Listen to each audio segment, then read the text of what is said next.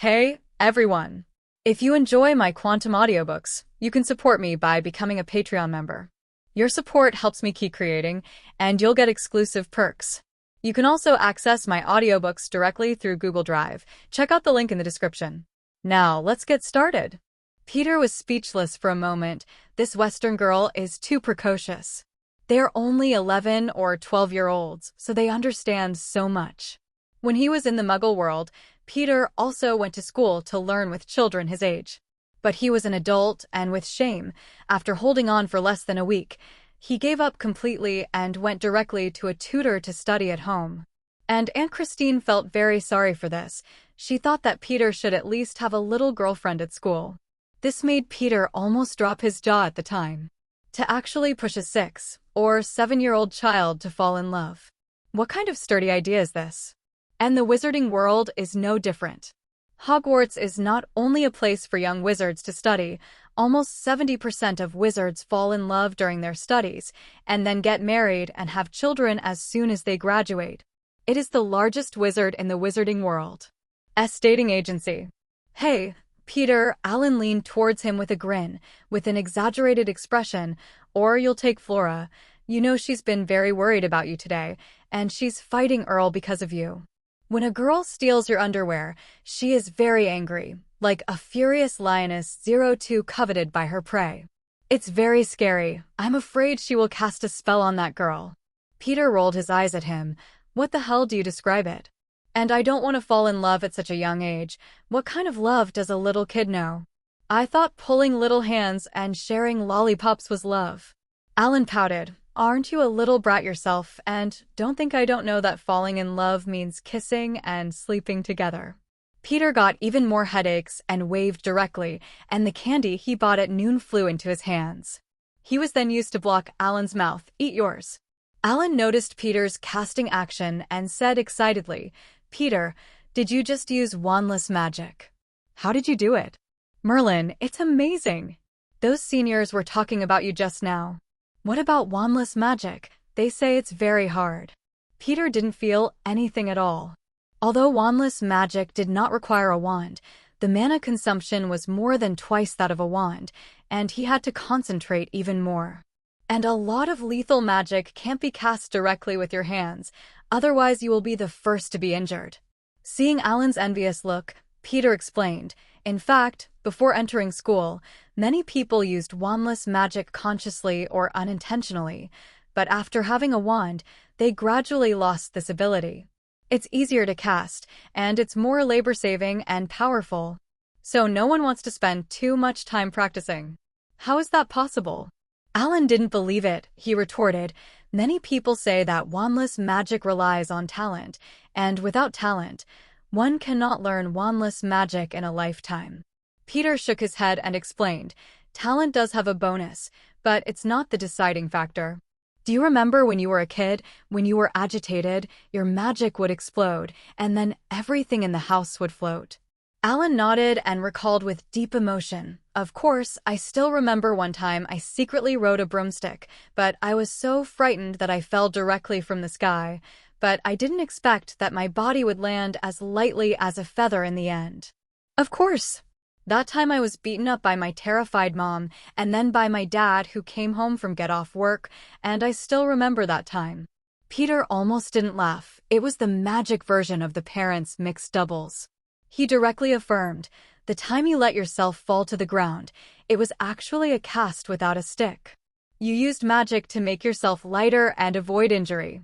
I think when you fell, you had a very strong hope that you would not be injured. This strong emotion stimulates the magic and makes you use an effective magic unconsciously.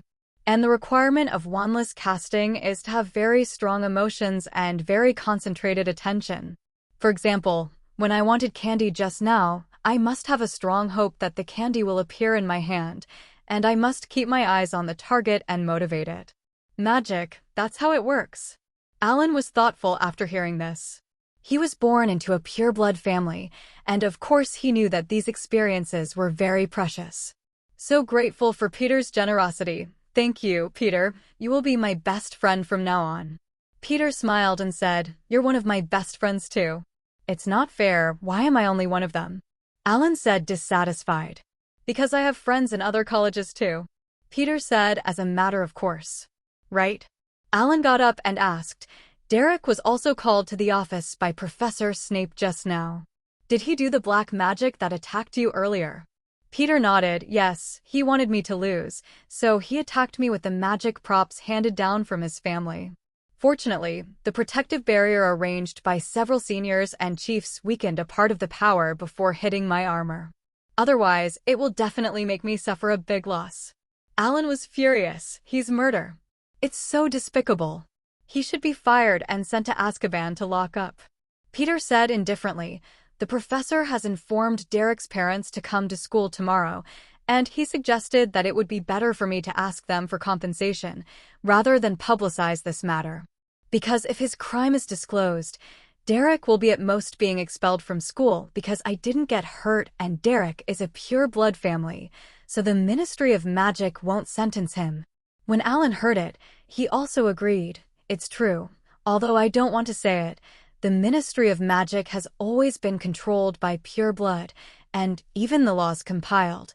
Many loopholes are for the convenience of pure blood families to take advantage of loopholes without using them. Charged. 35. From the establishment of the Ministry of Magic to the present, only one minister in 003 was Muggle-born, but he was infected with a certain disease not long after taking office and then resigned because of the disease. Alan whispered quietly in Peter's ear. It is said that the purebloods were dissatisfied with the minister's Muggle origin, so they united to infect the poor minister, and he died not long after his resignation. Moreover, during the minister's tenure, the pureblood wizards in all departments they didn't listen to his words and directly put him on the air, so they didn't have any political achievements. Alan took a peek at Peter's face and saw that he had no sign of anger, so he said, So, unless there are heavy casualties that can't be covered up, there are many ways for the purebloods to escape the Ministry of Magic's accusation. Listen to Professor Snape's words and use the school expulsion as a bargaining chip to get them to compensate. It's in your best interest. Peter patted him on the shoulder and said with a smile, Thank you, Alan. You know the wizarding world better than I do, and I'll follow your advice this time. Then the conversation changed and he sneered, but before Derek graduates, I'll have a good time with him. Didn't he just hang up in front of him and blow the cool breeze all night? I think the top of the tower is a good place. Let him drink the cold wind at the top of the tower. Alan shuddered when he heard Peter's sneer and silently mourned for Derek. Peter, who held such vengeance, made Alan feel for the first time that the Sorting Hat was the right school. On Saturday morning, the weather at Hogwarts turned cooler, especially in the Highlands somewhere in Scotland, so the wind was strong, and the cold westerly winds accompanied the rain, making it impossible to get out at all. Peter is one of those people who doesn't want to go out at all and would love to stick himself to the bed with a permanent glue spell. Instead of being dragged out of bed by an excited Alan like he is now, to watch some Quidditch match of Rush. Wake up, Peter. This is the first Quidditch match. I've been looking forward to it for a long time. If it's too late, the good spots will be taken. Alan pulled Peter to watch Slytherin hurriedly run to the desk. Facing the cold wind, Peter reluctantly wrapped the scarf around his neck a few more times. He was fortunate to have added an extra sweater to himself before leaving the dormitory, otherwise he would freeze to death in this ghost weather. When they came to the auditorium, Flora Shaker in the front row in the distance saw the two of them, and she waved excitedly and shouted, Peter, Peter. Here, I have reserved a seat for you. 99. Alan joked aside, Look at what is the charm of a handsome guy, as long as you exist, Peter. This little transparent like me has been cast a phantom charm, and I can't see it. Alas, people are more popular than dead people. Peter thumped him silently, and then pulled him directly over. Since someone found a good position for him, there was no reason to refuse. Then, under Flora's resentful expression, he inserted Alan directly between him and Flora, leaving Alan alone to sit in the middle position awkwardly, neither walking nor staying. But soon with the entry of the Quidditch players, Alan also forgot the strange atmosphere and said happily to Peter, in order to win the game with Gryffindor, Terence Warrington was like a madman. He kept training with the team.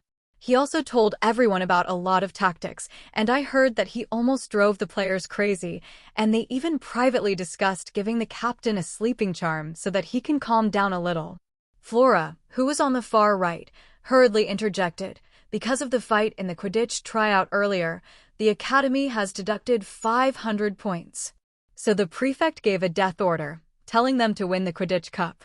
Otherwise, just wait. Dean Snape's punishment and the entire semester of confinement, 99. The Quidditch stands are very high, so the wind is strong and cold. Peter has wrapped himself in a sweater and scarf and still feels the cold wind digging in. It's so cold, I don't want to watch a football game in this ghost weather. Peter complained loudly. Don't be silly, this is the first game in our academy. If we win, the Quidditch Cup will probably fall into our hands.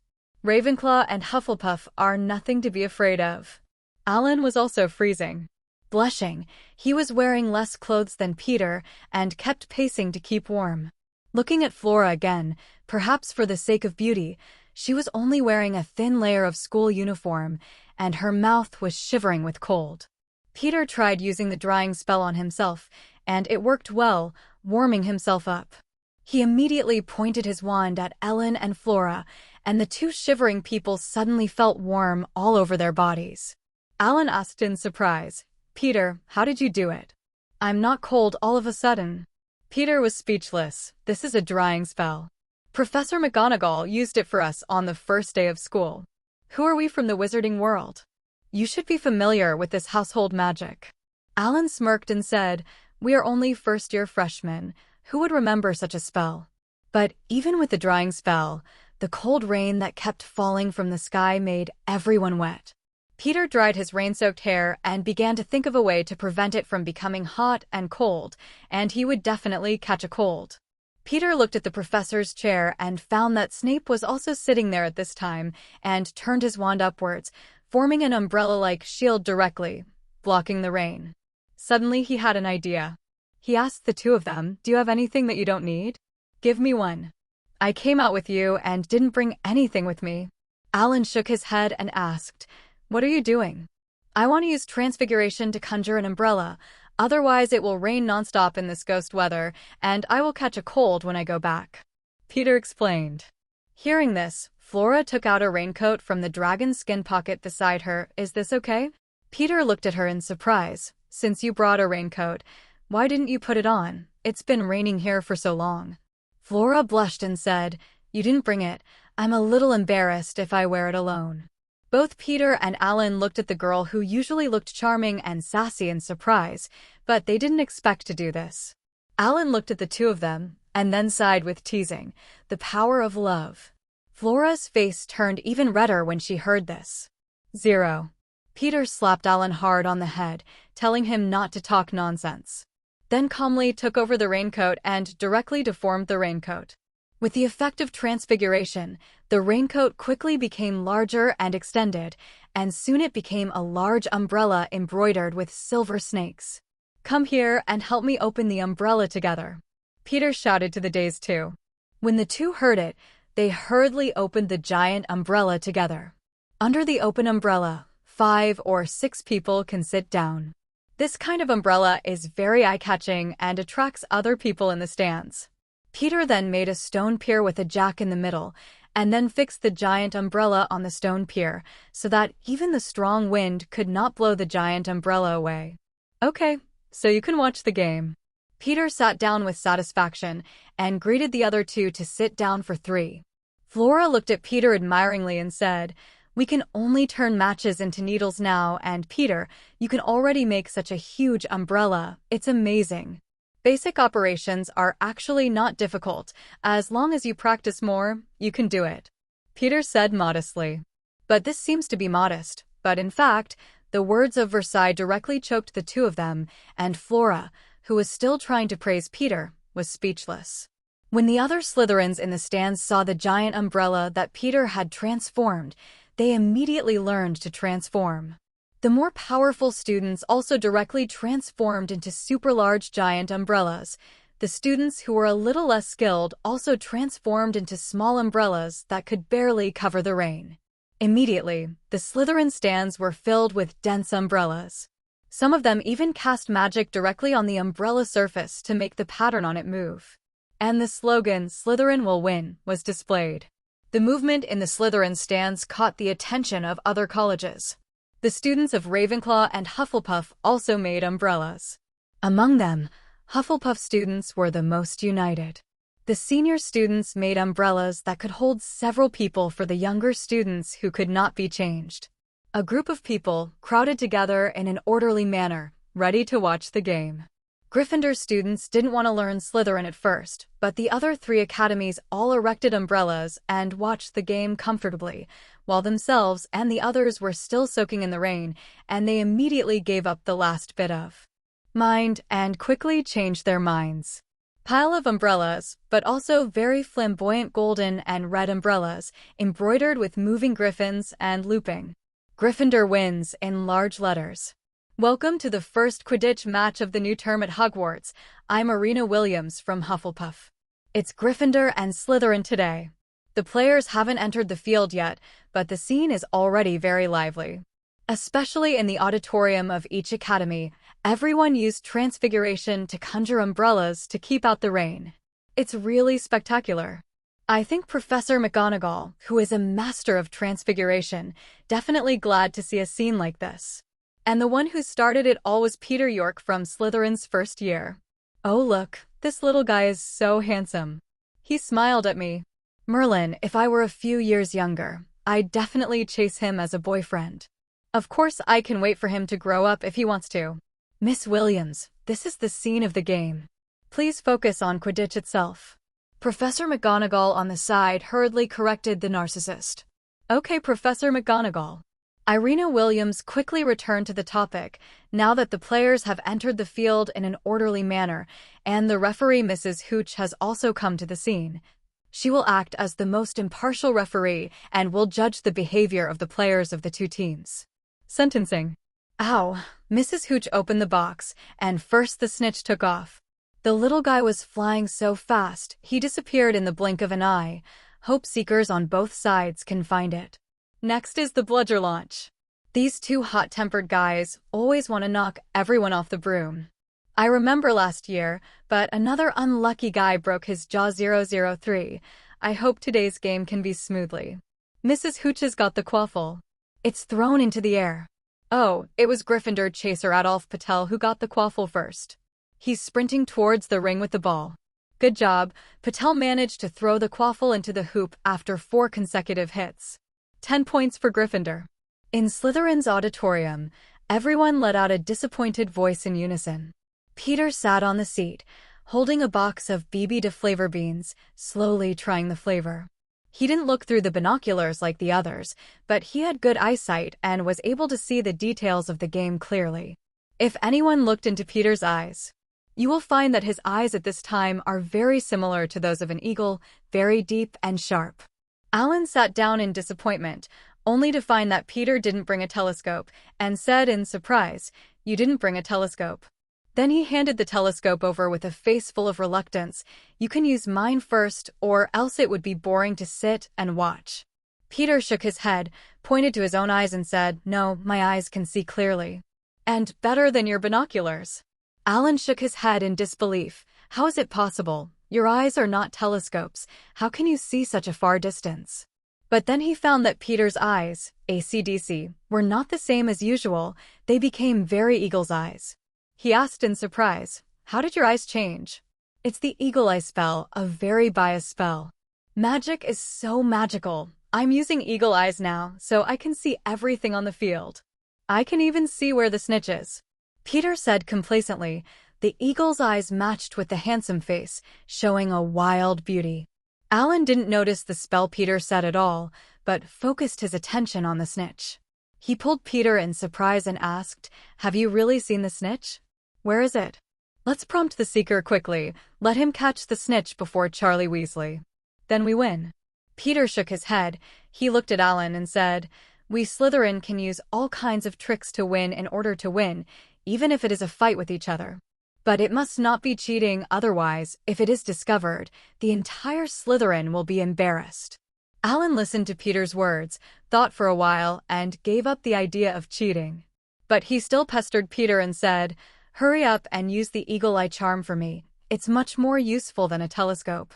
Flora on the side also expressed her desire for Hawkeye. Peter did not refuse, and directly used his wand to cast magic on their eyes, and the eyes of the two became eagle eyes. Alan opened his eyes wide, looked towards the playing field, and exclaimed, "What a second! It's much clearer than a telescope, and you don't need to hold it with your hands. If you give it to each team player during the game, release the eagle eye charm. Isn't that invincible?" Peter tapped Alan's head with his wand. "Are you stupid to be a Quidditch referee? The Ministry of Magic's sports department clearly stipulates that players must not use the eagle eye charm during the game. Hogwarts may not have checked that. But once you use it, if you find out later, don't want the Quidditch cup." Alan smiled embarrassingly. "I just said that, and such a remote spell, only you bookworm will know." On the field of competition, the anger that had been suppressed by both sides gradually erupted. Although the previous fight was interrupted in the middle, the 500 points that were deducted have not been made up now. Both sides put the fault on the other side and want to take advantage of this Quidditch match to defeat the other side and win the Quidditch game. The first game of the Ditch Cup.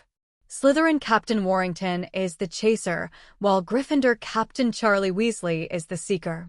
At this time, Charlie was looking for the golden snitch in the whole court, and he didn't notice that Slytherin's batter came quietly behind him and then slammed him on the head. Charlie went unconscious and fell off the broom, causing exclamations on the field. Fortunately, the center of the field was soft sand, which did not cause Charlie to suffer secondary injuries.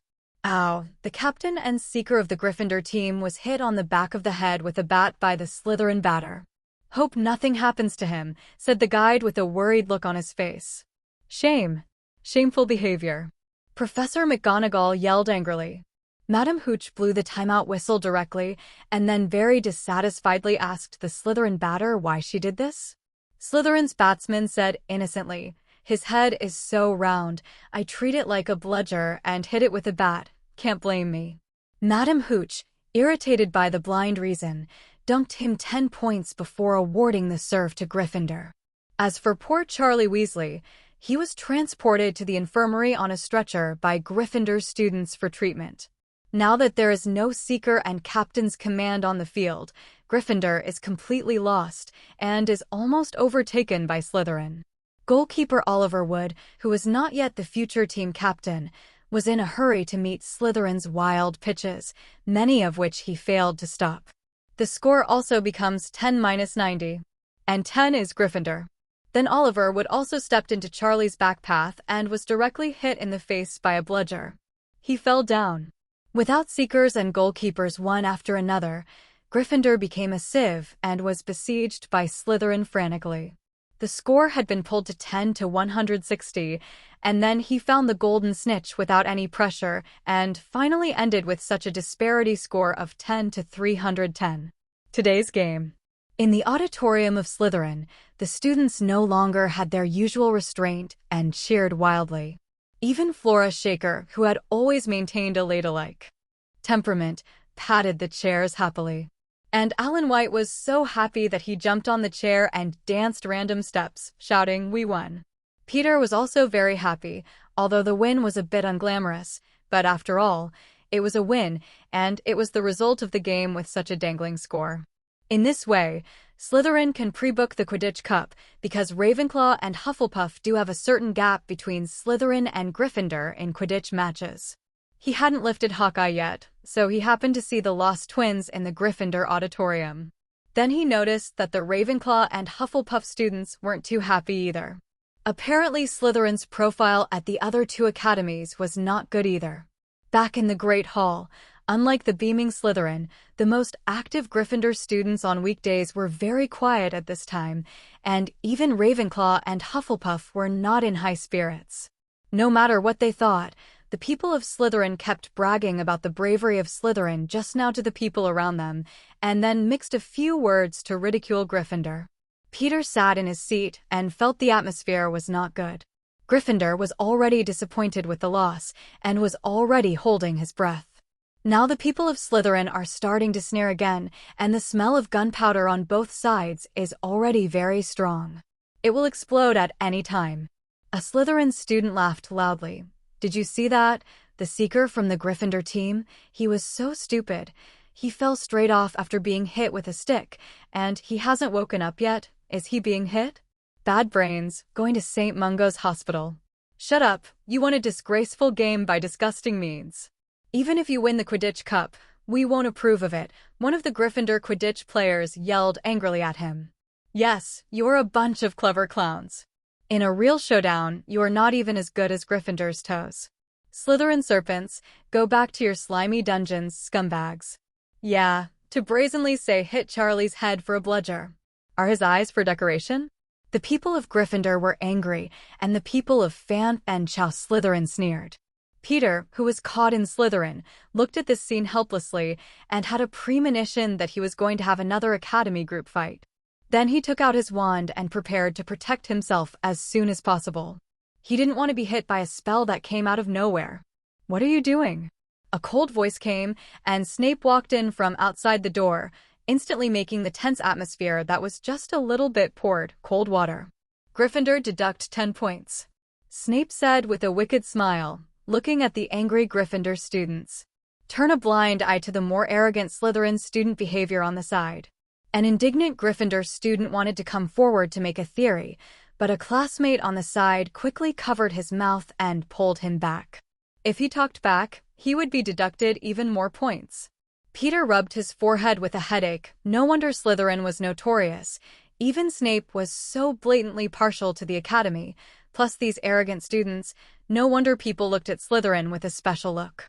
The smell of gunpowder in the auditorium was strongly suppressed by Snape, and both sides could only calm down and stare at each other with their eyes, as if they could shoot magic from their eyes and hurt each other.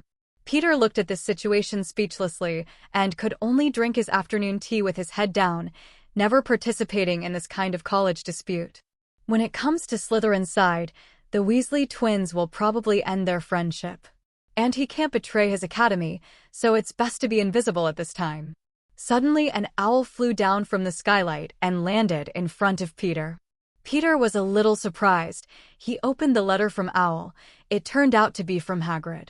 The letter said that Professor Kettleburn agreed with him and then told him to bring the Phoenix because Professor Kettleburn couldn't wait to see the Phoenix. Who sent it to you? Alan asked curiously. Peter squeezed the envelope and said, I recently met the gamekeeper at Hogwarts, and he and Professor Kettleburn, the teacher of the conservation of magical creatures, and I want to visit him. 99. Alan said in surprise, protection of magical animals? Isn't that an elective that we only took in the 3rd grade? Why are you looking for him now? It's good to get acquainted in advance, and I heard that he also has some magical animals I want to meet. Peter said, then looked at Alan, are you going? Alan shook his head quickly. He didn't want to know this crazy professor who tossed himself with only one hand and half a leg. Immediately, he said worriedly, you should be careful. I heard that Professor Kettleburn always likes to keep some dangerous animals. I almost set Hogwarts on fire again. If Dumbledore didn't care much, I'm afraid there have been more than 60 times of school probation. Peter smiled and reassured, don't worry, Professor Kettleburn doesn't have so much energy now. He wants to meet my Phoenix today. Alan said enviously, your Phoenix is probably the dream pet of all wizards.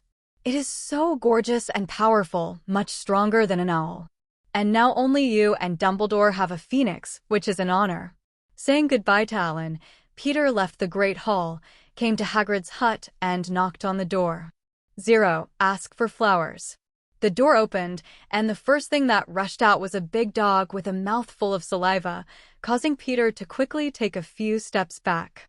Yeah, stop. Hagrid commanded the big dog, emerging from the cabin. Then he looked at Peter and said with a smile, I thought you were going to be a little late, but you can't wait to meet those little guys. 39. Peter said excitedly, of course, I used to live in the Muggle world, and I have never been in contact with these magical animals.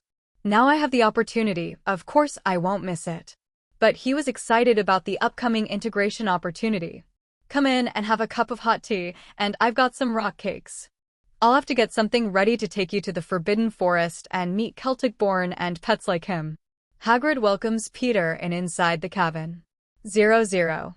As soon as he heard the rock cake, Peter was curious. How hard could it be that the Harry Potter trio would avoid it? As soon as he saw the rock skin cake that Hagrid handed over, if he hadn't known in advance that it was a cake, he would have thought it was a stone. Facing Hagrid's expectant gaze, Peter could only bite the bullet, and then he took a bite. I feel like my tooth is going to fall out. The taste of the rock cake is not difficult to accept, but it is daunting that it is comparable to the hardness of the rock, almost the same as the Russian big Liba bread, which can be used as a brick. Taking advantage of Hagrid's inattentiveness, Peter quickly cast a fluffy charm on the rock cakes. This time, it was easy to chew on them.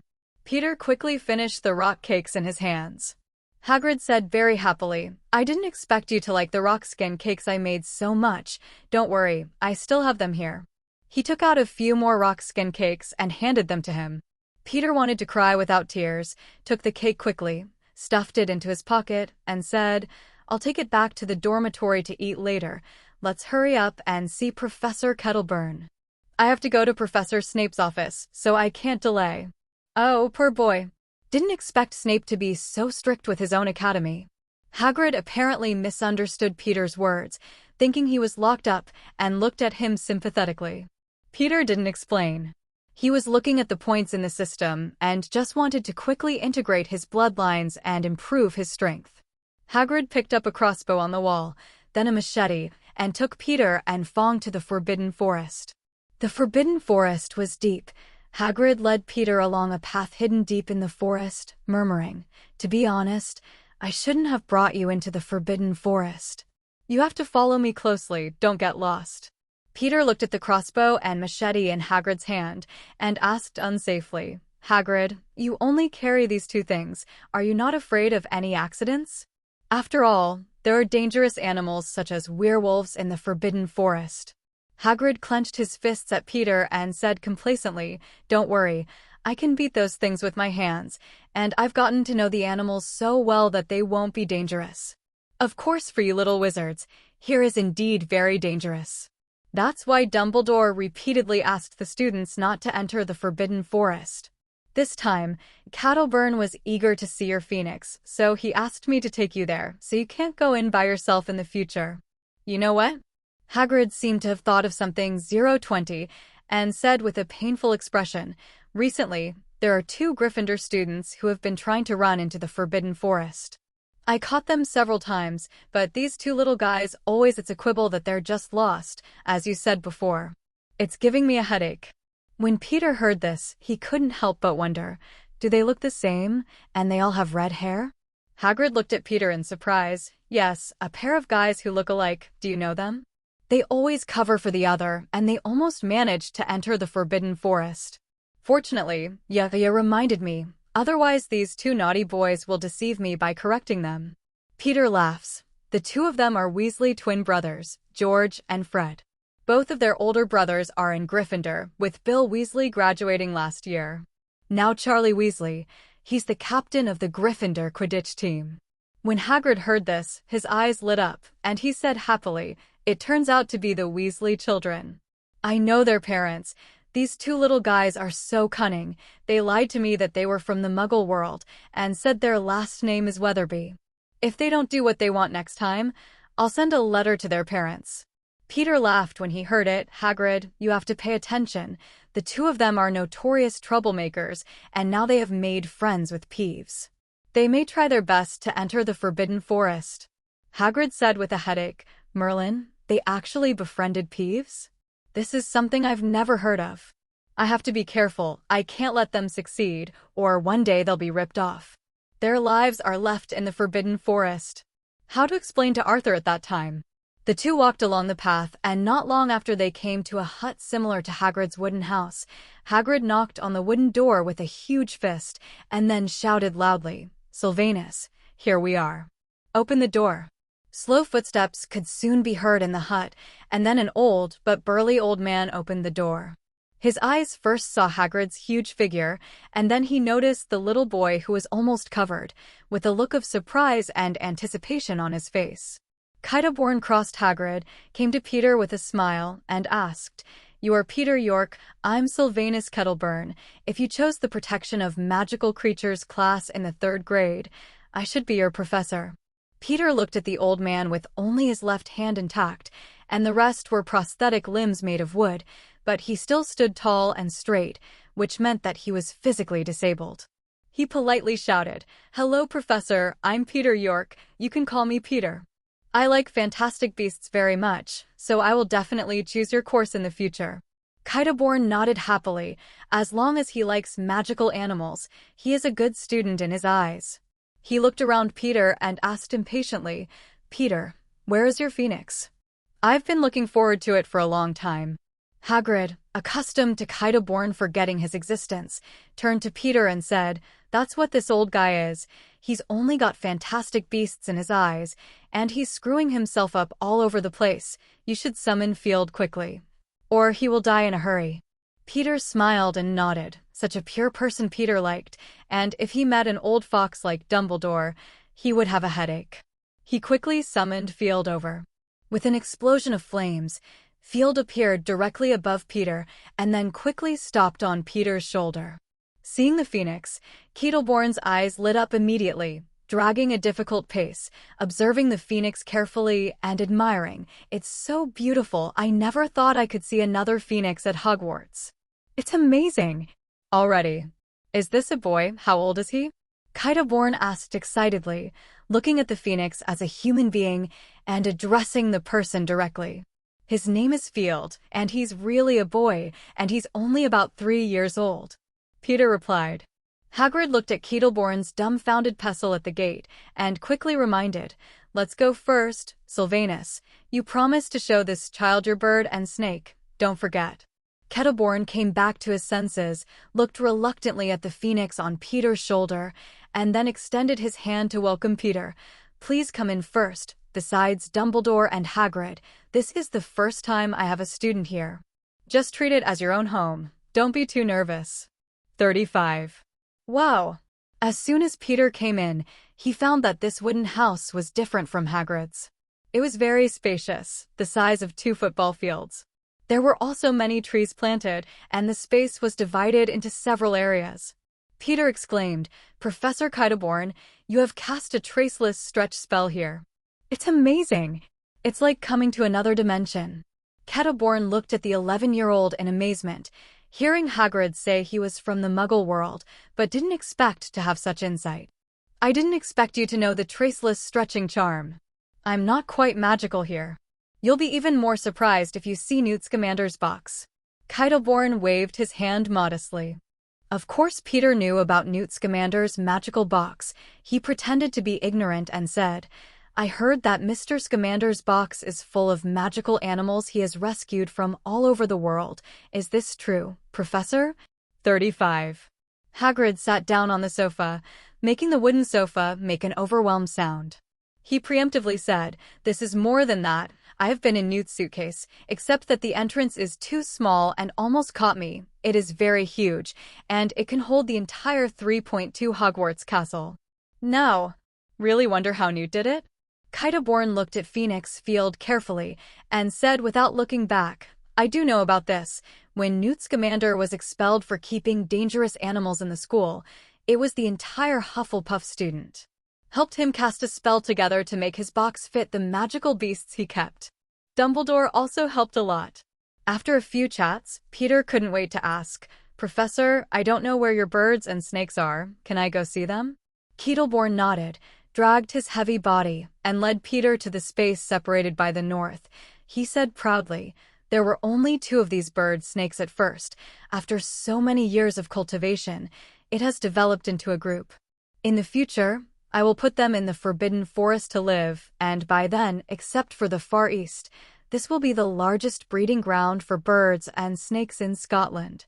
Global horror game. I can't feel pain, so I farm unlimited stats. Global horror game. I can't feel pain, so I farm unlimited stats. When I came to the breeding ground for birds and snakes, I saw that among the thick fallen leaves, There were several large bird nests built artificially, covered with withered grass, and the most striking thing was the silver eggshells accumulated in the nests. Under the irradiation of light, it emits the quality light of pure silver. And between these eggshells, there are magical creatures that look like snakes, but have bird feathers and wings, and they look vigilantly at the people outside the nest. Kettleborn took out a few bugs from his pocket and distributed them to Peter and Hagrid. Then he approached the bird snake first, and when the bird snake wanted to rush up to bite him, he held the insect in his left hand and shook it in front of the bird snake. After shaking, these gluttonous birds and snakes gave up their attacks, eager to eat the insects in his hands. He immediately lured a bird snake into his palm with a worm and then fed it to it. The bird snake that ate the insect was no longer wary of Kettleborn, but put it in his hand. Kettleborn turned to hold the bird snake, smiled and said to Peter, "Come on, learn what I did just now. Find one that is willing to be close to you.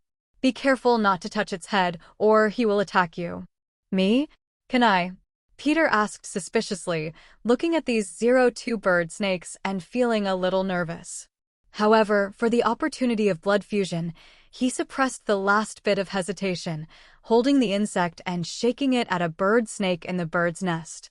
The bird snake was originally vigilant, but when he saw the insect in front of him, he immediately put down his guard. As Peter moved the insect back a little, the bird snake climbed onto his hand as he wished, supported his hand, and ate it. "Drop insects." "Well done," Kettleborn praised, holding the bird snake in his left hand. Then he looked at the bird snake in his hand fascinatedly and said with a sigh, "This kind of magical animal originally lived in the Far East, but because their eggshells are very pure sterling silver, many wizards profit from it and let them almost on the verge of extinction. If Newt hadn't rescued a few bird snakes during his expedition in the Far East and brought them back to breed, I'm afraid we wouldn't see it now." The bird snake is a very magical animal. They can be big or small. When they are small, they can hide in a teapot or even in a small hole that is visible to the naked eye. Even if they see it, they will only be regarded as a small bug. When big, it can even fill Hogwarts. Peter held the bird and snake in his hand, but his mind fell into the system. Ding! The blood of the bird and snake is detected, and after fusion, you can get the ability to size Rui and snake language. "Do you need fusion?" The system prompt sounded. Peter was very happy when he heard it, and he asked excitedly, "System, what do I need to do? Is it to draw the blood of birds and snakes?" 99. No, as long as the host touches the fusion object, the system can extract the corresponding gene bloodline. The system replied. Hearing this, Peter said happily, "System, quickly integrate the blood of the bird and snake." The fusion begins. The system is extracting the bird-snake gene. The extraction is successful. The official fusion gene.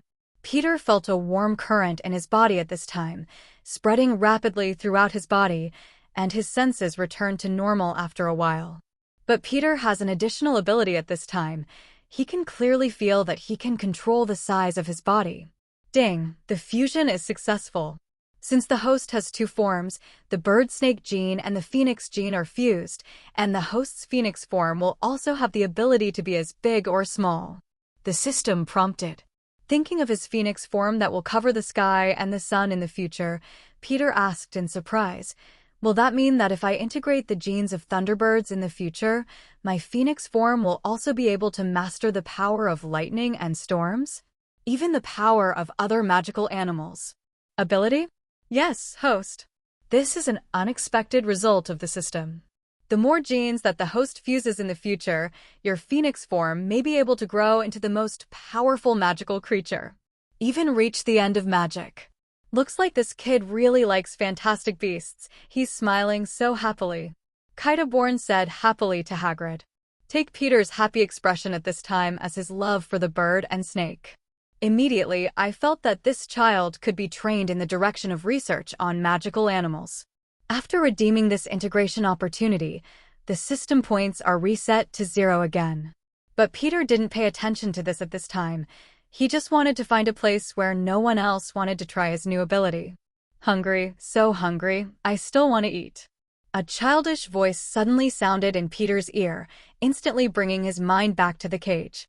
He looked along the sound, only to find that the bird snake in his hand was talking. He asked in surprise, "Are you talking about being hungry?" As soon as the bird snake heard Peter's words, he suddenly raised his head, with a puzzled look in his small eyes, and asked, "You can speak our words." 35. Only then did Peter realize that what he said was not human words, but hissing sounds. At the same time, the two wizards on the other side also stopped and looked at Peter in surprise. Kitaborn asked curiously and suspiciously, "Peter, you can speak snake?" Peter pretended to be puzzled and asked, "Snake language? What is that?" But he was already a muggle in his heart, but he didn't expect that this fusion would even include snake language. He is in Slytherin now, and the talent of the Slytherin family is snake language. Especially Voldemort is the last descendant of Slytherin. I am afraid that many people will associate him with Slytherin and Voldemort after knowing that Peter can speak snake language. "You can communicate with snakes," Hagrid said in disbelief, his voice a little loud because of the excitement, making Peter's ears roar a little. Peter directly copied the future Harry Potter's reaction, pretending to be puzzled. "I know, but I bet a lot of people can do it too." Kitaborn shook his head, looked at Peter with a complicated look, and said, "Peter, snake language is not a standard ability for wizards, but a natural ability. It is a talent inherited from the Slytherin family. You are a student of Slytherin. It should be known that the symbol of Slytherin is the snake, 020, because Salazar Slytherin can speak snake language. You should now understand how special this is." Of course Peter knew these things, but he was only a freshman who had not been in the magic world for a long time, and it was impossible to know so many things. So he said with an expression of incomprehension, "It's impossible. I'm from the Muggle world and have nothing to do with Slytherin." Kitaborn guessed, "Perhaps your ancestors have people from the Slytherin family. In your generation, the wizard's blood has awakened, so you have stimulated your snake language talent." 39. Peter nodded as if he understood, but he almost died of laughter in his heart. He and Slytherin couldn't get on with each other. After experiencing the initial surprise, Hagrid quickly accepted it. He himself is a half-giant, so he did not have much resistance to these bloodlines, but said suddenly and clearly, "I said how the sorting hat, that's why you got sorted into the Slytherin scumbags. Or I'd say you should get sorted into Ravenclaw or Gryffindor." Peter is somewhat interested in the talent of snake language. He wonders if he will be able to communicate with the basilisk in the secret room in the future. But Peter doesn't want too many people to know that he can speak snake at this time, so he pleads, "Hagrid, Professor Kettleburn, can you keep it a secret for me? I don't want everyone to know. This will lead me to trouble." The two grown-up wizards agreed to his request directly, but Peter was mentally prepared to be known by Dumbledore. After leaving the reluctant field for Professor Kettleburn's observation, Peter followed Hagrid to the outskirts of the Forbidden Forest. Peter looked at the lush woods around the Forbidden Forest. The sun dipped through the gaps in the leaves and shone in the woods, making it quiet and beautiful. Peter was in a very good mood at this time, so he felt beautiful in everything he saw and carefully observed the surrounding environment. It was found that they had never encountered a single danger, and the crossbow in Hagrid's hand had become a decoration. He couldn't help asking, "Hagrid, I don't think the Forbidden Forest is as dangerous as the legend. On the contrary, the environment is very good." Hagrid said solemnly, "It's daytime, so many animals are hiding. But when it's night, the Forbidden Forest is very dangerous. A lot of dark creatures will come out to feed. And our current location is not deep in the Forbidden Forest. In addition, the centaurs often patrol this area, so it is not very dangerous. But if you accidentally get lost, you are likely to stray into the depths of the Forbidden Forest, where even I have to be careful. So you must not be yourself in the future. Come here alone." Peter nodded. He is not a curious person. Since the school has repeatedly banned students from entering the Forbidden Forest, there is naturally a reason for it. Peter will not die. Suddenly there was a movement in the woods ahead, and Hagrid immediately pointed his crossbow in the distance and asked loudly, "Who's in there? Come out." Peter also quickly clenched his wand and stared at the movement in the distance. It's me, Hagrid. A reddish-brown figure emerged from the jungle. He wore a leather armor on his upper body and held a bow and arrow. But the lower body is in the form of a horse. This is the centaur in the Forbidden Forest. Bane, it's you. Hagrid put away his crossbow, then asked with a frown, "Why are you here? You shouldn't be in charge of patrolling today." Bane's hoofs kept piercing the ground. Looking a little anxious, he looked at Hagrid angrily and said, "The eight-eyed spiders have expanded their range again. They have occupied part of the unicorn's territory, and now they come to test my territory of the tribe!" Exclamation point. Hagrid looked a little embarrassed, looked away, and explained, "I've already told Alfake, but his kids don't listen to him very much." Bane said angrily, "The goddamn spiders are now harming the Forbidden Forest. Several unicorns have been mutilated these days, and the unicorns have only run to us to avoid danger. If you have no way of so, we will start a war with the eight-eyed spiders. They have threatened the existence of the centaur tribe, and we will kill every spider, including the one you have." Hagrid was a little excited when he heard this, and hurriedly said, "Alavak is very obedient, don't hurt him." Peter on the side rolled his eyes. If this dark creature that likes to eat human flesh is obedient, the sun will come out from the west. Suddenly, a white horseman appeared in the jungle, and he said anxiously to Bane, "No, there is a foal in the tribe that has disappeared." According to the unicorn, it was taken by a giant eight-eyed spider. Back to the lair. The foal is the name given to the young centaur by the adult centaurs. Hearing this, Hagrid shook his head and said, "No way, Alavak promised me not to let his children hurt the centaurs." 35. Regardless of Hagrid's reaction, Bane came to Hagrid angrily and asked, "Where is the lair of the eight-eyed giant spider? We must save people as soon as possible, or those disgusting spiders will digest the child from the inside out." "Drop. Let him die in agony." Hagrid just shook his head in disbelief and said, "Impossible." Peter looked at the anxious expressions of the centaurs, but he gave Hagrid a spell to wake him up. "Hagrid, you have to take them to rescue the child. Even if you don't believe it, you have to go to the lair to find out." Hagrid was a little dejected at this point. He was stupid but not stupid, and he knew that Alavak must have been lying to himself. He looked at Peter hesitantly and said, "But what do you do?" Peter reassured, "It's very close to the exit. I just need to walk along the path and I'll be able to leave the Forbidden Forest soon. And this is a place where centaurs often patrol, so there's no danger, you'd better take it with you." The centaurs go to the rescue. Hagrid also felt the same when he heard it, and only told him to leave the Forbidden Forest along the path, not to run around, and then quickly rushed to the depths of the Forbidden Forest with the two centaurs.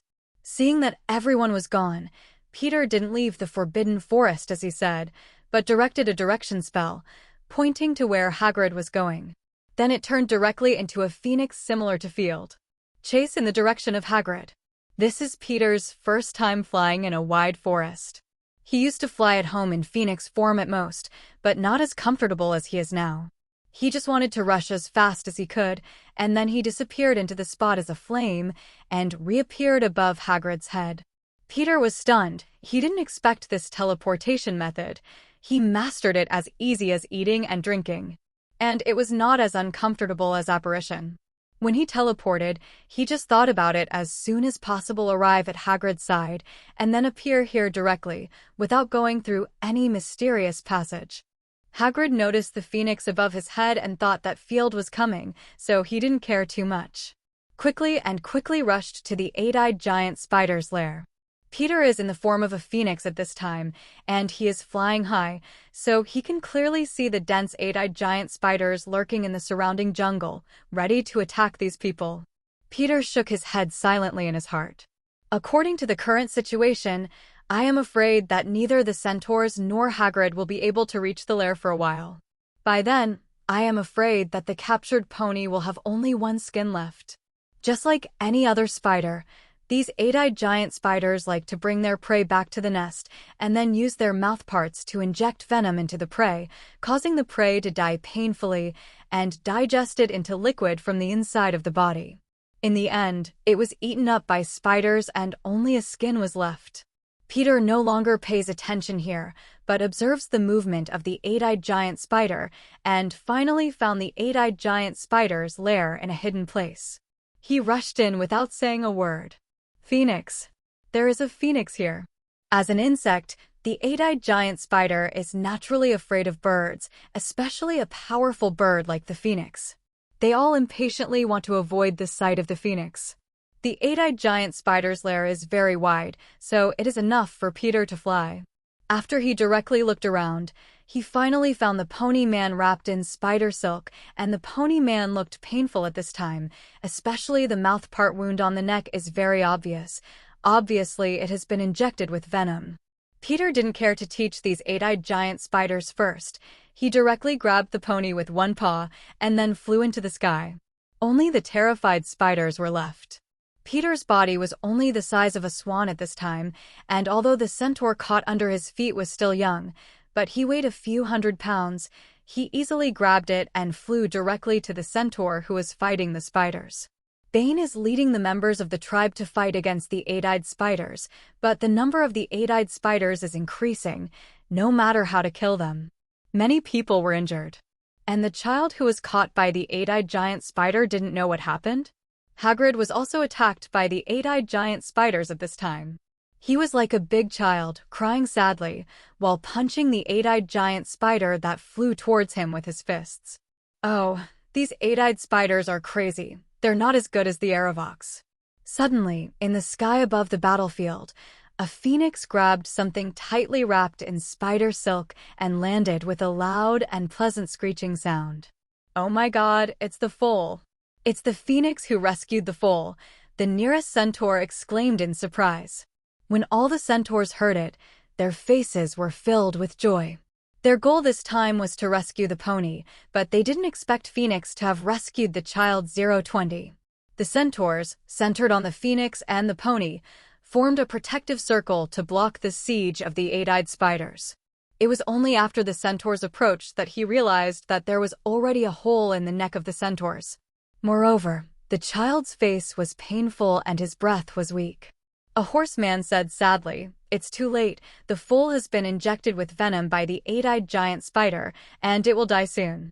The centaurs lived in the Forbidden Forest and dealt with eight-eyed giant spiders all the year round.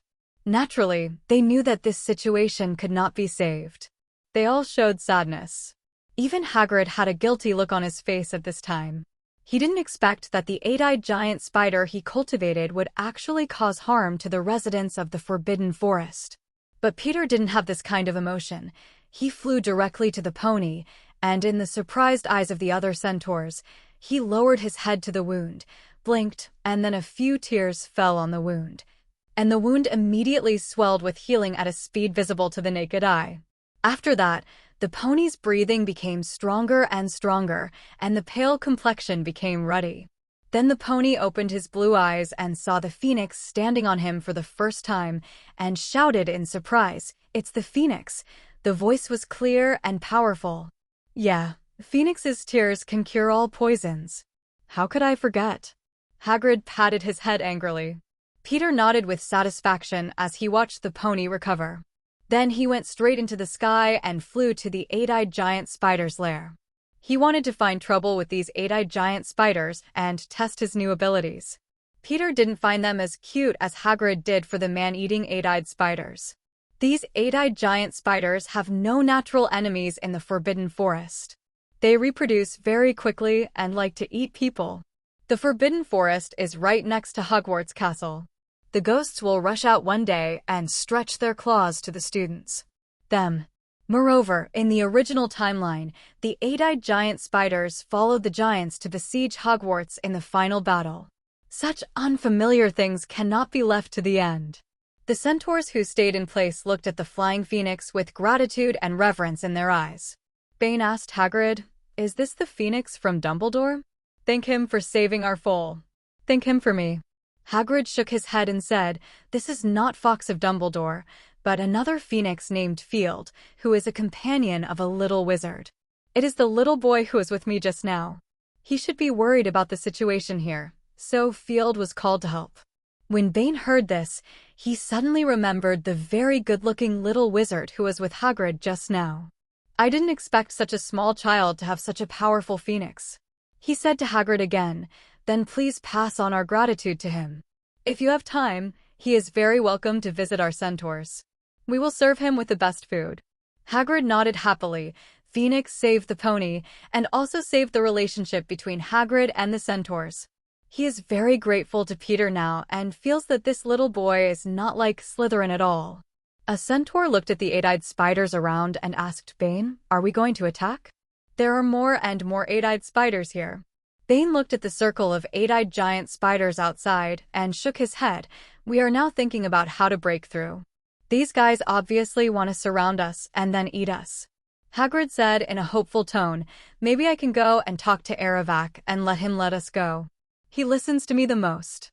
Bane looked at the simple-minded half-giant helplessly, broke his illusion, and said, "We have been fighting here for so long. The spider you raised should have known the situation here long ago." But he did not stop him, which shows what he meant. "If you go out, those eight-eyed giant spiders will eat you up." "No, it won't." Hagrid's huge tears fell again. "Aravac is the best. When I raised him, he was a little fluffy. Later, I was afraid that he would be lonely, so I found a wife for him. He wouldn't be so ruthless." "Woo-hoo!" Ronan, the most grumpy among the centaurs, roared directly, "It's your little cutie who made the unicorns homeless. They ran rampant in the Forbidden Forest, exterminating many races and even more races. Move in, now that they have nothing to eat, they're after us. They're eight-eyed spiders, they're dark creatures, and they don't have feelings." "That's just lying to you, idiot." Hearing this, Hagrid cried even more sadly. His huge eyes kept dripping, and his sad cry was more like a roar.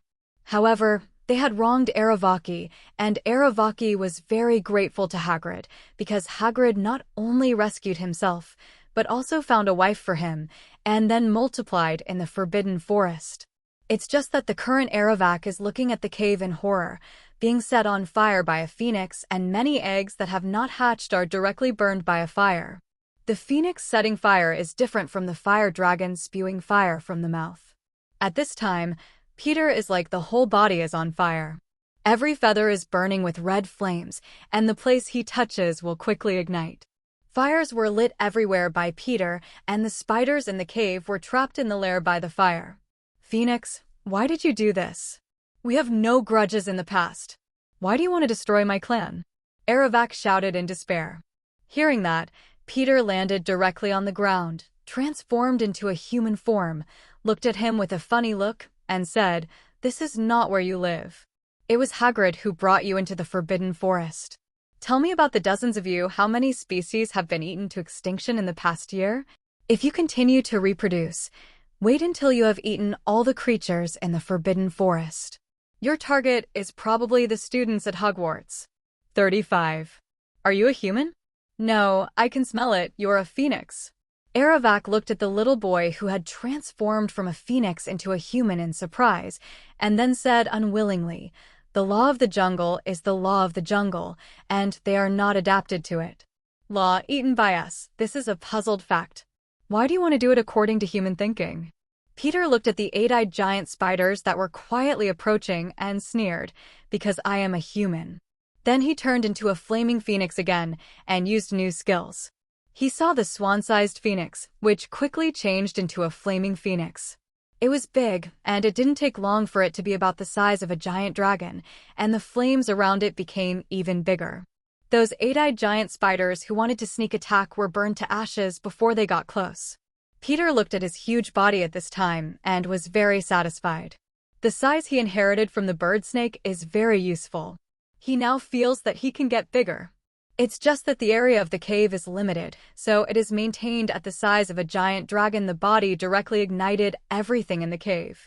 Aravac was turned into ashes before he even said a word. The flame on Peter's body was a magical flame, not an ordinary fire, so the lethality was evident. There was flames in the cave, but nothing happened to Peter in it. He was like a king on fire, and the flames around him were dancing and cheering for him. After solving the spiders in the cave, Peter sucked it directly, and the surrounding flames fell into the mouth one after another, leaving only scorched objects around.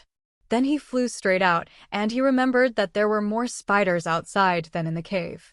Phew! The centaurs were breaking through. They guarded the pony in the middle and slashed hard. It's just that there are too many eight-eyed spiders around. Many centaurs have added a lot of wounds. Everyone is struggling to resist, but their confidence has gradually lost in their hearts. They can't fight so many eight-eyed giant spiders, especially the venom sprayed by the eight-eyed giant spiders, which makes many injured centaurs even worse, even pulling bows and arrows.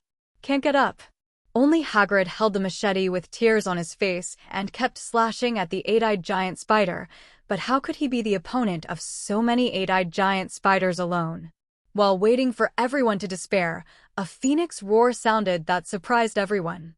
The phoenix that had just flown away reappeared, and a fiery flame was burning on his body, and quickly circled around the centaurs in a circular trajectory at a low altitude, a wall of flames, standing directly between centaurs and eight-eyed spiders. Many eight-eyed giant spiders turned into ashes the moment they rushed through the flames. This scene made the arrogant eight-eyed giant spiders stop the siege and began to want to evacuate. But Peter didn't want to let them go. He went straight to the fastest flying speed, chasing the fleeing eight-eyed giant spider. When these eight-eyed spiders are brushed by Peter's flames, they will burn quickly and ignite other spiders in a panic. In an instant, the surrounding is a sea of fire. Only the centaur and Hagrid, who are protected by a wall of fire in the middle, are spared in difficulty. The horse people couldn't help swallowing when they watched this scene. Ronan said to Vane, "I finally know why Phoenix is rated as XXXX dangerous by the Ministry of Magic." According to this terrifying ability, if it is not considered that Phoenix is relatively docile and generally does not attack people, I am afraid that the dangerous level is still higher. Take it to the next level. Vane shook his head, his eyes full of reverence, and said, "We shouldn't be afraid of him. If it weren't for him, we'd be dead and wounded. His fire is clearly the fire of salvation." Hagrid also wiped his forehead and murmured with his Adam's apple rolling, "I didn't expect Phoenix to be so scary. Then I've only escaped death by teasing Fox before." It didn't take long before there wasn't a single eight-eyed spider around. Only the flames were burning.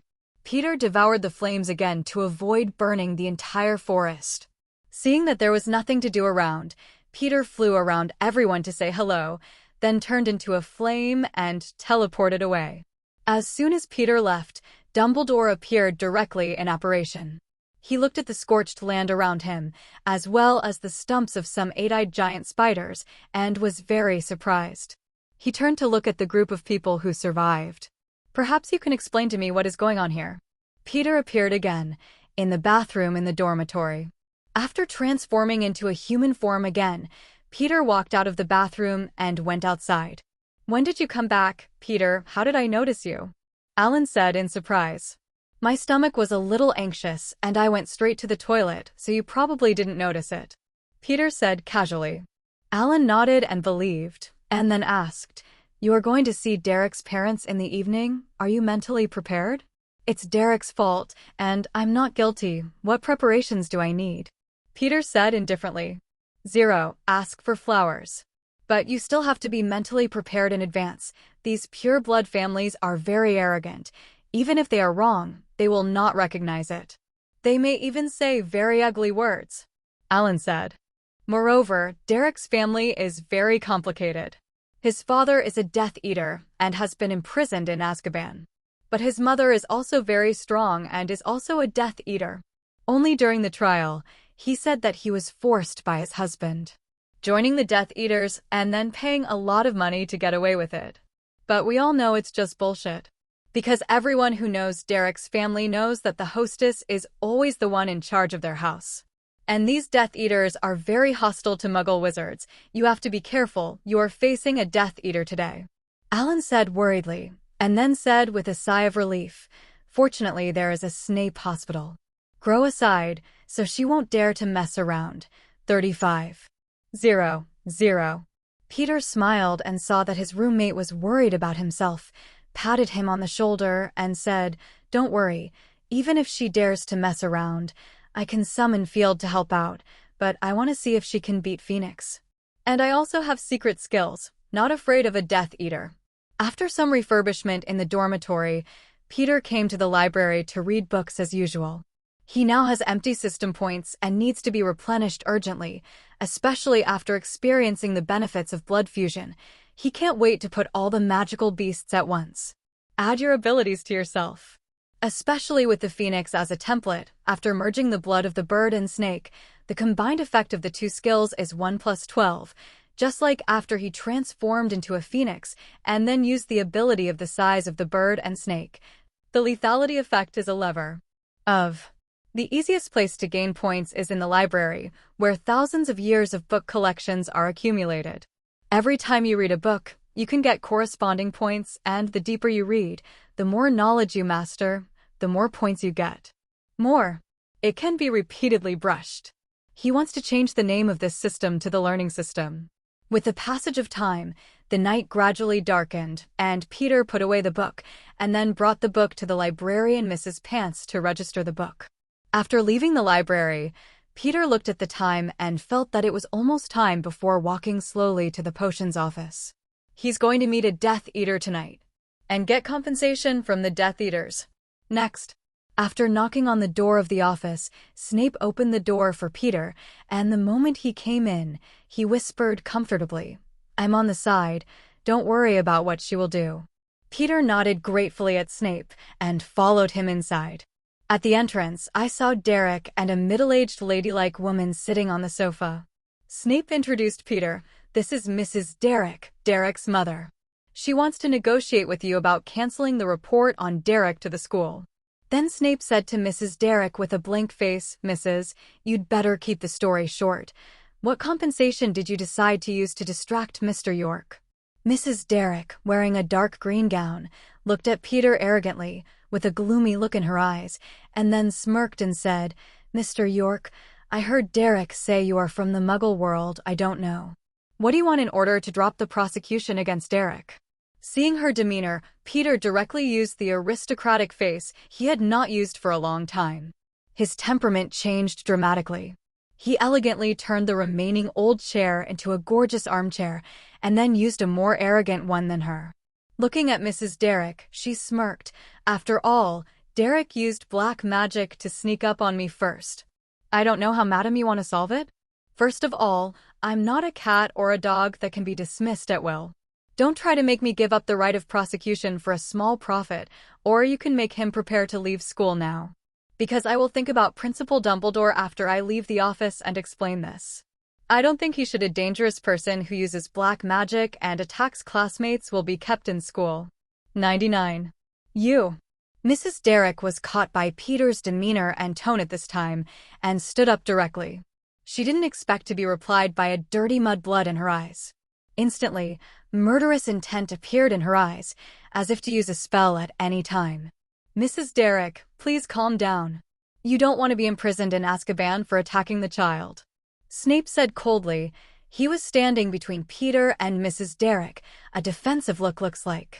When Mrs. Derek saw Snape, fear flashed in her eyes, and she took a deep breath to calm herself down as much as possible.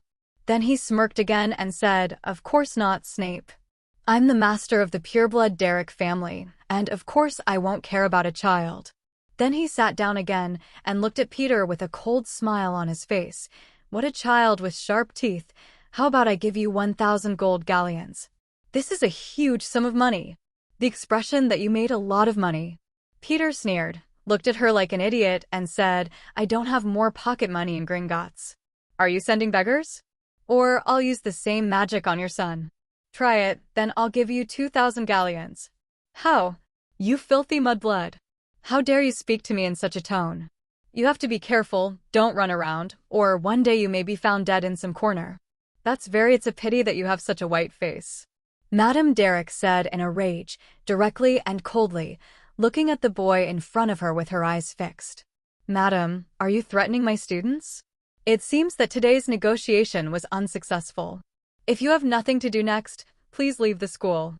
Hogwarts does not allow outsiders to stay long," Snape said firmly. Derek was a little anxious when he saw this situation. He didn't want to be expelled from school, so he took his mother's hand and said anxiously, "Mom, he likes magic books. Don't we have a lot of magic books at home? Can give him some books. I don't want to be fired."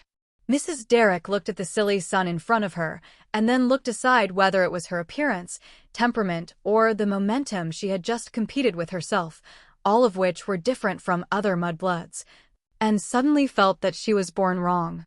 She is not one of those poor people who only sell magic books from sellers. She knows that these magic books are the heritage of a family. They are the knowledge accumulated by the ancestors for hundreds of years and generations. So she can't say anything. Agree with this stupid idea. But Peter said at this time, "I don't want any Jean Gallion, I just want your family's magic books. If we agree, we can sign an agreement. But if we don't agree, don't waste any more time. You can go for Derek first. Tidy up and wait to be fired. Why don't you go grab it?" Mrs. Derek roared, as if to strangle the hateful boy in front of him, and then discussed it. "How about 5,000 gold galleons? This is already the money we can come up with. As for the magic book, it is impossible. You are a little wizard from Muggle, and you are not afraid of dying." Peter sat on the chair with an innocent expression and spread his hands. "Robbery is not so easy. So what's your final decision?" "If it doesn't work, I'll leave first. I still have the activities of the spell club in the evening." Mrs. Derek looked at her son's pleading look and finally gritted her teeth and said, "Then give you a magic book. And it's a duplicate copy. And you have to swear not to publish the contents of the book." Peter looked at her like an idiot and said, "One book? You're joking. Ask your son. After my duel with Carlson Earl 1, Earl promised me 5 copies. The only magic book. And you want to kill me with 1 copy?" Mrs. Derek looked at her son and saw her nodding. She immediately scolded the Earl family. She couldn't help but grit her teeth and said, "Then we will also give you 5 magic books. Is that all right?" Peter shook his head. "I had a fair duel with Earl, and he took 0 copies of the only one. And yours is only a copy, so you must compensate for 10 copies. 35. Impossible, you're extorting. I will not do what you want." Mrs. Derek directly and resolutely disagreed. "Well, it seems that we can't agree." Peter looked indifferent, then got up and nodded to Snape, as if he was about to leave. "If that's the case, then please allow me to leave first." A smile flashed in Snape's eyes, and he agreed calmly. "Then you go first. Dang 3.2 brighter should be in the headmaster's office." When Derek saw this, he pulled his mother in panic and said, "Mom, you promise. Isn't it just 10 magic books? Just give him. I don't want to be fired." 35. Peter walked steadily, and when he opened the door and one foot was already stretched out, there was a voice behind him, "I promise." With a smile on Peter's face at the door, he turned around and asked with a smile, "Madam, are you sure you agreed? Not fooling me?" Mrs. Derek had a gloomy face, nodded her head a little dejectedly. Her eyes were so wicked that she seemed to be swallowing him up, and she said with difficulty, "I agree to exchange 10 copies of the magic book in exchange for Mr. York to cancel the prosecution of Derek. 5. Peter said happily, "If that's the case, then ask Madam to sign a magic contract with me. How about the unbreakable curse?" Mrs. Derek was stunned and said with an embarrassed expression, "You are going to use the unbreakable curse for a few magic books. This is ridiculous."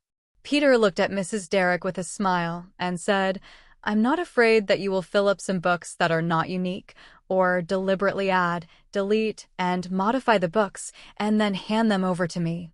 If the content of the magic books is not rigorous, it is easy to cause an accident, and if it is serious, it will die. I don't want to gamble with my own life." 99. Mrs. Derek seemed to have been told, and her face became more gloomy. She did not expect this mudblood from the Muggle world to be so difficult. She said with difficulty, "Okay, I agree to sign the unbreakable charm." Peter smiled contentedly, and he turned to Snape and said, "Professor, you should know this spell. I want you to be our witness." Snape looked at Peter with complex eyes. The boy was in control of the situation from beginning to end, and the arrogant Mrs. Derek finally agreed. "It's hard to believe he's just a kid. He walked forward silently, took out his wand, pointed at the two, and asked again, "Are you sure you want to sign this unbreakable curse? If you don't do it, the party who breaches the contract will be killed by the curse backlash." 35. Peter is the beneficiary, of course, nodding happily. Mrs. Derrick wanted to go back on it, but in the face of her only son's request, she couldn't help but refuse, so both parties agreed. The unbreakable charm was not complicated. The two sides reached out and shook hands. Snape, who was a witness, pointed at them with his wand and recited the spell, and then a blood-colored light enveloped the two of them. The content of the agreement between the two parties is not too complicated.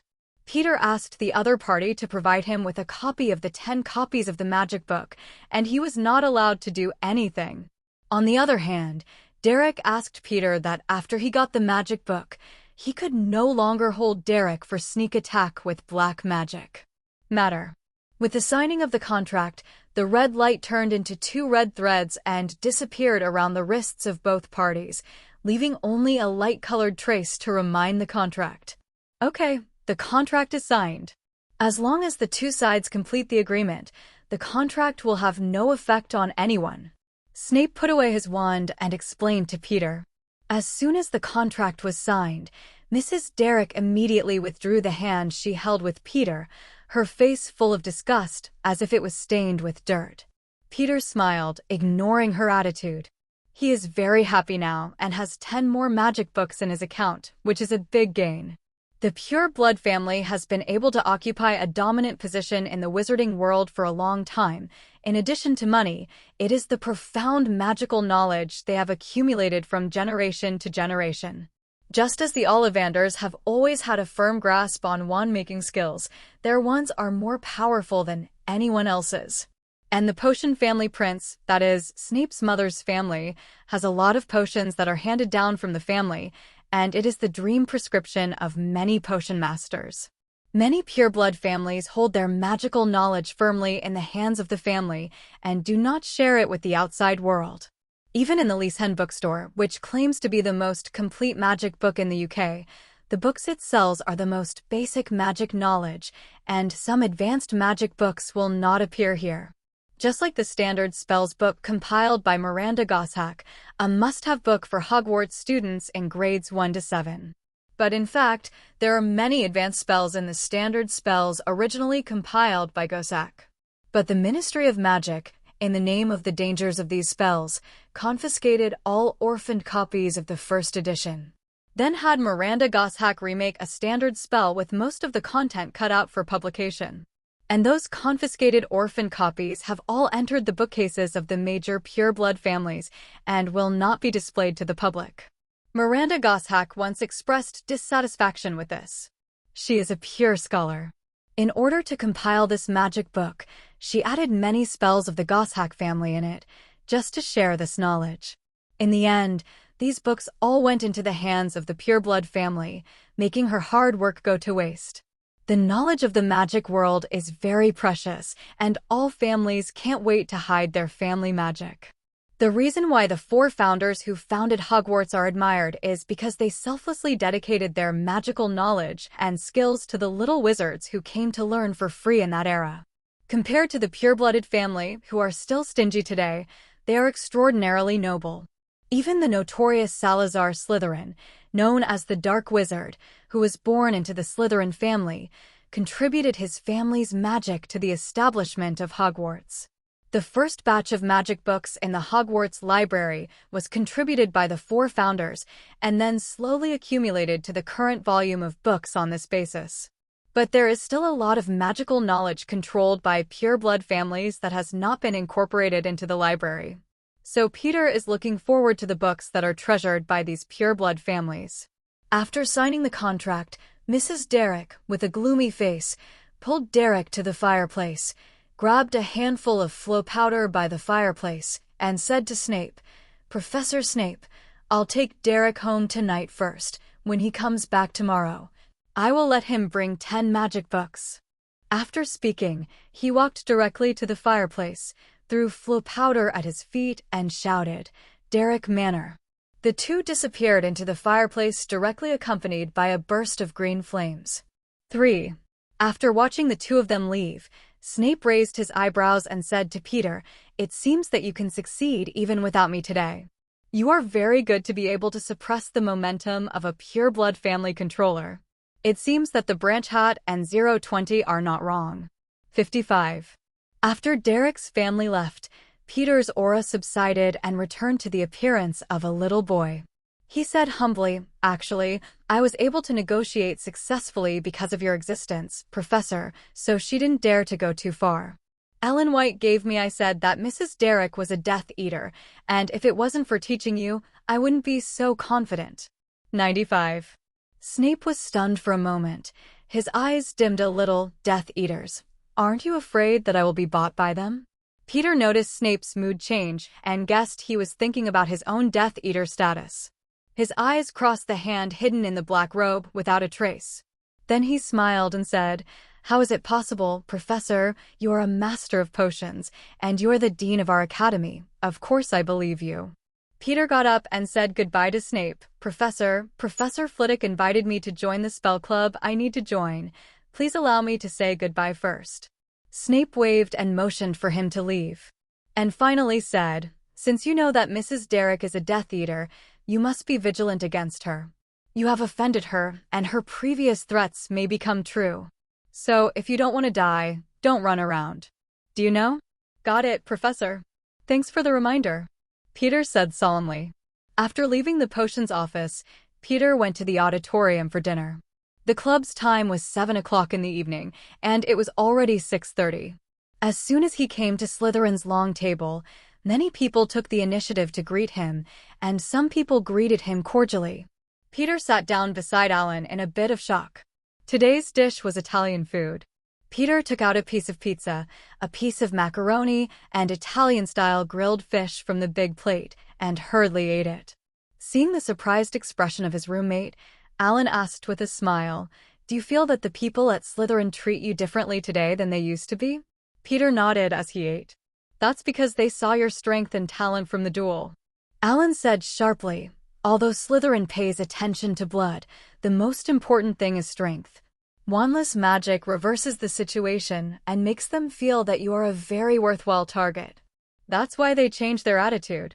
35. Suddenly, Peter didn't have a problem with this kind of behavior, because many people do it. Since they want to befriend themselves, of course he will not refuse, although he will not regard these people as true friends, but at least they are better than enemies. Prefect Chris Jones came up to Peter and said with a smile, "Congratulations on your entry into the Spells Club.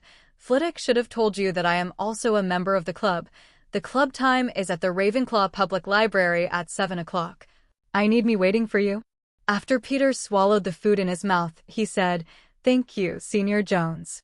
You don't have to wait for me. I'll be there in a while. You go first." Chris Jones nodded and said kindly, "You can call me Chris. There are only 2 Slytherin students in the club, and we will take care of each other in the future. By the way, Ravenclaw does not have a password, so if you want to get in, you have to answer the questions on the door panel, and you will be allowed to enter if you answer correctly. You should answer it easily. Don't worry if the answer is wrong, just wait, and you can come in with the Ravenclaw students." "Thank you, Chris. I'll remember it," Peter said gratefully. In fact, he already knew this, but since it was someone else's kindness, then it's good to go. Prefect Chris Jones left with satisfaction. Alan White looked at Peter enviously and said, "The Spell Club, if you didn't say it, I wouldn't even know that this club existed. Professor Flitwick only invited you and Chris Jones. Obviously, this is a man with only spell talent. A club that only high people can enter. Tell me when you come back. I don't know what Ravenclaw is like." Peter agreed to Alan. Seeing that the time was a little short, he hurriedly accelerated the speed of eating, but the habit he had developed for a long time made him still look elegant at this time, and he couldn't see the anxious look at all. After finishing the food, Peter hurried to the Ravenclaw Tower with his school bag. Hurry up to the top of the tower. He walked to a door with an eagle-shaped bronze knocker, picked it up and knocked. Immediately, a gentle female voice came from the bronze door knocker and asked, "Is the phoenix first or the flame first?" When Peter heard this question, he raised his eyebrows at random and replied, "The two are circular, with no starting point." "Makes sense." The gentle voice sounded again, and the door opened immediately. Peter guessed that this voice should be Rowena Ravenclaw's voice. It's really good. Coming to the lounge, instead of the Slytherin green and silver trim, blue and bronze are the dominant tones, and the walls are hung with silk drapery in both colors. The dome ceiling is painted with stars, and the dark blue carpet below is also full of stars, in contrast to each other. There are tables, chairs, and bookcases all around. And next to the door leading to the dormitory stands a statue of Rowena Ravenclaw made of white marble. The statue is very beautiful, with a crown on its head, which is engraved with "Superhuman wisdom is the greatest wealth of mankind." Peter bowed respectfully to Ms. Ravenclaw. This wise lady has implemented her thoughts without setting secret words. As long as she can answer the questions set for her, Ravenclaw welcomes anyone. "I'm glad you recognized Ms. Ravenclaw." Professor Flitwick's voice came from behind Peter. Peter turned to look at Flitwick in surprise. "When did you come, Professor Flitwick?" "I didn't even notice you." 9. Flitwick looked at Peter with satisfaction, then looked at the statue behind Peter, and said with a sigh, "You are the first person I saw who bowed to Ms. Ravenclaw." When many people came to the lounge, their eyes you will be attracted by the surrounding scenery, so you will not notice the power of a line. Peter looked at Professor Flitwick, who was only about his waist, and said with a calm expression, "I agree with Rowena Ravenclaw's statement that superhuman wisdom is the greatest wealth of mankind. Because whether in the Muggle world or the magical world, only knowledge will not leave you. Human beings rely on extraordinary wisdom to stand above all things. Even in the magical world, many magical animals are more powerful than wizards, but in the end, wizards stand at the top. Because we learn and create a lot of magic with wisdom. And extraordinary wisdom requires the constant supply of knowledge." Hearing Peter's words, Professor Flitwick applauded happily and said regretfully, "It's a pity that you are not a student of our college. Many Ravenclaw students have never understood your opinion, and they are blindly immersed in it. In the book but never tried to get anything, became a nerd in the eyes of other colleges. But forgot the meaning of Ravenclaw as greedy raven. It is an endless demand for knowledge. Instead of holding a book or two." Peter smiled and comforted. Since Ms. Ravenclaw has set the door of the lounge to ask questions, it means that she welcomes all intelligent people and doesn't care which house it is. Although I am not a student of Ravenclaw House, I am still Hogwarts. A member of, and also your student." Flitwick laughed and said relievedly, "You are right. Although many people say that Ms. Hufflepuff is the kindest, and is willing to accept many wizards that other colleges do not accept. But Ms. Ravenclaw is not so much. She welcomes anyone who seeks knowledge and wisdom. Let's go, the other students should be here. Let's go to the library that belongs to Ravenclaw." Flitwick led Peter to a small arched door opposite the window, and said to him proudly, "Many people don't knowing that our college has a private library. Although it is small in size, it has a collection of books comparable to the Hogwarts library. I saw a library that is comparable to the size of the lounge space inside the small door. Although it is not as large as the library, many books are densely piled together, and the books basically occupy half of the space. It seems a bit crowded." Many Ravenclaw students stood quietly in the aisle, picked out the books they wanted to read, and sat silently on the long table by the wall to read. Following Professor Flitwick through the long and narrow aisle, Peter looked at the books around him in surprise, and there was one more place for him to score points in the future. With the amount of books in the two libraries, he may not be able to learn it for decades. Seeing Peter's surprise, Flitwick smiled and said, "The books here are all left by previous students. Many students learn from each other and summarize their knowledge and leave it here. There are also many books donated by alumni, and even there's Ms. Ravenclaw's lab notes. So feel free to come here and read the book if you want to read it later. But after you read it, you must leave your opinion or summary, and the principle of knowledge equivalent exchange is followed here." Peter was amazed and admired the vision of the person who came up with this solution. If this goes on, the amount of knowledge in Ravenclaw's private library will probably gather more and more. Everyone will learn the corresponding knowledge from Ravenclaw and then return a piece of knowledge to it. It really fits the meaning of the greedy raven. The pursuit of knowledge is really endless. Professor Flitwick told him that Rowena Ravenclaw also came up with this method. At the end of the Ravenclaw library, Professor Flitwick stopped on a wall. There is no door here. The blue wall is painted with a raven, which reads, "Superhuman wisdom is the greatest wealth of mankind." Flitwick turned to Peter and said, "Here is the entrance. You need to put your wand on the raven and say 020. Knowledge is the ladder of human progress. The entrance to the club will appear." Peter asked in surprise, "Could that be what Ms. Ravenclaw said?" Flitwick smiled and shook his head. "This is what a student from the Muggle community in our college said. We think it makes sense, so we continue to use it." "Peter, you're also from the Muggle community. You should have heard this sentence." Peter nodded and said, "This sentence was originally said by a Russian named Gorky. The original words were, 'Books are the ladder of human progress,' and later it gradually became, 'Knowledge is the ladder of human progress.'" Flitwick exclaimed, "Although Muggles do not have the help of magic, their pursuit of wisdom and knowledge has far surpassed that of wizards. Are you ready? We'll meet the other members soon. You're my first freshman, and they're already very curious about you," Flitwick said with a smile. Under the professor's encouraging eyes, Peter held his wand against the raven on the wall and said, "Knowledge is the ladder of human progress."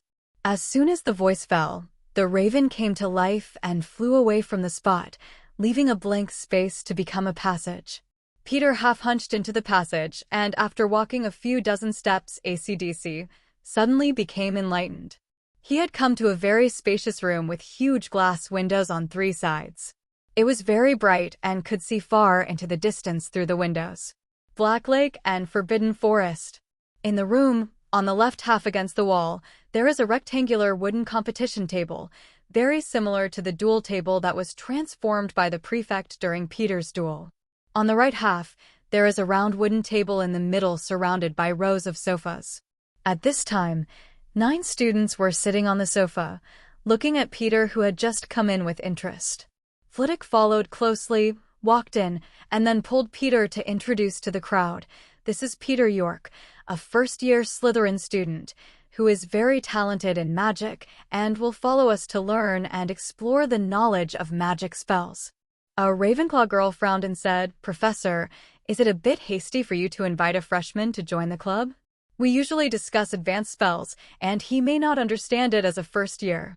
Flitwick did not get angry because of the students' doubts, but explained kindly, "Don't underestimate him. Although Peter is only a first year, he has already learned the knowledge of the first year. And he has the advanced magic super armor that can cast iron armor spells. Guard. This is what I've seen with my own eyes. Very standard and resists several hex attacks," Flitwick said exaggeratedly and winked at Peter.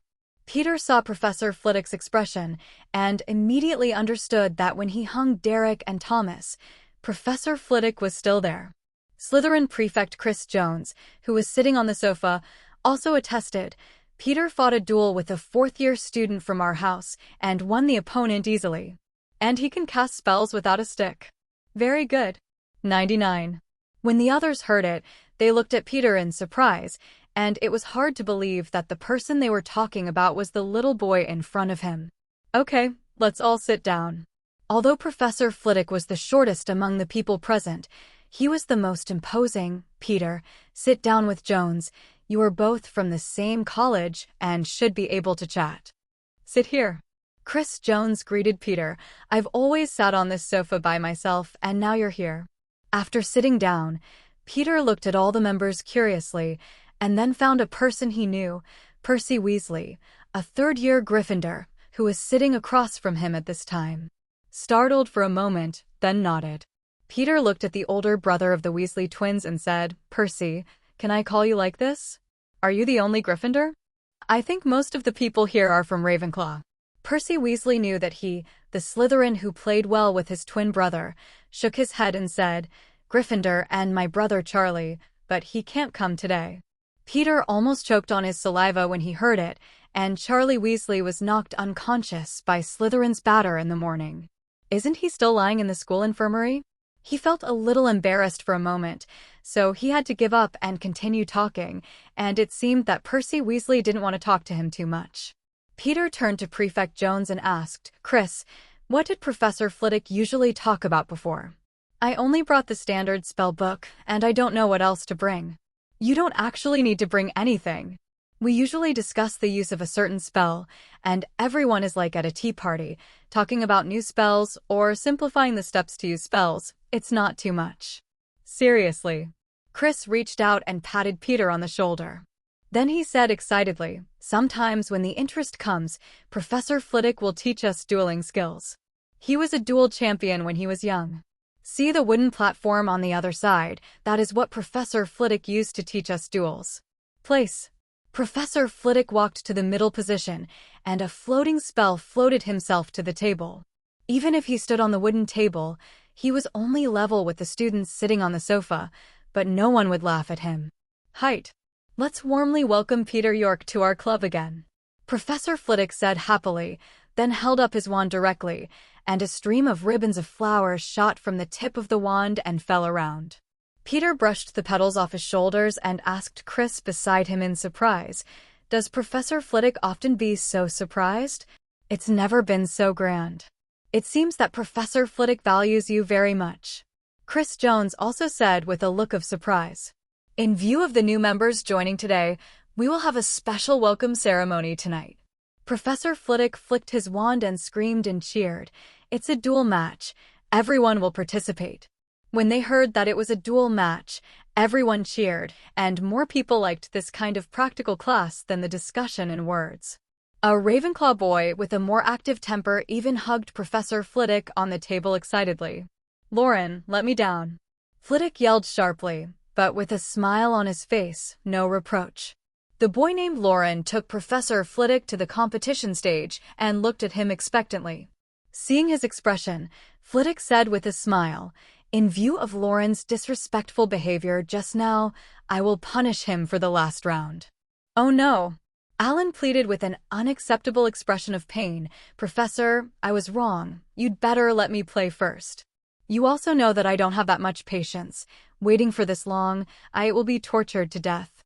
"No, it's time for you to grind your temper and frizz all day long." Flitwick refused with a smile. Everyone was amused by this boy.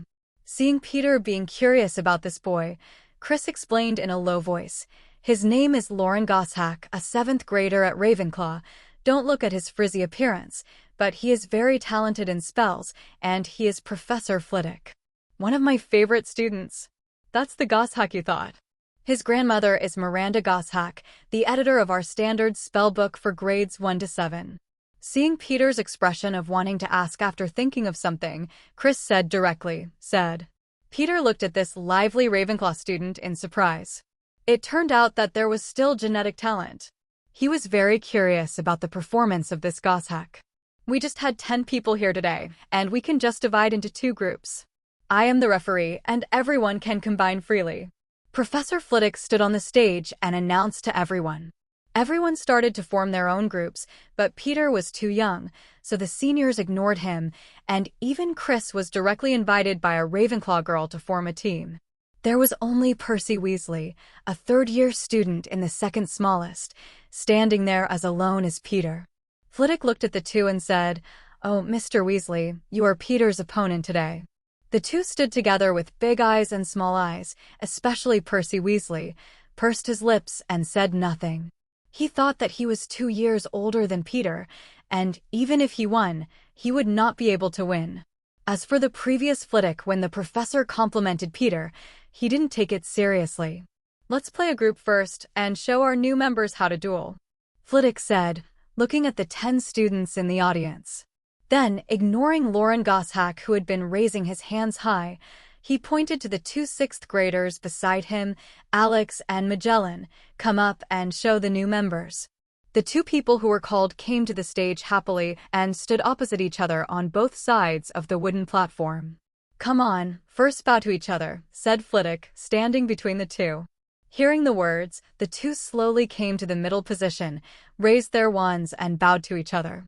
Then turn around and walk to both sides, and when you reach a suitable position, turn around instantly and use your wand to face each other. Remember, gentlemen, that our duel matches can only use the contents of the standard spell book and can't use other spells, let alone powerful curses. Flitwick said with a serious face. Then with a spark from the tip of the wand, Flitwick screamed, "Go!" As soon as the words fell, the two 6th grade students standing on both sides directly chanted the spell, "Remove your weapon." Look, they both chose the disarming spell at the beginning. In fact, when we were dueling, the most effective way was to launch the disarming spell. In this way, the opponent's spell can be removed as quickly as possible, and victory can be scheduled by then. That's it. Professor Flitwick explained excitedly. This is not necessarily. Standing beside the female opponent of choice, Chris shook his head and said, "Isn't what the professor said incorrect? I took the wand, and I couldn't cast a single spell. Isn't it already scheduled to win?" The Ravenclaw girl next to Chris frowned, feeling that Chris was finding fault. Chris looked at the girl's expression and explained, "It's true in general, but it's not very useful when you meet some guys." He pointed to Peter, who was watching the game on the side, and said, "His guy, he was caught in front of him." The man disarmed his wand, and as a result, he directly cast a spell without a wand and recalled the wand, turning defeat into victory. At that time, all Slytherin people were shocked to drop their jaws. 0. Ask for flowers. The girl was surprised when she listened to Chris's words and looked in disbelief. They began to learn silent spellcasting in 6th and 7th grade, but in fact very few of them were really successful. At most, on basic spells such as floating spells, silent spellcasting was successfully achieved. As for wandless magic, it is the patent of very few wizards, and wizards like Professor Flitwick, who are second only to Dumbledore's strength, only know a few simple wandless magic, but they are proud enough. After all, great wizards like Dumbledore and Voldemort can't cast spells completely without wands. The fight on the stage was very exciting. Both of them were seniors, and both were invited to join the club by Flitwick because of their extraordinary talents, so even under the restrictions of the rules, they could only use basic spells. But still able to constantly change the spell, while constantly dodging, the two are evenly matched. 0-0. In the end, because one of the students wanted to be handsome, he was directly disarmed by the opponent and disarmed his wand. Clap, clap, clap. Everyone applauds the wonderful showdown between the two. The students who lost were not unhappy, and they walked down the stage happily with their opponents. Very good, Alex and Magellan have contributed a wonderful duel for us. Flitwick said excitedly, changing the subject, of course if Alex can forget his narcissistic instinct, even more so. All right. Alex, who lost the duel just now, did not feel ashamed at all, narcissistically smoothed his hair to one side, and then said cheekily, "Professor, you know this is impossible. My hairstyle is much more important than this." Everyone laughed. This Alex and Goshawk and Ravenclaw are known as the funny duo. One is sloppy, the other is narcissistic, but they are all very good, occupying the first place in their respective grades all the year round. Name location. Flitwick shook his head helplessly, then looked at the audience. Okay, the demonstration group has been completed, then we will invite our new member Peter and third-year Weasley to play the second game. Then he specifically looked at Peter. Remember, you can't use spells other than standard spell textbooks, especially advanced spells such as super armor and body protection. Go. On the stage, Peter and Percy Weasley looked at each other. "I won't let you," Percy said, looking at Peter, his eyes full of desire for victory. Peter was a little stunned. Unlike the other members of the Weasley family, this Percy was ambitious and perhaps more suitable for Slytherin. Excellent grades, very hungry for power. In the original timeline, he successfully entered the Ministry of Magic after graduation in Harry Potter's 4th grade Goblet of Fire, but gradually lost himself in the pursuit of power, and even stood in the Ministry of Magic for a time, breaking with his family. In the end, it was only when the Ministry of Magic fell and the people betrayed each other that he came to his senses, returned home to admit his mistake, and finally reconciled with his family. In the final battle, relying on his high attainments in magic spells, he defeated the Death Eaters in a row. At this time, Percy was not the future student council president. He was only 2 years older than Peter in the 3rd grade, but he had already shown his desire for power. Yes, I kept writing letters to the president of the student council during the summer vacation asking how to become a prefect. The flattering tone of 020 almost made me vomit. Okay, both sides start bowing, then back to both sides, and when I say start, fire the spell. Professor Flitwick stood in the middle this time, trying to ensure the safety of the duel between the two. After the two bowed obediently to each other, they quickly walked to the corresponding positions, picked up their wands, and confronted each other. Go! Professor Flitwick shouted. Peter did not underestimate Percy Weasley. Although this guy has excess power, he will be admitted to the Ministry of Magic with 12 OS. Excellent. In the future, becoming the second person to get 12 OS after Bill Weasley. Students with grades. After he directly cast the disarming charm twice in a row, he jumped off the ground and erected the iron armor charm on himself to resist Percy's attack. Percy deserved to be a student who could be invited by Professor Flitwick. He nimbly avoided Peter's 2 disarming charms and then directly set up an iron armor charm for himself. Iron spells are part of the 5th grade curriculum, but Percy apparently uses them too. Although it still looks a little unfamiliar, it is already very powerful compared to many adult wizards who can't even cast a decent iron armor spell. However, in comparison, Percy at this time was still very immature, especially when Peter killed a group of 8-eyed giant spiders in the Forbidden Forest in the afternoon, so Peter, who had changed his mind, seemed very resolute at this time. Without pausing, after several consecutive disarming spells and petrification spells, a silent stun spell was mixed in, directly hitting Percy, who was unprepared, causing him to fall asleep. Flitwick watched the whole time, and as soon as he saw Percy being hit by the spell, he cast a spell to keep the sleepy Percy from falling heavily, and then used the quick recovery spell to wake him up. What a wonderful scene! Peter York hit his opponent with a silent stunning charm after firing a burst of disarming charms in one. Flitwick said happily, then looked at Percy, who was disappointed, of course. Our Mr. Weasley is also very good. He can counterattack in time after dodging Peter's magic attacks in a row. Even if I am not careful, I may be hit. What's more, Peter York uses silent casting. Let we applaud them. Clap, clap. The onlookers applauded sincerely.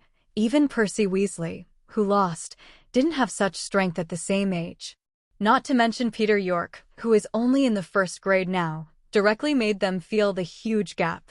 They are still working hard to contact the silent spell, but they did not expect that a first-year student would have completed this goal earlier than them.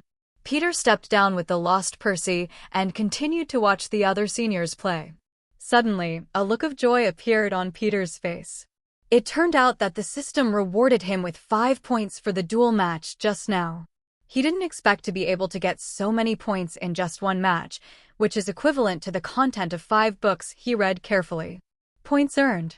Watching the duel on the field, Peter's eyes lit up, and now he can't wait to jump on the stage to play a few more games and earn enough points. The next few games are very exciting. These senior students are the most talented people in magic spells. Even the simplest spells, they can use tricks, and their power is no worse than advanced spells. For example, one of the students of Hufflepuff in the 7th grade, he made him perfect with just a floating spell, and finally directly floated the opponent in midair, constantly spinning somersaults, directly making the opponent unable to bear and choosing to admit defeat. In the end, it was Lauren Goshawk's turn and his opponent. Both were 7th graders, but Lauren's strength was obviously superior. His spellcasting speed and uninterrupted spellcasting far surpassed everyone else's. You can even turn the release spell to avoid the armor spell in front. Make anime-style wallpaper 16:9 MC peleing his chest with Nif Budroping, but his face showing no emotion MC is emotionless cold face background horror-like.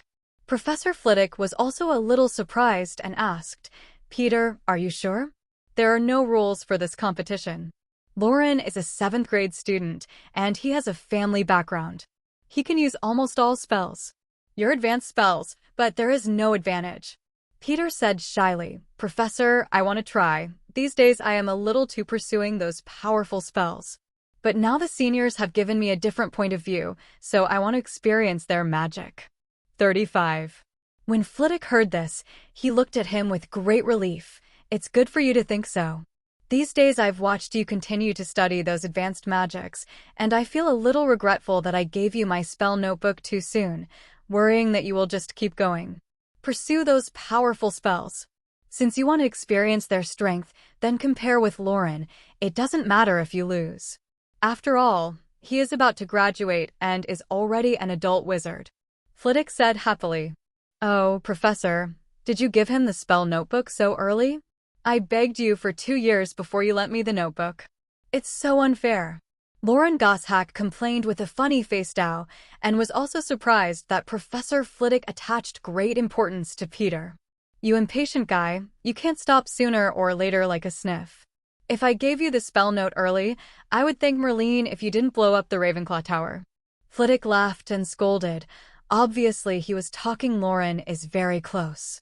Okay, since Peter raised his hand first, let him compete with Lauren. Flitwick announced, then looked at Lauren and asked with a smile, What's your opinion? The graders challenge you. Lauren looked at the little boy below and said with a smile, I said just now that I will accept everyone's challenges, and of course he is no exception. Don't worry, Professor, I will return you a sound Peter York. Then he bowed his head and said to Peter, Little brother, don't worry. I won't use those dangerous magics. You have to do your best.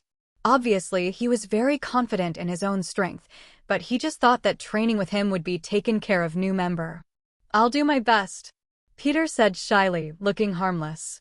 This made Chris Jones, who had seen Peter's majesty in Slytherin, twitch at the corners of his mouth. He always felt that Lauren would suffer this time. Although Flitwick knew that Peter could master the upgraded version of the Iron Armor spell, as well as a few wandless magic, he also felt that Peter had no chance of winning, so when Peter came to the stage, he reached out and patted him on the shoulder. Comforting, this time I will do it. It's to gain experience, don't worry, although Lauren is usually reckless, she is very reliable at critical times and won't hurt you. On the stage, Peter and Lauren faced off against each other, but the picture was a bit funny, because the difference in body shape between the two was too great. Lauren is an adult, about 1.9 meters tall and muscular. And Peter was only 11 years old at this time, and his body had not developed rapidly, and his height was only about Lauren's waist. The two stood together and had a serious duel, but the atmosphere was very funny. Lauren also said with a smile, You attack me first, it is my care for the new members, I will not be polite later. Peter looked at the proud student of Professor Flitwick in front of him, but he didn't dare to relax. Since watching these senior duel matches just now, he has already had a lot of ideas in his mind, and now he is ready to give it a try. Since Lauren wanted to let himself, Peter accepted it bluntly. He directly swarmed a flock of birds, summoned a group of birds out of thin air, and then said 10,000 bullets. Such Lauren. Peter's 2 spells were fired in succession, and the speed was so fast that everyone couldn't react, so that Lauren, who had a relaxed expression on his face, quickly became serious and blocked it with an Iron Armor spell.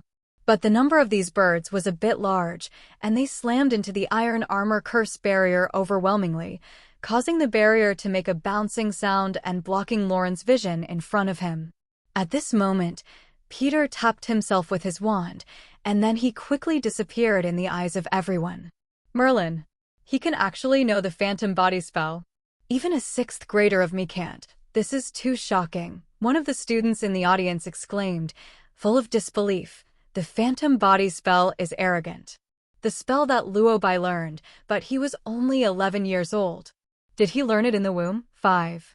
Lauren quickly solved the birds that besieged him and found that Peter was no longer on the stage. He was stunned for a moment, then realized it in an instant, and shouted in surprise, It's the illusory charm. He didn't know the super armor and body protection spell, but he still quickly cast a few Iron Armor spells in a row to surround himself and beware of the opponent's sneak attack. Sure enough, When he just said armor protection, a few disarming spells shot at him and slammed into the newly arranged protective cover. Lauren didn't show any weakness and directly fired a few whole-body restraint spells in the direction from which the disarming spell was sent. But they were all empty, and obviously the invisible Peter was no longer in his original position. Then he shot a few sleeping curses out of thin air from the other direction and was evaded by Lauren, and then just 2 petrification spells counterattacked. The two were directly evenly matched, and they fought back and forth, which surprised the members of the audience and expressed their excitement again and again. Although Chris made psychological preparations in advance, he was still shocked by the scene. He didn't expect his junior to learn the illusory body charm. Then he saw the stunned expression of Ravenclaw's female teammate 020 and asked with a wry smile, "This time you should believe what I said. I said earlier that you can't underestimate him. You see, he has the upper hand in the showdown with Lauren now. If Lauren can't break Peter's disillusionment charm, he will be successfully attacked sooner or later." The Ravenclaw girls stared blankly at the duel competition on the stage, only spit out the word, "pervert." Professor Flitwick stood on the side at this time, watching the game going back and forth in surprise. He was so excited that he didn't know what to say. Lauren's strength understood, but he didn't expect Peter to give him such a big deal surprise. As Peter's teacher, of course he knew that the previous Peter had always been a straight and rude style of play, focusing on pressing people with power. But now he has changed his style of play, focusing on the most effective method. And these changes were made after watching the duel of the senior students just now. This shows that Peter really understands his intentions and super strong learning ability quickly integrate these newly learned skills. Now he can still compete with the best of the 7th grade students. Flitwick, as a teacher, is of course very happy that the students can perform like this, and once again complained in his heart that Snape took a big advantage and let Slytherin have such a gifted student. Percy Weasley was still haunted by the fact that he lost to Peter, but now watching the wonderful showdown on stage, he was very shocked. The original dissatisfaction disappeared. When a person is stronger than you, you may be dissatisfied and jealous, but if you are far surpassed, there is only admiration left. He no longer thinks that his 2 younger brothers and Peter of Slytherin will have a bad relationship. Peter York, who is so talented and powerful, may become a big man like Dumbledore in the future, so he wants to befriend Peter himself. And a little regret that he didn't pay attention to Peter just now. The repeated magical attacks of the two left the wooden competition table full of holes and saw shavings flying. But then when he saw the sawdust all over the ground, his eyes lit up, and he directly said, "Flying sand and moving stones." Then there was a gust of wind in the room, which directly rolled up the wood dust on the ground and rushed towards the opposite position where Peter was. Although the phantom body spell can effectively deceive vision, it still has some limitations. So soon, in the sawdust dust, Peter's transparent figure clearly appeared in sight. Lauren finally showed a smile and immediately sent out a few words, "Accept your weapons." All petrified. At this time, he dared not underestimate the little boy on the opposite side and wanted to defeat Peter as soon as possible. After exposing his figure, Peter was not too disappointed. He avoided Lauren's attack and directly summoned a snake with oolong and then used Quickly Grow on the snake to make a wrist thicker. The black snake, enlarged into a terrifying giant snake as thick as a bucket, charged towards Lauren with its fangs open. Lauren was taken aback by this giant snake. He directly smashed the snake's tail into pieces, and the giant snake's tail was blasted with a big hole. The pained giant snake got angry and went around Lauren's body, trying to wrap it tightly. The giant snake, which was enlarged by the magnifying spell, was so powerful that it squeezed Lauren's protective cover a little out of shape. It seemed that it was about to be shattered at any time. The people under the stage were also frightened by the sudden appearance of the giant snake, and they all stayed away from the competition stage. Especially the old Winclaw's girl, who was most afraid of snakes, hid behind Chris and complained, "What's wrong with him? He wants to become a snake. Isn't this scary?" Chris accepted it well and exclaimed in admiration, "This is very good." Why didn't I think of this trick before? Using the combination of oolong out of the hole and the big change charm, you can make such a big snake.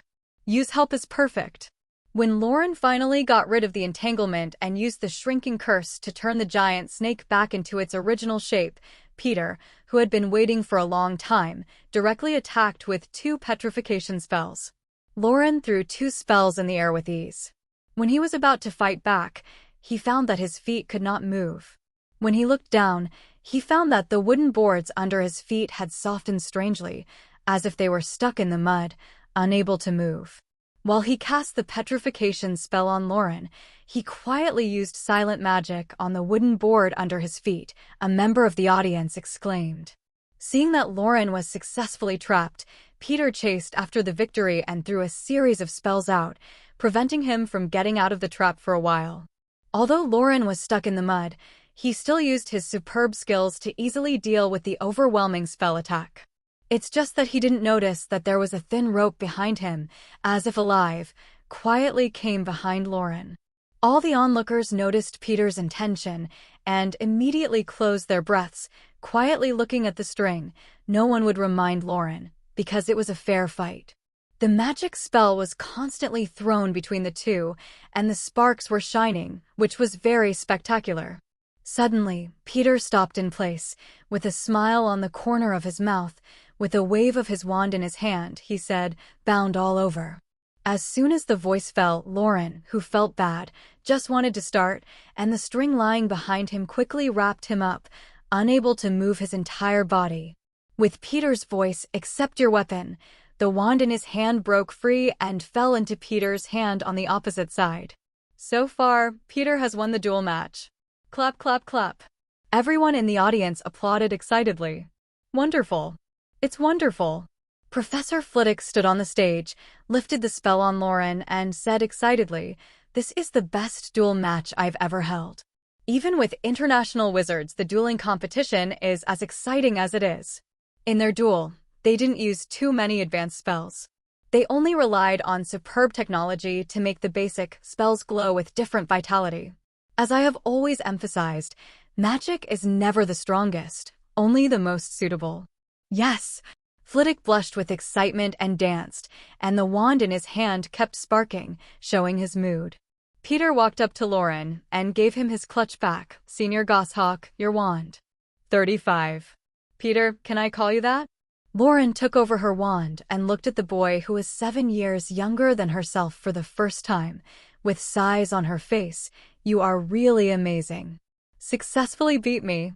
I was your age, but I was still complacent that I had mastered a petrification spell. I used to think I was a genius, but you taught me what real talent is." "Of course, Senior Goshawk," Peter said with a smile. He could see that although Lauren Goshawk was a little disappointed, there was no gloom in his eyes, and he accepted his failure calmly. "I think this is a very worthwhile appointment, Manpower. Call me Lauren." Lauren Goshawk said cheerfully. Then with a wave of his wand, a dark blue notebook flew over from where he was sitting, took the notebook, and Lauren handed it to Peter. "This is what you deserve. It has my detailed discussion on the magic attack and turning. This is what I have achieved for many years. You can use it well. If you don't understand, you can come to me and ask, or send me a letter." Looking at the notebook, Peter looked up at Lauren, the cheerful 7th grade Ravenclaw senior, with no reluctance in his eyes, as if he was just giving him an unimportant book. "Take it, Peter," Flitwick said softly, stepping forward. "Lauren is about to graduate now, and this notebook won't be of much use to him. And the Goshawks are a family that loves to share knowledge. If it is useful to you, when they need help in the future, just go and help." "Yes, take it." Lauren shoved the notebook directly into Peter's arms and said with a smile, "I am determined to be like my grandmother in the future, to collect and organize all kinds of spells from all over the world, then compile a spell encyclopedia." "You are so powerful. I believe you can even create new magic spells in the future. Just remember to add it to my spell encyclopedia." When Peter heard his ambition, he was very surprised. He didn't expect that this senior with a cheerful personality would have such a grand ambition. Immediately, he cherished the notebook and said admiringly, Senior Lauren, if you want to start your grand goal, please remember to inform me. 99. This guy Lauren refused the invitation of the Ministry of Magic. He plans to learn knowledge from his grandma Miranda Gorshak in the years after graduation. When he is ready, he will set off and travel around the world to spend years collecting spell knowledge. Flitwick's introduction seemed to complain, but the smug look on his face showed that he was very supportive of his favorite protégé's decision. Seeing that the notebook was obtained by Peter, everyone looked at him enviously, and then a student in the 6th grade felt that he could do it, and said to Lauren, "You just said, as long as you can win, you can get your spell-casting skills, but have now been acquired by Peter. What if the rest of us want to challenge you?" Lauren suddenly laughed angrily. Does this 6th grade student think that he lost to Peter, so he thinks he can beat himself like Peter? He said angrily, "If you want to challenge me, you can continue. In my head, as long as you beat me, you can also get it. How do you want to come?" As soon as the words fell, some of them jumped and tried, especially the 6th grade boy who asked the question just now, raised his hand and wanted to be the first to take the stage. "It's up to you. Adolf Taylor, since you're so active, come up. Others can wait first." Lauren pointed the boy's name funny. Professor Flitwick stood aside and looked at it with a small huh, without any intention of interfering. Several people in the 7th grade are very aware of Lauren's strength, so they have no intention of challenging. Several 0-20 people gathered together, watching the boys excitedly taking the stage as if they were having fun. One of them gloated, "This Tyler is going to be out of luck." He thought Lauren was a bully? Seeing Lauren get beat by a 1st grader. Do you really think Lauren is weak? Another 7th grader looked at Peter not far away and exclaimed in admiration, "The most shocking thing is Peter York. When he was brought by Professor Flitwick at first, I thought he was only invited by the professor because of his talent. Entered the club, but I didn't expect his strength to be so powerful." Although there were some factors that Lauren despised in the fight just now, he defeated Lauren in a dignified manner. "I have dueled with Lauren so many times, but I have never won. All I can do is call him a freak." Several other 7th graders agreed, arguing that they were the best among their peers themselves, but dwarfed by Peter. Just before they finished talking, the two on stage officially started the game. Obviously, Adolf Taylor, who was full of self-confidence, was crushed by Lauren directly at the beginning, and magic after another attacked him continuously, so that he could only resist the attack with iron armor. But Lauren's spell was overwhelming, making his iron armor spell on the verge of collapse. Soon, the shield of the iron armor spell was defeated by a spell, dissipating like glass shattered. Taylor, who had no shelter, was directly attacked by a spell. Hit by several petrification spells and mischief spells in a row, it is as motionless as a stone, and the front teeth grow directly to the ground, and the hair on the head turns green. Very funny. Lauren, who quickly ended the battle, lifted the spell on her opponent with a refreshing look, and then asked again, "Who else is going to challenge me?" Adolf Taylor stepped off the stage gloomily, and in the eyes of everyone watching the play, his face flushed and shrank to one side. Originally came to the stage full of confidence, but he was crushed and defeated in a short while. If it wasn't for Professor Flitwick, he would have wanted to run out and hide himself so that no one could find him. It's too embarrassing. The few people who were still eager to try have all died down at this time and have no idea of challenging. After all, Adolf Taylor's strength should not be underestimated, but he was still completely abused by Lauren. It proved his strength once again, and also let everyone clearly see Peter's strong strength. After all, he is the one who can defeat Lauren. No one is going to challenge Lauren anymore, and the duel match is officially over. Everyone sat back on the sofa again, but everyone was still reminiscing about the game just now, unable to calm down for a long time. Professor Flitwick stood on the wooden table and looked at everyone with a smile. "It's very late now, the party should be over. But before leaving, I'll give everyone a task, and everyone will use the spell they are best at, practice well, and then think if you can continue to develop more uses. At the same time next week, we, AC/DC, will get together again to discuss research." "Okay, bye Professor Flitwick. See you next week, Professor." The students packed up and said goodbye to Flitwick. Peter, wait. Flitwick called to Peter, who was about to go back with Chris. I hope you'll be able to book a copy of Spell Innovations. We'll be discussing the intellectual arguments on it most of the time. Magic Innovations? Is it a professional journal similar to Deformation today? Peter asked in surprise. So far, he only knew that the most famous newspapers and periodicals in the wizarding world were the Daily Prophet, the Quibbler, Witcher Weekly, the Broomstick Book, and the highly professional Transformation Today, but he did not listen to it. Said the Cursed Journals. Innovation on Magical Charms is an international professional journal for charmsology with a small audience, so you haven't heard of it. But there are a lot of insights from experts on charms, and newly invented spells appear from time to time, so eye-opening for you guys. Flitwick explained, as for how to book, you can ask Chris Jones next to you. They all ordered the journal early. I will, Professor. Peter promised. Professor Flitwick is the reviewer of the Magic Journal, and many of the papers published by magic experts are reviewed by him at the first time, so we can see these works at the first time. Chris introduced proudly. Peter looked at Professor Flitwick in amazement.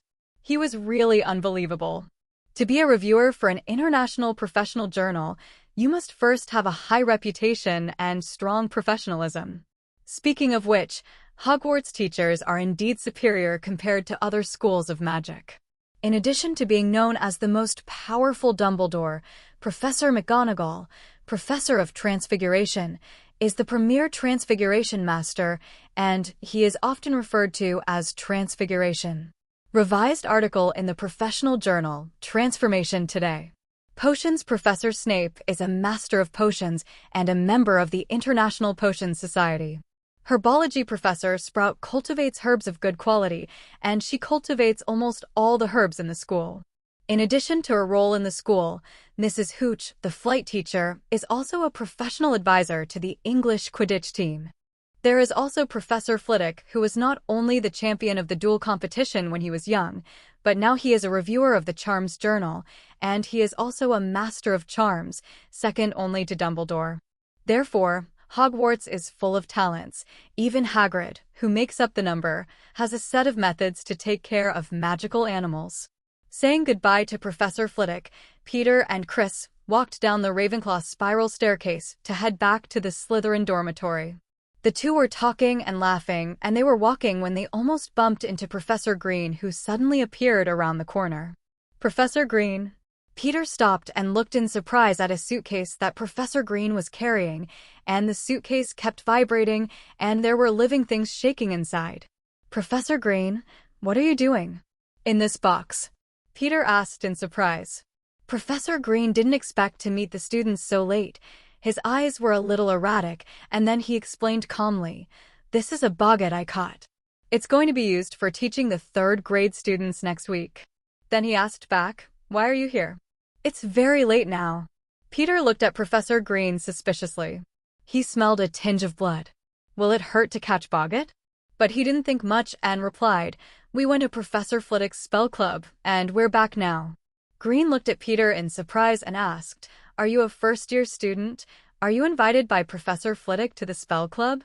Peter was not very active in defense against the dark arts class, so he not too impressed with Peter. Peter is very talented in spells, so he was attracted by Professor Flitwick. Chris replied for Peter, then glanced at Professor Green's box and said, "Professor, your boggart seems to be too active and needs my help." No. Green moved the suitcase slightly behind him, blocked it with his robe, and said solemnly, "It's almost time for curfew. You should hurry back. If I see you still outside, I will detain you." "You score," then hurried away with the box. "There's a ghost," Peter said, squinting as he looked at Professor Green's disappearing figure. Hogwarts' defense against the dark arts, because of the curse, has to change a professor every year. And the people who will come to apply now are either idiots who don't know how to live or die, or people with bad intentions. But obviously Professor Green not an idiot, Chris said faintly, looking at the figure that had disappeared in the distance. Immediately, the conversation changed, but this has nothing to do with us. We will be fine if we don't participate at will. Peter nodded, No matter what this Professor Green was doing, as long as it didn't affect him, he didn't bother to care. After all, the curse of this position is very powerful and there are almost no good endings. The study time passed quickly. Peter spends the rest of the day in the library reading books and accumulating points except for class time. In the blink of an eye, it's Halloween.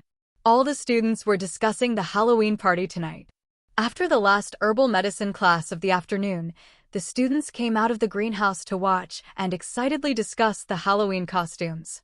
Peter, Cedric, who was taking the herbal medicine class together, chased after him and said excitedly, "I just heard from our dean that Principal Dumbledore invited the skeleton band to perform." Skull Band? Are they famous? Peter asked curiously, not paying attention to these. Definitely famous. They're second only to the Wacky Sisters, and my mom loves their style. She says the Wacky Sisters' rock songs give her a headache, but the skulls are soothing. Cedric said excitedly. Then I'm really looking forward to it. I've never heard Wizards music before. Peter was also full of curiosity. After he came to Hogwarts, his focus was on magic, and he didn't know much about Wizards life. Peter has never had a Wizard's Halloween, so he is looking forward to it, especially the ghosts in the castle are very happy, thinking that today is their holiday, so they all dressed up grandly. Good afternoon, Mr. Barrow. Are you going to the astronomy tower today? Peter asked politely when he met the Bloody Barrow. The Bloody Barrow is the ghost of Slytherin. He is usually silent and his eyes are dull. He is described as withered. His robes are covered with silver blood, and he does not know whether it is his own or someone else's. Still wearing a pair of shackles on his hands, he always likes to be alone on the astronomical tower, looking at the Ravenclaw Tower and muttering to himself. The appearance of the Bloody Barrow is very scary, so even Slytherin students are very afraid of him. Usually, as long as the Bloody Barrow sits, a seat will be automatically vacated. But Peter knew a little about him. He knew that Barrow the Blood was Slytherin's first trainee, learning magic skills from Salazar Slytherin. During school, she fell in love with Helena Ravenclaw, Ms. Grey, but she didn't love Barrow. Later, Helena Ravenclaw stole the crown and fled to the Albanian forest. Barrow is sent by Rowena Ravenclaw to find Helena, but Helena refuses to go back to school with Barrow and is killed by an angry Barrow. Then Barrow, who realized that he had killed the one he loved the most, stabbed himself with the knife that killed Helena. After their death, both returned to Hogwarts, and Helena became Lady Grey. Barrow was also known as Barrow the Blood because of his blood. Ms. Grey has always refused to meet Barrow because she hated Barrow for killing herself. And Barrow also put a pair of shackles on himself because of remorse, expressing repentance. Peter York. The Bloody Barrow focused his eyes, looked at the only Slytherin student in the first grade who was not afraid of himself, then shook his head and said hoarsely, "All ghosts will gather together on Halloween. Gryffindor's ghost Nick is going to be in the basement classroom. For a banquet, I need to go there." Peter looked at the ghost whose eyes were dull and full of pain, and couldn't help asking, "Mr. Barrow, the book says that ghosts are the marks left by wizards who are afraid of death and are unwilling to continue going down. What about you, are you? Are you afraid of death?" "I, afraid of death?" Sigh. Barrow smiled contemptuously, and then said painfully, "I chose death myself. But death does not accept my sinful soul. I live in eternal remorse, unable to ascend the train of death. 0, ask for flowers." So, the ghost didn't appear because of fear of death, but because of the death of the obsessive wizard. Peter muttered to himself after thinking, "My teacher will be very happy if he sees you." Barrow the Blood Man looked at the handsome boy in front of him and couldn't help but say, "You are talented and eager to learn.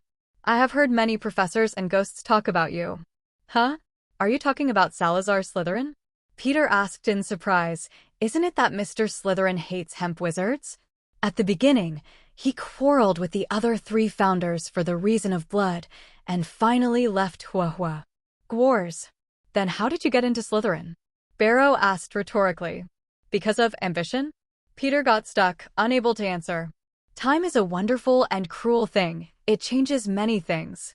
Barrow said hoarsely, "At that time, the wizards had a hard time. Muggles were chasing wizards frantically. Many little wizards all suffered. The four giants saw this and decided to build a school to teach and protect the little wizards. 0, 0. But in choosing students, Slytherin and the other three had differences. At that time, Muggle beliefs were so terrifying that some Muggle wizards even believed that their magic power was possessed by the devil. Extremely concerned about their identity as a wizard reject. Until one time, Muggle troops stormed into the castle because of the betrayal of a young wizard. After this incident, Slytherin was extremely distrustful of Muggle wizards because he thought these people were very unreliable and would betray them at any time. And Hogwarts at the time couldn't take such a risk. But the other three founders thought they couldn't kill everyone with one shot, and if they didn't take them in, these little wizards from the Muggle world would have nowhere to go, and they would even be burned to death by crazy Muggles. Because of the disagreement, the four founders decided to use their surnames as the names of the colleges and divide the students into different colleges. Point 35. So, Mr. Barrow, you mean that Slytherin cares about the status of the hemp student, not the bloodline? Peter was a little surprised. Barrow didn't speak and floated there quietly, staring blankly at the tower in the distance, muttering, Helena. Seeing Barrow immersed in his own world again, Peter was a little helpless. Peter guessed that the bloody Barrow didn't want to deal with the reason for his death. I'm afraid it was Helena Ravenclaw. The obsession with guilt and admiration made him linger in the castle for nearly 1,000 years, begging for Helena's forgiveness. But obviously, Helena could not forgive the man who killed her. So there is never a day of relief. Next, after chatting with the bloody Barrow, Peter walked to the auditorium. As soon as I entered the gate, I saw that all the candles floating in the air were gone, but replaced by jack-o'-lanterns. There are also many transformed bats flying and squeaking nonstop. There was a lot of food on the table, but it was all horrible. Bloody cakes, sausages, and ketchup create a bloody intestine effect. And the soup is full of realistic eyeballs that are still moving. These terrifying foods almost spit out Peter's stomach acid, and now he has completely lost his taste. Alan, who was enjoying the meal, looked at Peter in surprise and asked, "Why don't you eat it?" The taste is pretty good, especially the eyeballs in the soup, which are made of tapioca flour and sticky when chewed. Peter listened to Alan's description. His face was blue, and he asked with difficulty, "Don't you think these foods look horrible and disgusting?" No, 020 is all conjured up with magic. It's not disgusting. Alan looked at his roommate with a puzzled expression. Well, Peter gave up arguing with him completely. No wonder wizards in Muggle movies and novels are so scary. Anyone who sees the bloody and gloomy appearance in the Great Hall will probably have nightmares. It is precisely because they admire the rough nerves of the wizards. Peter looked around and found that the students from the wizarding world and the Muggle world could tell the difference at a glance. Those students who were eating bloody sausages and real eyeball soup were probably all from the wizarding world. Students with the same expression as Peter and even vomited are definitely from the Muggle world. I can't blame Peter for not being able to eat it. It's because of the magic effect. These things are so realistic. The visual impact is too strong. Enduring the horrific scene, Peter breathed a sigh of relief until all the food was gone. Tonight he has to go to the back kitchen and ask the house elves for some food. The original seats of teachers in the auditorium have been removed and turned into a stage shape, and the long tables of the four colleges have also been moved to both sides, leaving a middle position. Dumbledore walked onto the stage with a smile on his face and then announced to the crowd, "Tonight we are honored to invite the Skull Band, and they will be celebrating Halloween with everyone. Let's welcome them with warm applause." Upon hearing the name of the band, all the wizarding students burst into cheers. Only the Muggle students waited curiously for the band to appear, wanting to see what kind of band made these people so crazy. Peter sat on the long table, craned his neck in anticipation, then stared at the band members who appeared on stage. Well, they shouldn't be called people, because they are veritable skeletons. These skeletons had musical instruments hanging on their bodies, walked very flexibly to the middle of the stage, and posed their poses. With the wizard using his wand to change the lights of different colors, these skeletons played the musical instruments, and then there was an opening dance. The white skeleton members lined up in a row and knocked the board of the stage neatly with the bones of the feet, which sounded like tap dancing. Accompanied by the dynamic music, the students in the audience cheered excitedly around the stage and danced with the skeletons.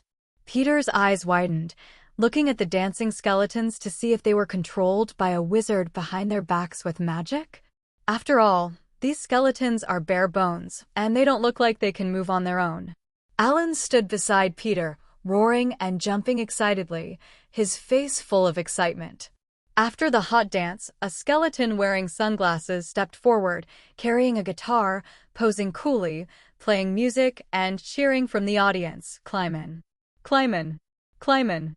Then the skull in sunglasses, holding a microphone, sang directly along with the music. "The owl flies with the white clouds." Letters in green ink from a mysterious distance. "Lively alley hidden by brickwork. Fill all your dreams." Dawn wakes the castle windows. Floating flickering candles light up the auditorium. Riding and whistling on the field. Peter listened to the song and thought it was pretty good, like a country tune, and it sounded like it was describing Hogwarts. And to Peter's surprise, the vocals of the lead singer's sunglasses skeleton are very magnetic and emotional. The only thing that makes Peter a little weird is that this is sung by a skeleton. And there is a group of skeletons' accompaniment and dance. Combined with the atmosphere of Halloween, it feels like coming to the ghost world. Afterwards, the skeleton band continued to perform a dance. The accompanying skeletons directly removed their ribs, used them as wooden sticks, and beat them on the drums. The rhythm was cheerful and weird. At the climax of the band's performance, the skeletons invited some students and professors to dance together. Peter sat down and looked at the stage with wide eyes. Dumbledore happily pulled a Miss Skeleton and danced a cheerful dance. Professor Flitwick was held on his shoulders by a strong skeleton, dancing dynamic dance and laughing. With his red face, I don't know if he was drunk or excited. There is also a senior Gryffindor girl who was invited. After dancing a waltz with the lead singer, she took off the lead singer's skull and kissed it hard. 2 red lips were printed on Bisonson's skull. Print. Peter looked at the crazy students around him and could only sit in his own position, watching the strange scene very uncomfortable. He looked around and found that there was a girl on his side who was also alone. Sitting there was Angelina Johnson of Gryffindor. It happened that she also looked here, and the two looked at each other with mutual sympathy. As students of the Muggle world, they are still somewhat uncomfortable with the wizarding world. "Peter, why are you still sitting here? Come and dance with us." The twins ran over, pulling him excitedly into the crowd. Being carried by the two, Peter struggled a few times before giving up. Then he asked them amusingly, "Why are you willing to talk to me now? Didn't you all cut off your friendship with me because of the Quidditch match earlier?" These two guys have been avoiding Peter since Charlie Weasley was knocked unconscious in the infirmary with a stick by a Slytherin team member and lost the game. It made Peter think that they were taking their anger on him and were not ready to communicate with him. As a result, they came to him now. "How could I ignore you? Who said that?" George said with an expression that never happened. "We're just a little busy at this time, and you've been in the library all the time, and we don't like going there. That's why we can't meet each other. How can there be a breakup?" Fred 3.2 rolled his eyes and said confidently, "Actually, after the Quidditch match, there was a strong smell of gunpowder between Gryffindor and Slytherin. If we commit crimes against the wind and play together, people in both academies will think we are traitors. That would be miserable. So we can only pretend that our relationship with you has faded. This is for #7. Yes, that's the reason." George insisted that was the reason. Peter smiled and shook his head, but he didn't care too much. He is a mature person of psychological age, and naturally he doesn't care about the words of 2 11-year-old children. And even if they really broke up with him, he wouldn't be too sad. "Okay, don't think about anything else. Dumbledore finally invited the skeleton band today. We can't just waste our time here," Fred said cheerfully while twisting his hips. "Compared to the Weird Sisters that Mom likes band, I think Skull is cooler." After being pulled by the twins to dance a burlesque dance, Peter finally couldn't be ashamed to continue dancing and hurriedly took the opportunity to escape from here and left the auditorium. Walk along the stairs towards Hufflepuff's dormitory. He is going to the back kitchen to find something to eat. I didn't eat dinner, and I was dragged by the twins to dance for a while, and now I am a little hungry. It's just that he found a sneaky figure in front of him, carrying a leather suitcase and walking outside. Peter took a closer look and found that it was Professor Green. Peter hurriedly cast a disillusionment spell on himself, stuck it to the corner, and followed. Green was teaching, looking a little wary, watching the surrounding movement from time to time. The suitcase in his hand was constantly vibrating, and there was a roar coming from inside. Damn it. Be quiet. Professor Green was different from the old-fashioned look in the past.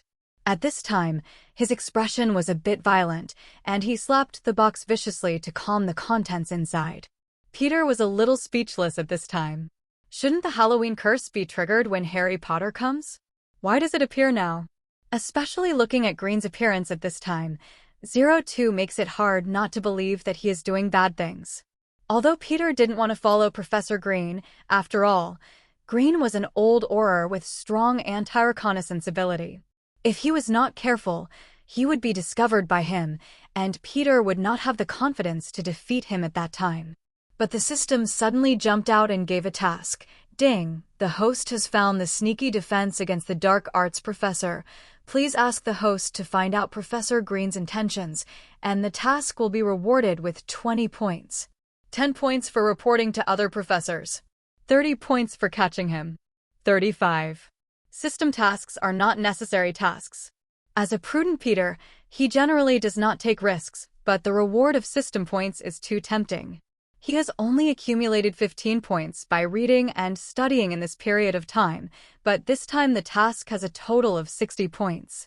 How many books does he have to read to get these points? The reward of the final points encouraged him. He followed Professor Green from a distance with the disillusionment charm. First, he found out what this Professor Green was doing. What was in his suitcase?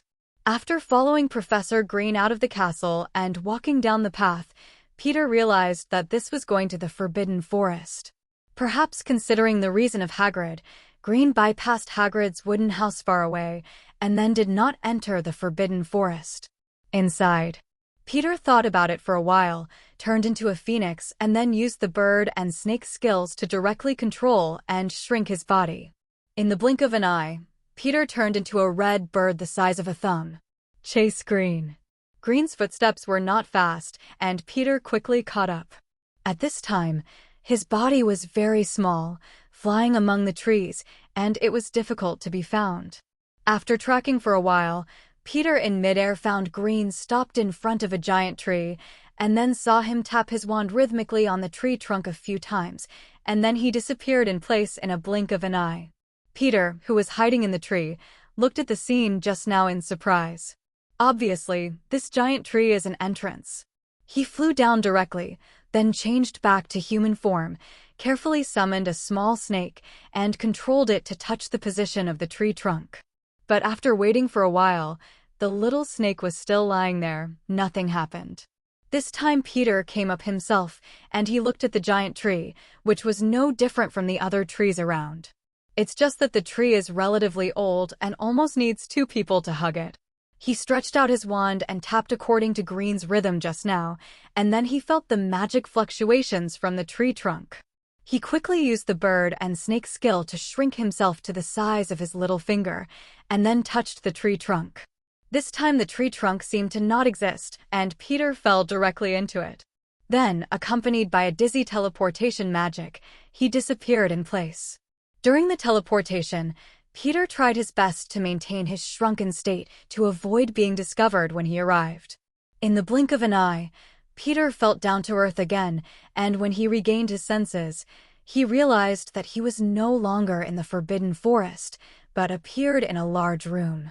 There was a mess around the room. There were piles of iron cages, and there were traces of blood on the ground. In the middle of the house, there was the leather suitcase that Green was carrying. At this time, the suitcase was opened with its front facing upwards, and there was a screeching sound from the entrance of the pitch-black suitcase. Peter directly transformed into a phoenix the size of an index finger and flew over the box.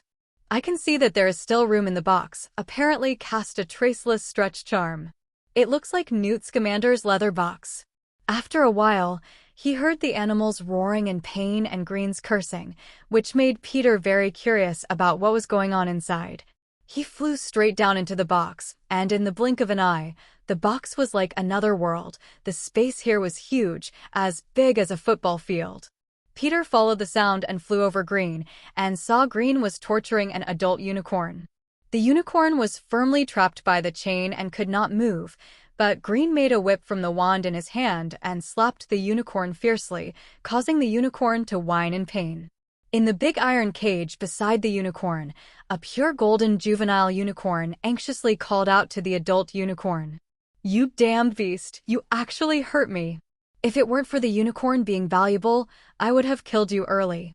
Green cursed while beating. His face was full of viciousness. Peter looked at the scene in front of him, a little unbelievable. As a retired Auror, Green was not related to animal dealers. But the magical animals he saw here were not only unicorns, but also horned camels, lunar beasts, wicked birds, 020s, and 8-eyed giant spiders. And these animals are locked in iron cages. They are thin and hungry. And according to what he just said, these animals are all going to be sold. The fact that a generation of Aurors is still a fantastic beasts dealer is hilarious. Peter instantly remembered how many times he had seen Green carrying a suitcase in and out of Hogwarts. Immediately understood that this guy was probably imitating Newt Scamander, used the traceless stretching charm to create a space in his suitcase, then quietly went to the Forbidden Forest, captured magical animals, put them in the suitcase, and took it back to his office. It's just that Newt Scamander opened up the box space to protect the magical animals, and this Green is to sell the magical animals. These goddamn fairies, don't they owe them 6,000 gold galleons? They are so eager to reincarnate. Green muttered to himself as he beat the unicorn. When I sell this batch of goods, I can earn 30,000 gold galleons. When the time comes, I will ask you to beg me. Seeing this situation, Peter turned around and flew away. The system has rewarded him with 20 points, indicating that he has completed the first task of the system. Flying out of the suitcase, Peter fell back to human form. He directly closed the box on the ground and locked the lock to prevent Green from coming out. Then directly turned into a phoenix, grabbed the suitcase, turned into flames, and disappeared in place. In the Forbidden Forest, there was a flash of fire, and Peter appeared with a suitcase. He originally wanted to hand over the suitcase and Professor Green inside to Dumbledore as soon as possible, so that the task given by the system would be completed. There was no need for him to risk confronting Green. But obviously, he still underestimated the strength of Green, who was born as an Auror. He was just about to take the box back to school, but the box in his hand shook violently, accompanied by Green's roaring and cursing. After a while, there was a violent explosion and the panicked roar of animals. Then the suitcase in Peter's hand was pierced with a big hole by a spell. The suitcase broke free from Peter's hand, fell to the ground, and opened automatically. The space inside the suitcase was destroyed by the spell, and then it was like nausea. He immediately spit out everything inside. The one who was spit out together was Green. He stumbled to the ground, and then stood up with a quick roll. He vigilantly looked around with his wand, and roared, "Who is it? Come out." Peter maintained the form of a little phoenix at this time, and quietly hid in the tree and looked at Green below with a look of annoyance. Experience kills. Peter only remembers that Newt Scamander couldn't get out after being locked in a crate during the Battle of New York, but he forgot that if the space where the untraceable stretch charm was cast was destroyed, everything inside would be destroyed. Was spit out. Damn, if you have the ability to follow me, don't you have the ability to fight me alone? Coward, coward. Come out. Green looked around and found no figure, but he must have been hiding nearby. Somewhere. But after some verbal provocation, no one came out, so he directly attacked the surrounding frantically, trying to force the hidden person out. Green was hit with dust by a spell, and the tree trunks burst.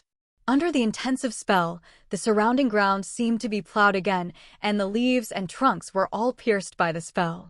Peter looked at the scene in front of him and couldn't help but be surprised.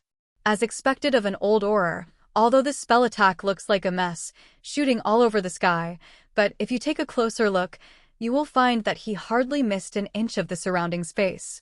If someone is hiding nearby, they must have been forced out. But Green obviously didn't know the special force, and he didn't find a little red bird the size of an index finger hidden in the tree. After attacking for a while, no one came out. Green was also puzzled.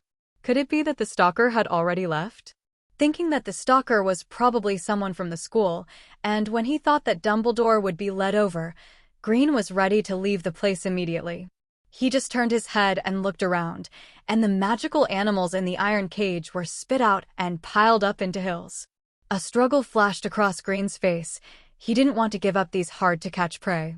But now that the suitcase has been destroyed by him, it will take a while to repair and cast the traceless stretching charm again. He was worried that the person following him during this time would report his track to others. This is 30,000 galleons. Green's eyes flashed with heat, and then he fell into a painful choice. In the end, his calm thinking as an Auror worked, and Green gritted his teeth and decided to abandon the shipment. If the goods are gone, we can try to find a way next time, but if he is found, he will have to stay in Azkaban for the rest of his life. Peter was also secretly anxious when hiding in the tree, seeing Green going away. If he didn't catch him this time, he wouldn't have such a chance next time. Even if he followed up with the professors to report Green's sale of Forbidden Forest animals, I'm afraid there is no way to get Green's attention other than to scare the snakes.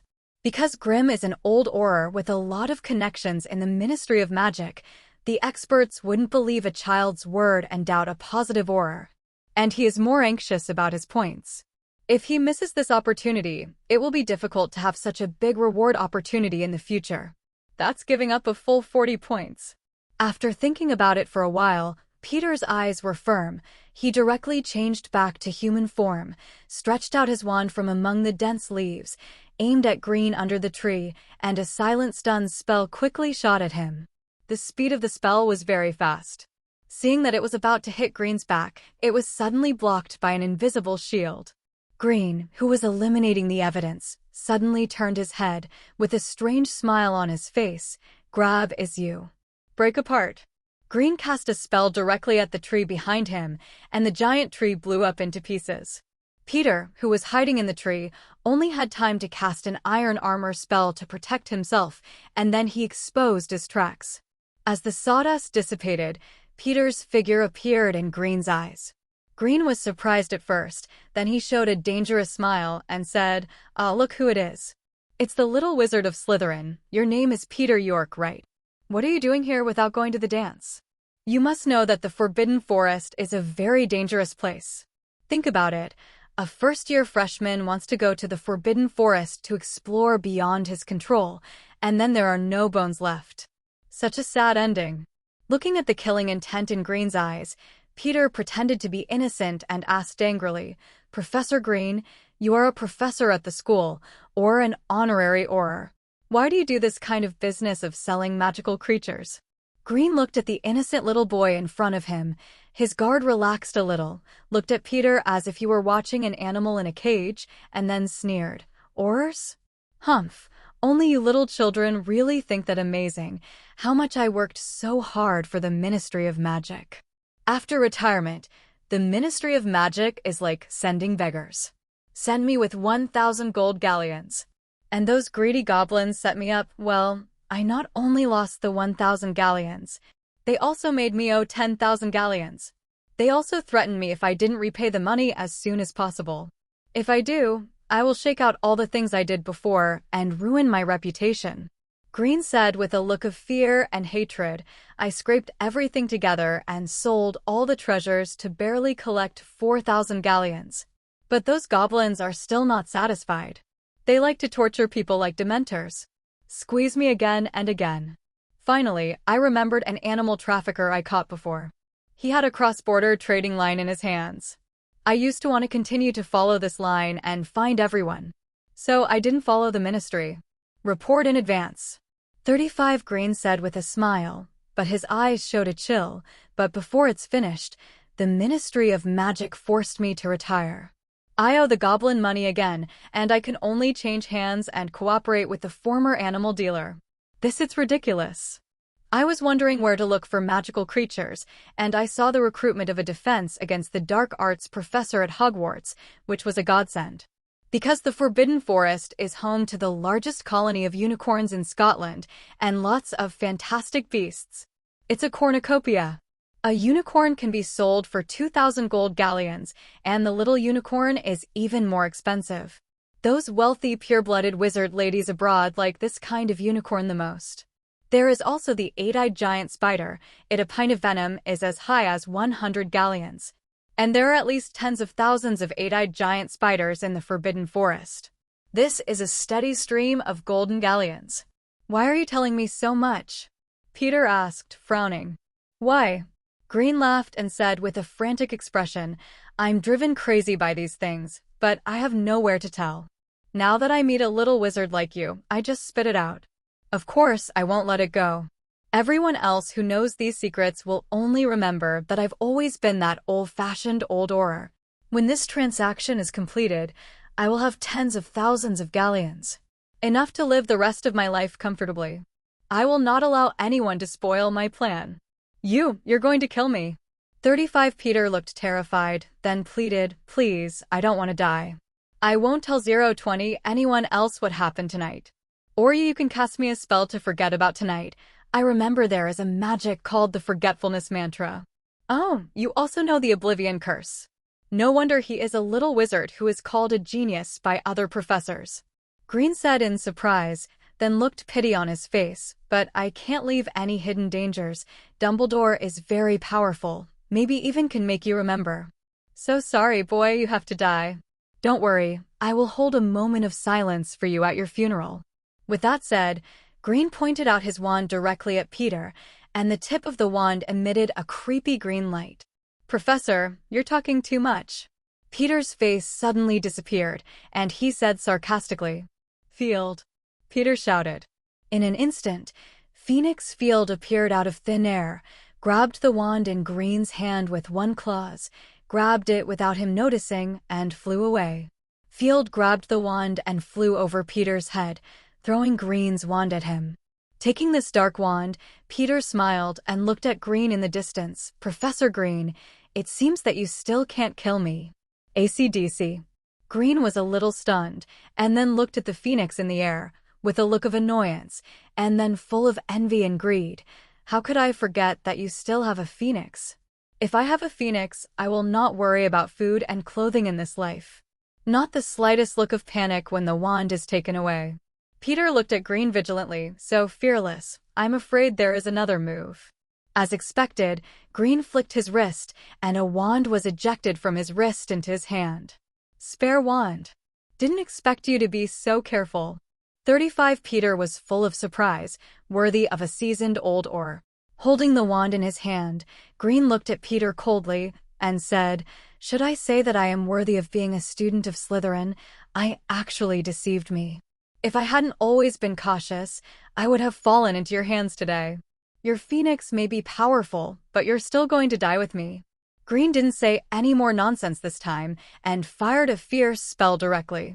Peter's iron armor spell was broken by a single blow, but fortunately he moved to the side to dodge the attack. When Phoenix Field saw Peter being attacked, he leaned over and rushed towards Green, making a sharp screeching sound, constantly attacking Green with his claws, and his body also lit up with flames, trying to burn him to death. But Green was an experienced old auror after all, and he kept attacking the phoenix with a spell to keep it from getting close to him. Then, from time to time, he shoots devastating spells at Peter. Green's strength was strong, but with the phoenix interfering, Peter breathed a sigh of relief. The pressure on his body dropped, and began to attack Green with the phoenix. The phoenix attack made Green unable to take care of Peter, which made him very angry. Damn beast, give me death. 0. Avada Sudden. Green directly hit the phoenix with a suicidal spell. The phoenix made a mournful sound, and then it spontaneously ignited, turning into a mass of ashes. Felder, Peter shouted worriedly. Although he knew that the life-sucking charm would not kill Phoenix, he couldn't help but worry. Field suddenly appeared from the ashes, who was reborn. At this time, it was only the size of a chicken, and the feathers on his body had not yet grown. Peter looked at the appearance of Field at this time, and angrily threw a series of spells at Green, after repelling him, then took the opportunity to pick up the little Field and put it in the pocket of his shirt. Green looked at the phoenix on Peter's body in surprise and greed, and said, "Or give me your phoenix and I'll let you go. How about it?" "Dream," Peter roared angrily. Although Phoenix won't really die, the pain in Nirvana is still no less than death. Field has already experienced Nirvana twice for him. "Then you can die," Greening said with a smile. Avada Kedavra.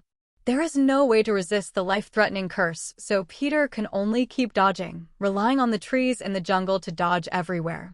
The life-suppressing spell is indeed one of the top black magics listed as one of the unforgivable spells.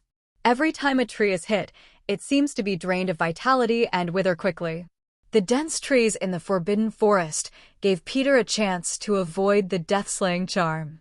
He hid behind the tree and directly cast a disillusionment charm on himself, then quietly walked around behind Green and waited quietly for the opportunity. "Don't hide from York. Come out." Green followed unhurriedly, like a cat and mouse, playing with his prey playfully. "This is the depths of the Forbidden Forest. No one will come here. You can't escape, it's gone. Come out and die. It's better than dying in pain later than when I catch it." Peter looked at Green, who seemed to be relaxed, but his whole body was tense. He held his breath carefully, for fear that he would find out. At this moment, the surroundings were silent, and Peter was hidden within 5 meters behind Green, daring not to dare. Make a little movement, or the tip of Grimm's wand will be able to issue a death-killing spell at any time. Peter has never experienced such a dangerous situation before. Although Green's strength is not comparable to that of the Four Principals, he is also a relatively strong member of the adult wizards. Especially a dark wizard who dares to use the life-suppressing spell. There is no chance of winning against him head-on. But fortunately, he still has the Phoenix skill, which guarantees that he will not die. Moreover, he also has the skill of the size of the bird and snake, which makes it easy for him to escape. It's just that Peter doesn't want to leave in such an embarrassed way. Whether it's to avenge Field or to reward points, he has to catch this person. Seeing that there was no movement around him, Green looked impatient. One by one, the spells were torn apart, and they shot wildly around as if they didn't want money. Seeing that Peter, who was shrinking behind Green, was only 3 meters away, he was sweating. This crazy wizard. Peter looked at Green, who was getting closer and closer, and there was a silent flock of birds. A large group of birds appeared out of nowhere, flying around Green, blocking his sight. Peter quickly shrank his body and approached Green, and instantly turned into a giant more than 10 meters tall. He flew directly to Green. Then a cutting spell was precisely aimed at Green's right hand in midair. Click! Green, who was weightless in midair, only felt his right hand get cold, and his right hand accompanies him, and the wand in his hand immediately fell to the ground. Green screamed in pain as he held the wrist of his severed right hand. But then he looked in horror at Peter, who had turned into a giant, and kicked him directly. Green, who couldn't dodge, was kicked and slammed into a giant tree. Then he fell like a rag bag, lying on the ground and spitting up blood.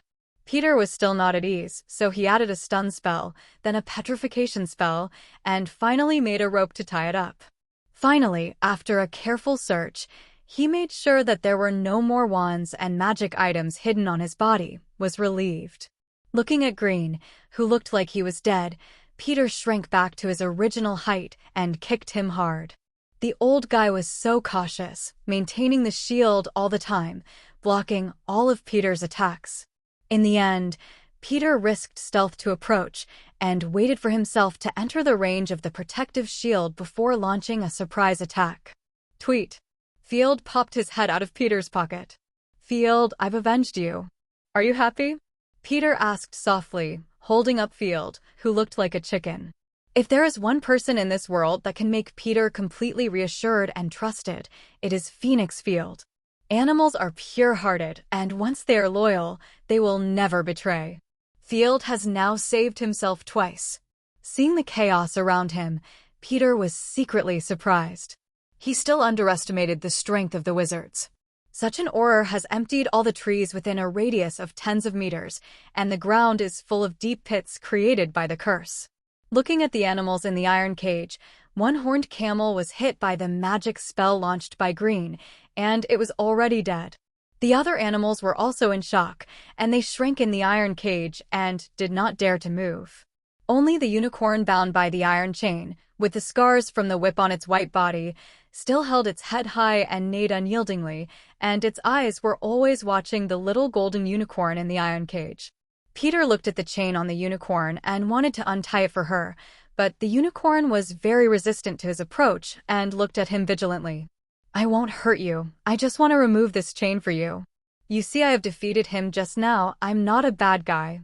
Peter spread his hands to signal that he was not in danger, expressed kindness to her, and then slowly approached.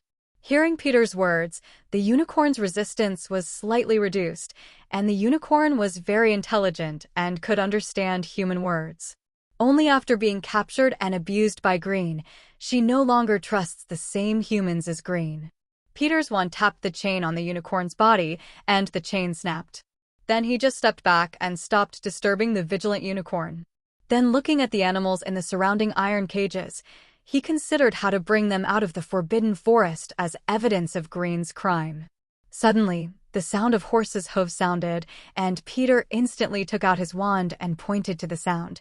"Who? Come out. We have no malice, little wizard. Please put down our hostility." A deep voice came from the depths of the forest, and then came out two centaurs with silver-white hair and reddish-brown fur. Peter remembered the reddish-brown centaurs. The last time I saw him, it seemed to be called Bane. The two centaurs looked in shock at the destroyed woods, the animals in the iron cage, and Peter standing alone. Bane stepped forward and asked, "You are Peter York, right? Don't know what's going on here? Can you tell us?" 0 for flowers. Pointing his wand to Green, who was trapped not far away, Peter explained.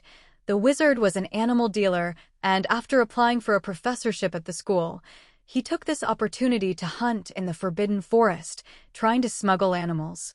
Go out and sell it. Then I bumped into it by accident, so that's how it is now. When the two centaurs heard Peter's words, their faces were full of disbelief, and Bane even blurted out, "You mean you defeated the wizard and tied him up?"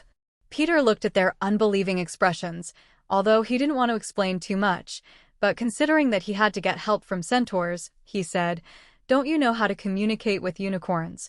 It just so happened that this dark wizard caught a pair of unicorns. Beast Mother and Son, you can go and ask her," he said, pointing to the pair of unicorns where the iron cages were piled up. 0. Diana. How did you get caught? Bane called out her name in surprise when he saw the unicorn. When the unicorn saw the centaur, his eyes showed joy, and he approached the centaur intimately and neighed. After communicating for a while, the two centaurs looked angry and surprised for a while, and then looked at Peter, who was leisurely beside him, in disbelief. "Mr. York, Diana has already told us. Thank you for saving them. We haven't seen them for a few days. We are very worried, but we didn't expect to be caught by the Dark Wizard," Bane said gratefully. "Speaking of which, we haven't personally expressed our gratitude to you. Thank you for sending the Phoenix to rescue us last time, or we might all be buried in the mouth of the eight-eyed giant spider." "You're welcome. Last time was a coincidence, and it was mainly due to my Phoenix. I didn't do anything." Peter put the credit on Field, and he didn't want people to know that he was the Phoenix. "Speaking of the Phoenix, I don't know if Mr. York can summon your companions. We just picked some berries. These berries are the favorite food of birds.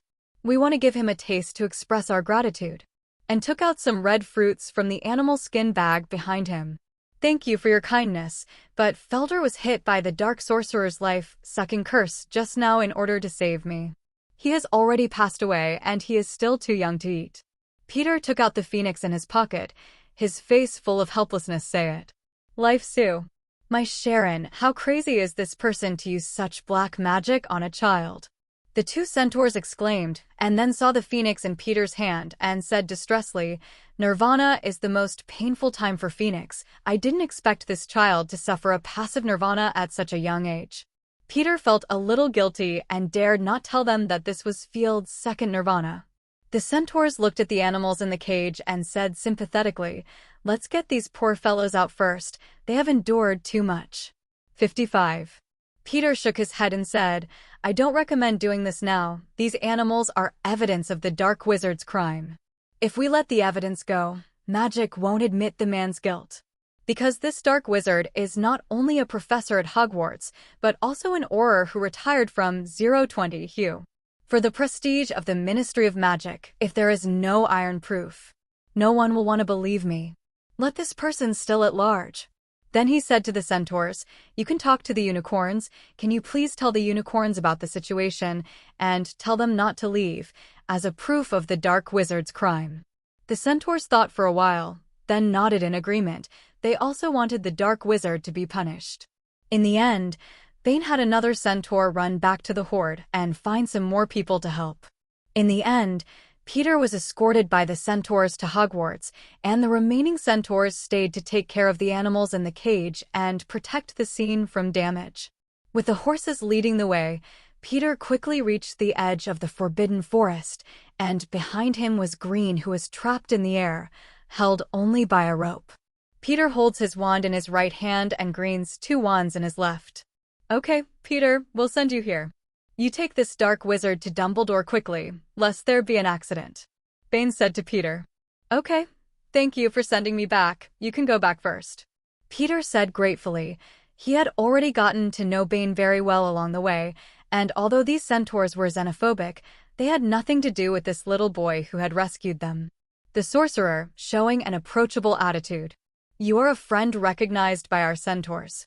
In the future, you can play this flute if you need it. We will do our best to complete it. You are also very welcome to our centaurs. Our elders are very much looking forward to meeting with you. Meet you. Bane handed Peter a bone flute and laughed. Peter took the flute, put it in his backpack solemnly, and said happily, I will be a guest when I have time. I am also very curious about the culture of the centaurs. After saying goodbye to the centaurs, Peter took Green to Hogwarts, but he just walked out of the Forbidden Forest when he bumped into Hagrid, who was returning from the banquet. Hagrid was clearly having a good time at the party, flushing red and humming skulls. Seeing Peter coming out of the Forbidden Forest, Hagrid was stunned for a moment, then said very angrily, Peter, have you gone to the Forbidden Forest? It's already night, and the Forbidden Forest is very dangerous. I want to tell your dean this. Something that will make you remember for a long time. Then he noticed Green, who was being held by Peter and was tied up in midair. He woke up with alcohol and said in a panic, Peter York. What the hell are you doing? Why are you tying Professor Green? Peter looked at the big man and said quickly, Hagrid, calm down first. I don't have time to explain that much to you. You just need to know that Professor Green is a dark wizard, and I want to see Dumbledore now. Do you know where he is? Dumbledore? He just sent off the skulls, and he should be in the auditorium now. Hagrid replied instinctively, then came back to his senses and said, You said Professor Green was a dark wizard. That's impossible. He's an Auror. Caught a lot of dark wizards. How could it be a dark wizard? You must be mistaken. Put him down. 35. Hearing that Dumbledore was still in the auditorium, Peter dragged Green and ran quickly to the auditorium, leaving Hagrid standing dumbfounded. Then Hagrid, who woke up, also quickly walked back to see what was going on. In the corridor, students came out of the banquet one after another, and then they saw a shocking scene. A student dragged a person floating in the air, not sure whether it was dead or alive, and ran quickly in the corridor. After a closer look, I found that the person floating was their defense against the dark arts Professor Green. Moreover, Professor Green was tied tightly with his body. His right hand was missing, and blood was dripping continuously. The students looked at the scene in horror and avoided Peter, as if he was a tiger.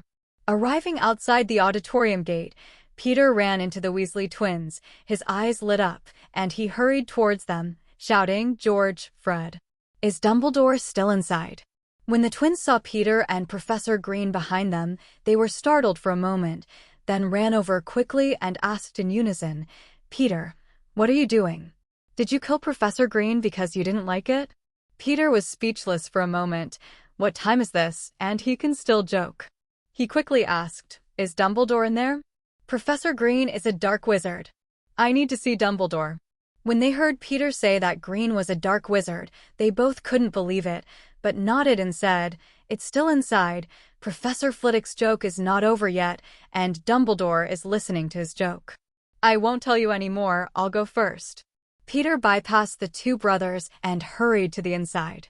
Leaving the twins to look at each other, the two of them looked at each other, and the two brothers who were in the same mind suddenly had an idea. "Fred," Peter said, "Professor Green was a dark wizard. Do you think it's true?" George said. "George, anything is possible at Hogwarts. I wouldn't be surprised if Dumbledore is a woman one day," Fred said with a grin. "So, we believe in Peter 3.2. The twins said in unison. "We're going to see too. Peter versus the dark wizard Professor Green. This is so cool." The two brothers turned around and walked back into the auditorium. The auditorium was almost gone, except for a few scattered students. Dumbledore on the professor's chair was listening to Professor Flitwick's jokes, laughing from time to time. Professor McGonagall was directing several senior students to move the desks and chairs back to their original positions. And the drunk Professor Kettleburn, whispering with his prosthetic arm in his arms. But as soon as Peter came in, everyone's eyes were instantly focused on him and Professor Green behind him. "Merlin, what the hell happened? What's wrong with Professor Green?" Professor McGonagall exclaimed when he saw Professor Green, who was unknowingly behind Peter.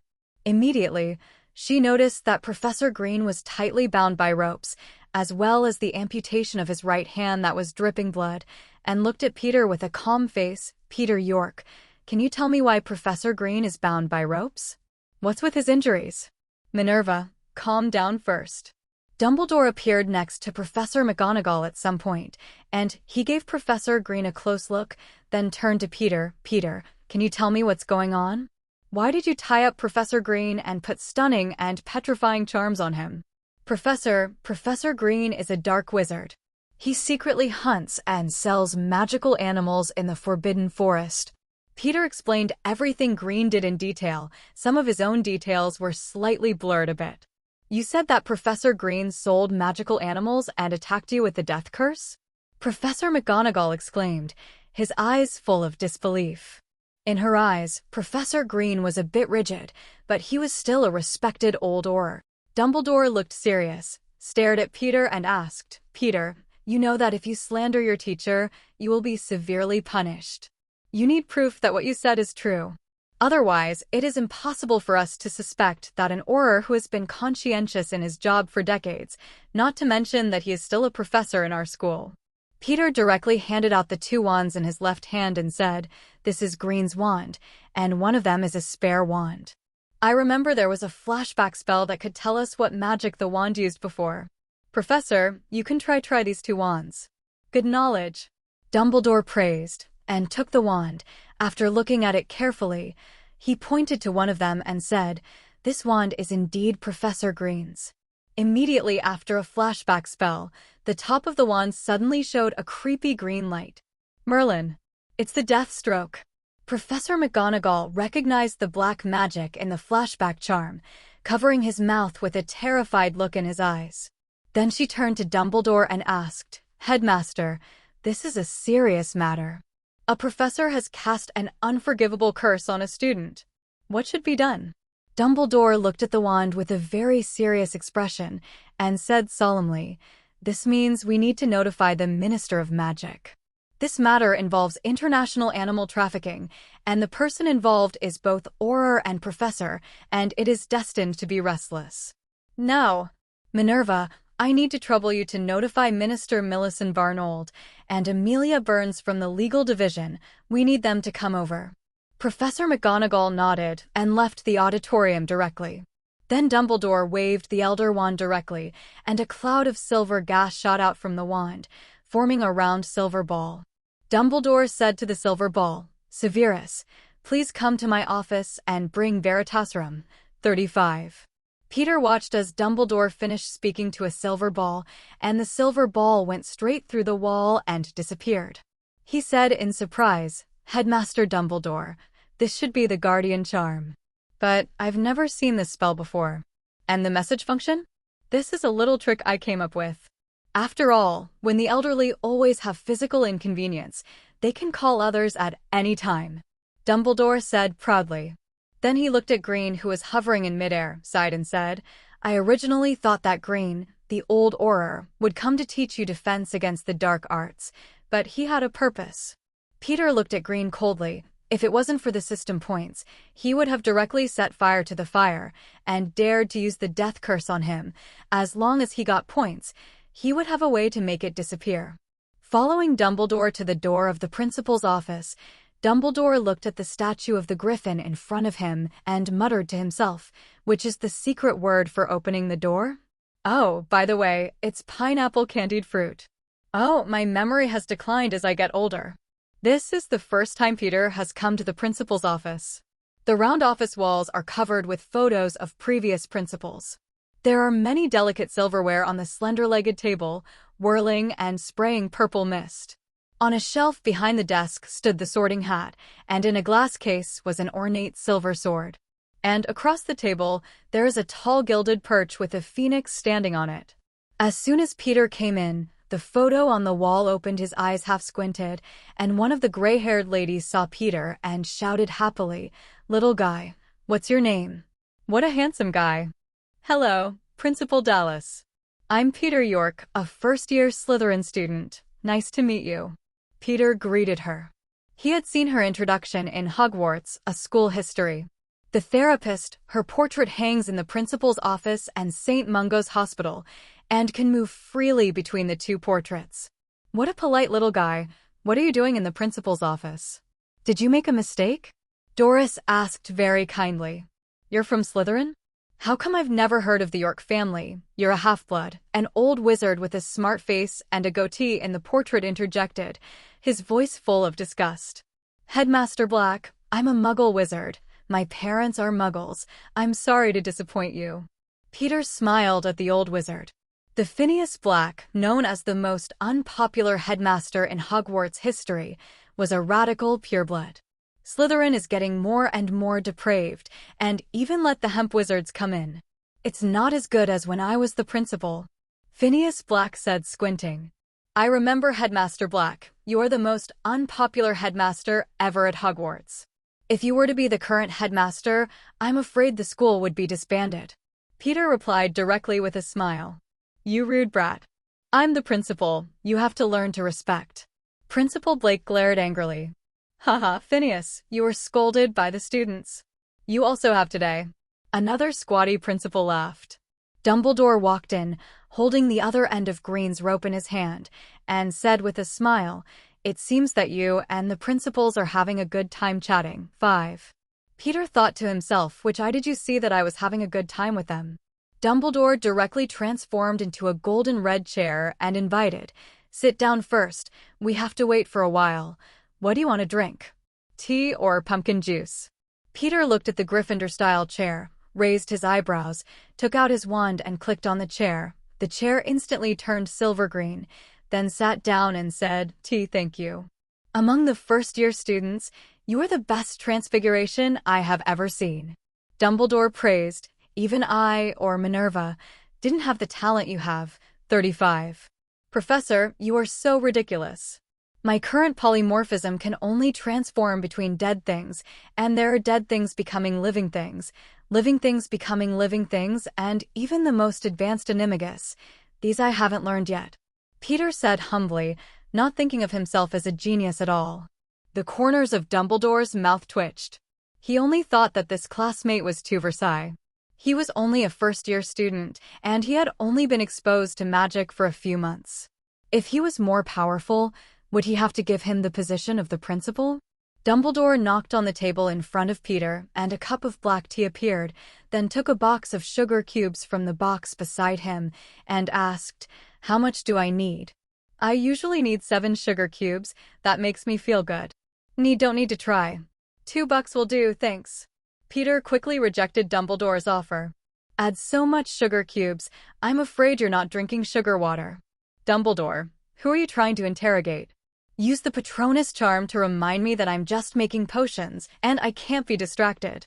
33. The wooden door of the principal's office was pushed open with a bang, and Snape walked in angrily and said, Then I saw the two people sitting in the office. Their expressions were stunned, and then they asked, Are you going to ask my students with Veritaserum?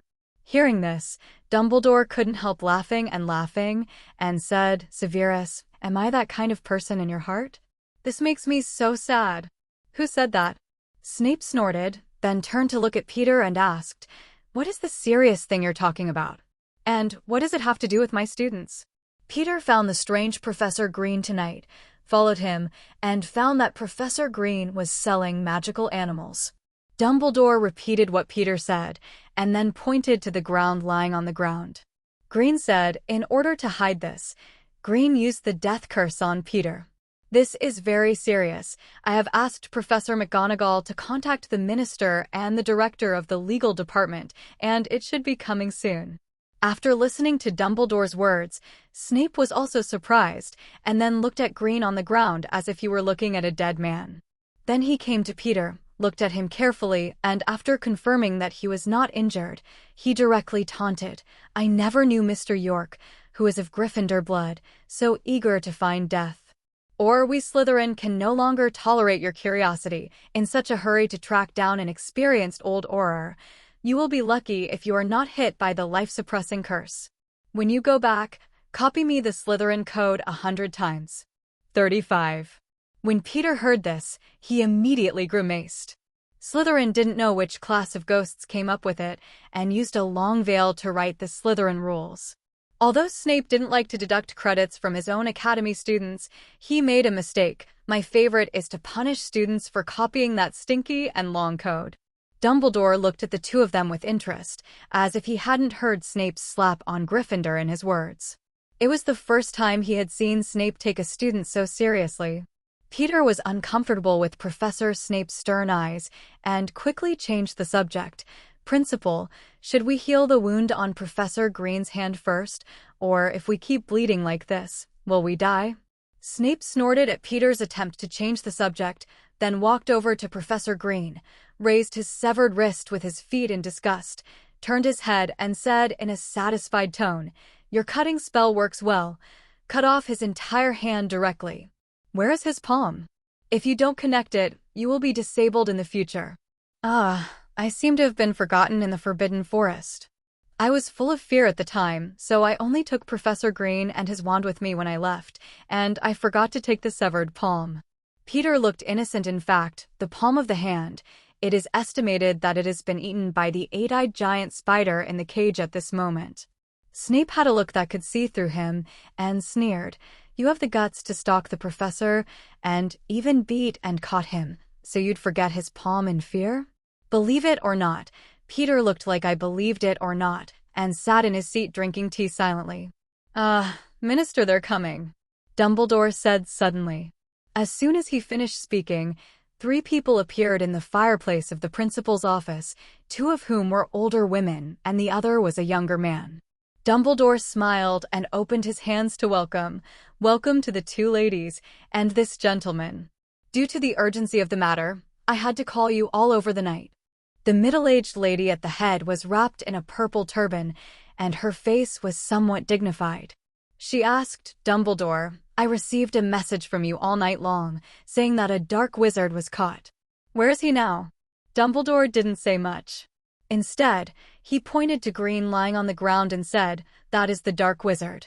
He hunted precious magical animals in the Forbidden Forest, and planned to smuggle them out of Hogwarts to sell. After one of our students found out, he directly attacked the students with a life-threatening curse. The plot is very bad. I need you to come and witness together. 39. The 3 newcomers looked at the bound people on the ground, and among them the young wizard shouted in surprise, Saraglin. How could it be him? 99. The female minister, Millicent Barnold, was not very familiar with Green, and asked the wizard, Roger, do you know this dark wizard power? The wizard named Rog said in disbelief, "This is impossible, Minister. Green is a retiree of our Aurors. He has captured many dark wizards before. How can it be a dark wizard?" The female minister turned her head seriously and asked Dumbledore, "Dumbledore, please explain. What evidence do you have to prove that this old Auror is a dark wizard? Otherwise, even if you are the greatest wizard, we will never allow it someone smeared the honor of a member of the Ministry of Magic." Grave accent, "Come here, Peter." Dumbledore called to Peter and then explained, "It was this student of mine who discovered Green's secret. He quietly followed him to the depths of the Forbidden Forest and discovered Green's secret base. There are magical creatures captured by Green." After listening to Dumbledore's words, everyone looked at the boy who was only 11 or 12 years old in amazement. It was this kid who caught Green, an old Auror? This is too far-fetched. The short-haired witch, who had been silent for a while, asked, "Saraglin is the old Auror of the Ministry of Magic. He has a pension. Why would he take such a risky thing?" "Ma'am, after finding me, Professor Green decided that I couldn't escape from his grasp. He told me that he owed the goblin 10,000 galleons. And he has an international trafficking line, so he wants to sell fantastic beasts in the Forbidden Forest, get money." Peter said, "Yes, and it seems that the goblins have a secret he doesn't know about and threaten him to pay back the money as soon as possible." 99. If you still can't believe it, please come and see these two wands first. Both wands are Grimm's. You can use the flashback charm to find out. Dumbledore picked up the two wands on the table, handed to Minister Millicent Barnold, as well as Ms. Amelia Burns, the short-haired legal director. The two took the wands and used the flashback charm, and immediately a terrifying green light of the life-slaying charm flashed back on both wands. The two ladies almost didn't hold their wands. "Merlin, I thought that since the Dark Lord disappeared, no one will use this terrible spell anymore. I didn't expect someone to use it again, and it was against a child. It's crazy." Minister Millicent Nord exclaimed, and then said with a serious face, "The impact of this incident is very bad. After finding the evidence, it must be severely punished, and it must not be forgiven lightly." As one of the most powerful ministers of the Ministry of Magic, since she was appointed Minister of Magic in 1980, she insisted that the Aurors gain the power to use the unforgivable curse on the Death Eaters, and after Voldemort disappeared, she forcefully placed many pure bloods. The Death Eaters of the family are imprisoned in Azkaban. Over the years, after the Death Eaters were caught and disappeared, everything in the magic world was calm. There has not been such a serious incident in a long time, and the protagonist is still an old Auror from the Ministry of Magic. The reputation of the department has been seriously affected. As Minister Millicent Barnold, she has decided to step down after a few years, so she will never allow a taint in her political career. She looked at Green lying on the ground in disgust and said to Dumbledore, "I need to use your office as a makeshift interrogation room." 35. "Please, ma'am." Dumbledore nodded happily and then said, "I've asked Professor Snape to bring the Veritaserum. When Green wakes up, he can take it and he should know what happened." "Thank you, Dumbledore." Minister Millicent Barnold greeted Dumbledore, then stepped aside and said to Amelia Burns, "You are the chief of the legal division, and Burns will be judged tonight. The director is in charge, Rog is the recorder, and the others are members of the observation team." When everyone was ready, Dumbledore directly lifted the spell on Green's body and gave 037 a quick recovery spell to wake him up. Goddamn B asterisk asterisk asterisk asterisk asterisk D. You actually hurt me. I want, Minister. Why are you here? Green, who had been in a coma, roared as soon as he woke up, and then I found that I was no longer in the Forbidden Forest, surrounded by people, and in front of him was the Minister of Magic with a serious face. I was stunned. As the person in charge of this trial, Amelia Burns saw Green sober and asked directly and solemnly, "Sarajin, Peter York accuses you of selling the Forbidden Forest magical beasts and cast the unforgivable curse on him. Do you agree?" "What?" Green was dumbfounded for a moment. He was just thinking about a prosperous future in the Forbidden Forest, and now he has become a criminal? As an experienced Auror, he immediately pretended to be innocent and was wronged with justice. He said with a sullen expression, "Director, this is slander. I am an Auror, how could I do this? I just have a personal grudge with Peter York, and he slanders me like that. You can't listen to partiality." 35. Minister Millicent Barnold saw that Green was still arguing, and directly took out 2 wands and said, "Then you mean that these 2 wands are not yours? We have already tried the flashback charm. Green, you're proud Luo, you should know what that means. Are you still saying that you didn't put the life-threatening spell on your wand?" 35. Green saw his 2 wands, his pupils shrank, and then continued to quibble. "I admit that one of the wands is mine, but it doesn't prove that I used the death charm. I was in a coma for so long. It may be someone used my wand to release the death-killing spell, and then framed me. Minister, you also know that I have caught many dark wizards and offended many people over the years. Professor Green, only I and Headmaster Dumbledore have touched your wand while you're in a coma. I'm sure I can't have such advanced black magic at such a young age. Are you suspecting that Dumbledore framed you? He's the greatest wizard. Why would you do that?" Peter interjected, asking Green with an innocent look on his face. Dumbledore, who was silently watching, twitched at the corners of his mouth. This little guy actually put his name on it in order to convict Green. He really deserves to be a student of Slytherin. When Green saw Peter, hatred and fear flashed in his eyes, and then he said excitedly, "I suspect that Peter York is not human at all. Before I was knocked out, I saw him directly transformed into a giant of more than 10 meters. Just like a bird snake. Check it out. Check him out." 99. Everyone looked at Green like an idiot, and Snape sneered directly, "I don't think he needs to be convicted. His brain is probably broken, and he is already talking nonsense. What else can Peter York be if he is not a human? Weird? Green, are you sure you want to continue to mess around? Plead not guilty." Amelia Burns, director of the legal department, asked again, and then said solemnly, "It seems that we can only ask with Veritaserum. Director, ACDC, Green is an old Auror, and the elites of the Aurors are trained to resist Veritaserum. Even if they take Veritaserum, I'm afraid they won't know anything," the young wizard Rog reminded. Everyone was suddenly disappointed. If he couldn't confess his guilt, there would be no way to convict Green. And Green, who was bound, also flashed a smug look in his eyes, and he said, "I'm wrong." 35. Looking at this situation, Snape stepped forward, took out a small bottle of colorless liquid, and said with a sneer, "Don't worry, I just prepared a potent Veritaserum, which is much stronger than your inferior potions. Just 1 drop can make the most determined person reveal the secrets of his heart." Minister Millicent happily took the potion, then looked at Green, who looked surprised, and said to his assistant Rog, "Give him 2 drops, because 1 drop is not enough to ask questions." When Snape heard the minister's words, he was a little unhappy about her questioning his potion level, and after feeding 2 drops, he reminded gloatingly, "Let's just ask, I'm a potent Veritaserum. 1 drop is enough to make it worse. Anyone who speaks the truth. If 2 drops are taken, it may become unbearable and become a fool." The wizard's assistant Rog said angrily, "Why didn't you say it just now? Just reminded now. I already said that taking 1 drop is enough, but your minister doesn't believe it." Snape didn't get used to him, and replied directly, "Okay, let's hurry up and ask." Amelia Burns interrupted, "If the Veritaserum is too effective, people will become stupid later. Our time is short."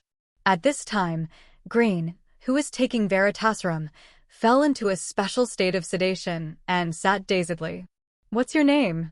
Amelia Burns first asked simply, wanting to see the efficacy of Veritaserum. "Sarah Glynn," Green replied. "Did you hunt magical animals in the Forbidden Forest? Did you use the Deathstroke on Peter York?" Amelia asked seriously after confirming the effect of the medicine. "Yes. Peter York found out about my animal trafficking, so I decided to silence him," Green replied unconsciously. As soon as they heard Green's words, even if they already knew that it was him, everyone was still shocked by Green's quick silence. Director Amelia frowned when she heard the words, and then asked inexplicably, "Even if he is discovered, as long as a forgetting spell can make him forget you?" Why do you want to kill people and silence them? Hogwarts has Dumbledore, and I'm not sure he can bring the forgotten memories back. If found, my hidden secrets will be found, and I will be locked up in Azkaban for the rest of my life. So there will be no future troubles. 55 Green's eyes are confused, and he said in a daze. As soon as she heard that there was still a secret, Amelia hurriedly asked, "What's the deepest secret you have besides selling animals?" Hearing the question, Green's face showed a trace of struggle, and then he fell into unconsciousness and replied, "My deepest secret is that I was once caught by Death Eaters, but the Dark Lord let me go. He let me continue to hide in the Ministry of Magic and tell the Death Eaters where the Aurors are. This way the Aurors will always be one step behind the Death Eaters." As soon as the words fell, the principal's office fell into silence, and everyone was shocked by the news. Minister Millicent's wand fell to the ground in shock, and the wizard's assistant's automatic feather note directly drew a long ink mark on the notebook. "Merlin!" Amelia exclaimed, not expecting that it was just a dark wizard's interrogation, but the Death Eaters were involved. And it was the traitor that the Death Eaters planted in the Ministry of Magic. As a powerful minister who dared to formally declare war on the Death Eaters during Voldemort's prosperous period, Millicent Barnold heard the name of the Death Eaters again at this time. It was like a lifetime. Immediately, he said to Amelia Burns with a serious expression, "Director Burns, you ask him, since when did he work for the Death Eaters? Why is there no Death Eater mark on his arm? I was caught in ambush by Death Eaters in a 1978 pursuit. They brought me to the Dark Lord. He was so powerful that nothing I could think of was in front of him. Hiding." 99 Green returned to the road unconsciously, and then smiled madly. "The Dark Lord let me go, and promised to give me wealth and status in the future, and after taking control of the Ministry of Magic, he will take over the Aurors division. Give me the long position. I have done a lot of credit for the dark magic, but I have never received the mark of honor bestowed by the Dark Lord. He thinks that I work in the Ministry of Magic, and the existence of the mark is not conducive to my hiding.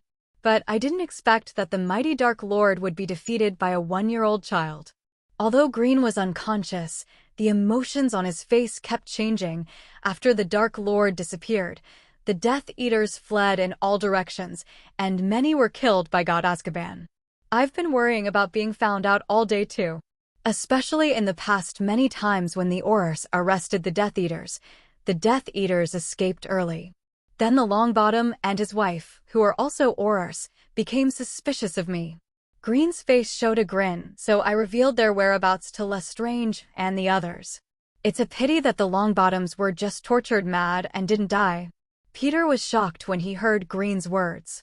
He didn't expect that it was just an animal trafficking case involving the Death Eaters, and there was also the matter of the Longbottom and his wife being besieged and tortured by the Death Eaters.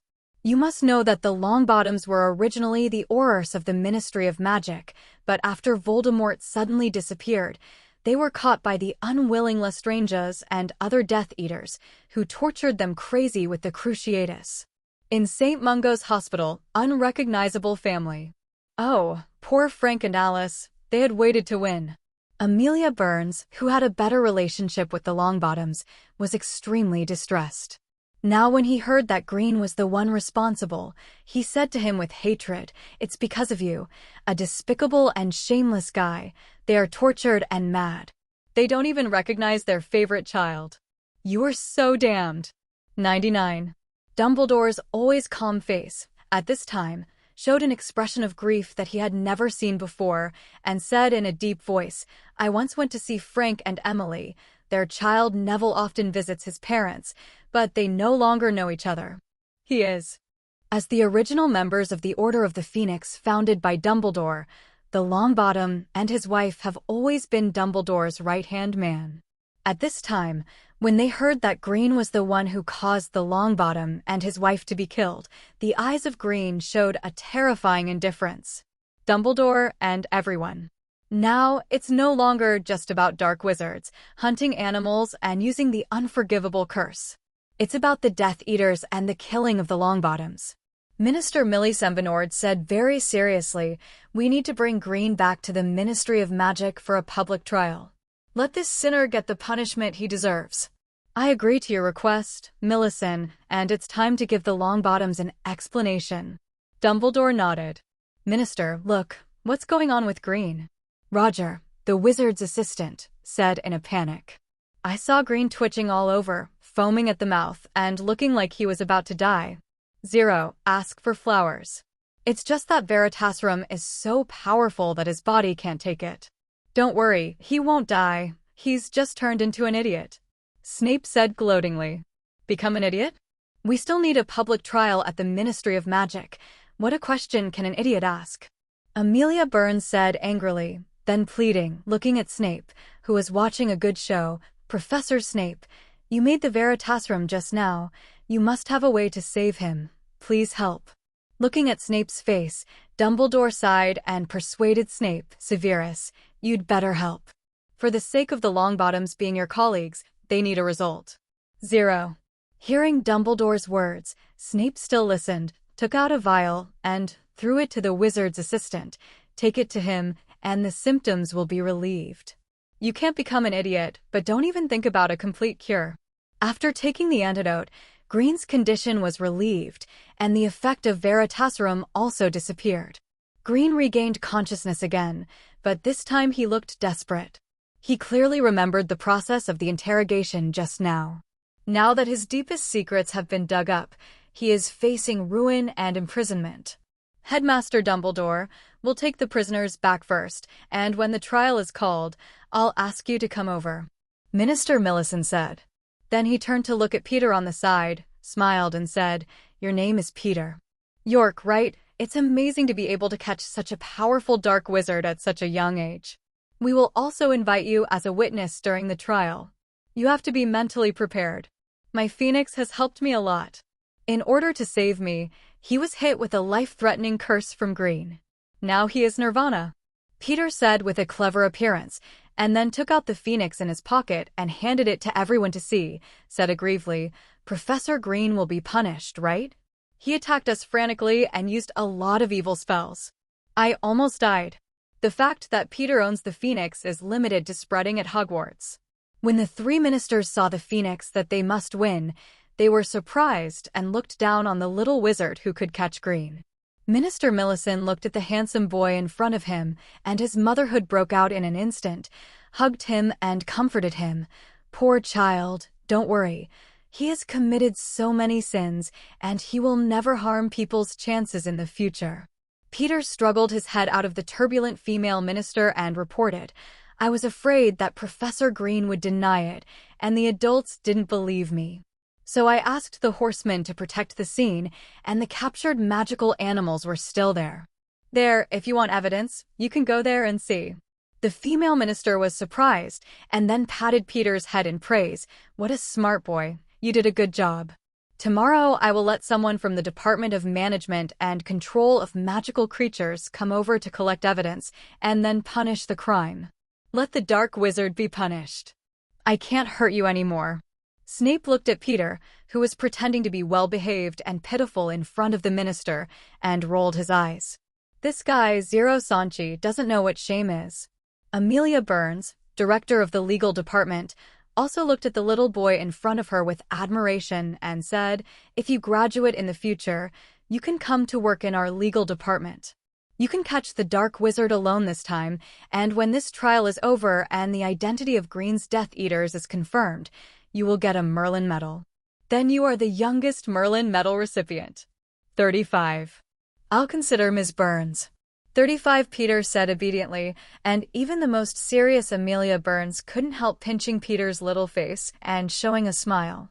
After knocking Green out again, the three of the Ministry of Magic took Green to say goodbye to everyone and went directly to the Ministry of Magic with flow powder from the fireplace in the principal's office. Looking at the disappearing people, Peter asked curiously, Principal Dumbledore, if your office fireplace is connected to other places, wouldn't you be worried about someone appearing directly here? Today is a special case. The school fireplace is off most of the time. The curious Mr. York. Snape snorted, then looked at Dumbledore and said, It's late now. The potions in my office haven't yet when I'm done. I'll take my students back first. After he finished speaking, he ignored Dumbledore's answer and dragged Peter out. Ding, the host has completed the first stage of the task. Find out Professor Green's intentions and get 20 points. Complete the second stage of the task.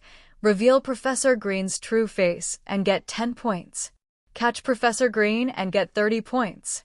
Ding, reveal Professor Green's traitor identity. Get 10 extra points. Currently accumulated points are 85 points. A series of point rewards from the system directly stunned Peter. He felt like a dream. He only earned 15 points not long ago, and as a result, a task about Professor Green gave him a full 70 points reward. Now, as long as he earns another 15 points, he can exchange for another genetic fusion opportunity. Peter can't wait to have a few more people like Professor Green at this time, and then get points that can be exchanged for several gene fusion opportunities at one time. Of course, he also knows that this is just thinking. It will be difficult to have such an opportunity in the future, so let's study hard and accumulate points slowly. However, after Harry Potter enters school in the future, there will be many opportunities that should stimulate system tasks, like Professor Quirrell fused with Voldemort, second grade Basilisk, or reveal the identity of Gilderoy Lockhart the Liar. In the third grade, exposing the identity of the Mouse Banban or redressing the injustice of Sirius, etc. There is a major event every year, and it should be possible to score a task. Goodbye, Headmaster Dumbledore. Goodbye, Headmaster Doris. And goodbye, the nasty Headmaster Black. Peter shouted to the back while being dragged out by Snape. At this time, he was in a good mood, the points were settled, and he felt that he could have another genetic fusion at Christmas. Oh, goodbye, polite handsome guy. Welcome back to the office. The headmistress Doris in the portrait on the wall waved happily. You rude brat. Principal Black in the portrait glared at him in anger. What a lively age. What about Fox? Dumbledore said to the phoenix on the golden branch, looking at the two who had disappeared outside the door. Phoenix Fox directly rolled his eyes at him, then buried his head in the feathers. Dumbledore, are you worried about this kid named Peter? Armando Dipet, the previous headmaster on the wall, opened his eyes and asked. He really looks like Tom Riddle back then, with an equally likable and handsome face that can easily be liked by everyone. And he doesn't like to follow the rules. Dumbledore stared at a blank photo in the corner of the table, dazed. When that kid was favored by the two high-ranking ladies of the Ministry of Magic just now, I even became wary for a moment. I think his target is the Ministry of Magic. I think, Dumbledore, you are too hardy. Principal Doris said, although that child is very purposeful, I don't see the desire for power in his eyes, and I can even feel his desire for authority. I'm not worried about him going astray like Tom Riddle. Dumbledore, your prejudice against Slytherin is too deep. Although this little guy is impolite, he is very talented. You can't be prejudiced just because he is a student of Slytherin. Headmaster Black sneered with a displeased look on his face. If Peter was a student of Gryffindor, I'm afraid you don't look like this now. Walking down the stairs to the cellar, Snape escorted Peter to the door, looked at him sternly and said, Listen, reckless and arrogant Peter York, if you want to live well until graduation, don't be like that. Such a reckless thing today. You are not the savior of the world. You do not need to be the first to catch the bad guys. If you want to be a hero like this in the future, you should discuss with Dumbledore and go to Gryffindor. Remember. I remember, Professor Snape. Peter was obedient. Hey, I hope you do what you say, go in. Snape turned around and left. Glory first. Peter shouted the command and entered the common room. Alan, who came to the hall of the common room, sat by the window and looked at the ugly mermaid, ran over excitedly when he saw him, and asked, Peter, it is rumored everywhere that you defeated the dark wizard Green. Is it real? How did someone know about it so quickly? Peter asked in surprise. He just came out of the office. How did these students know about it? Gryffindor's Weasley twins said it. Alan replied, then asked in surprise, You really defeated Professor Green? Isn't he an Auror? How did he become a dark wizard? I'm not alone, Field helped too. Peter took out the sparsely feathered phoenix from his pocket and looked at him distressfully. Field blocked Professor Green's life-suppressing spell for me and went straight to Nirvana. Merlin, shoot the death-defying spell. Is Professor Green crazy?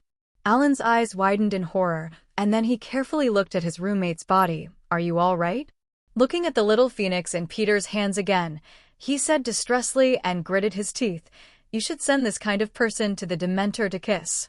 How dare you cast the unforgivable curse on you?" "I'm fine. It's grim," Peter sneered. "I cut off his right hand and fed it to the octopus and kicked several of his ribs. Now he's been caught by the Ministry of Magic. Gone." Listening to Peter's words, Alan, who had never been exposed to such bloody things, couldn't help feeling chills. Some tremblingly said, "Peter, to be honest, the way you are now is quite scary." Haha. Peter rolled his eyes at him and said, "Where did your courage go when you ate that bloody gory Halloween cake? Does that scare you out of your head? The problem is that I know it's fake. And yours is real. Did you really cut off Professor Green's hand?" Alan asked in disbelief. "It used a cutting spell to cut off his right hand holding the wand," Peter explained, and then a look of horror, "or you might get the news of my death." "You are amazing.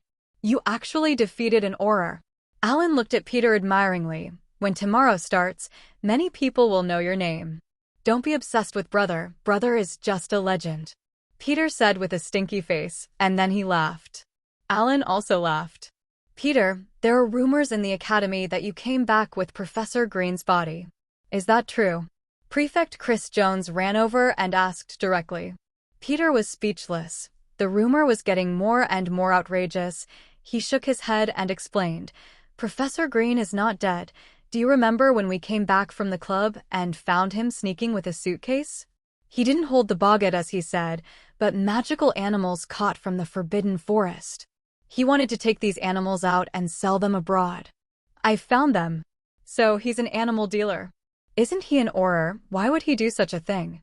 Chris said in surprise. "It's more than that. After being discovered by Peter, he actually used a life-suppressing spell on Peter to kill Peter." Alan interjected, his face full of anger and fear. "What? How dare he do this?" Chris's eyes widened and he asked in confusion, "Is he crazy? If he sells animals, he will only be imprisoned for a few years. But if he uses the unforgivable curse, then he's going to be in Azkaban for the rest of his life."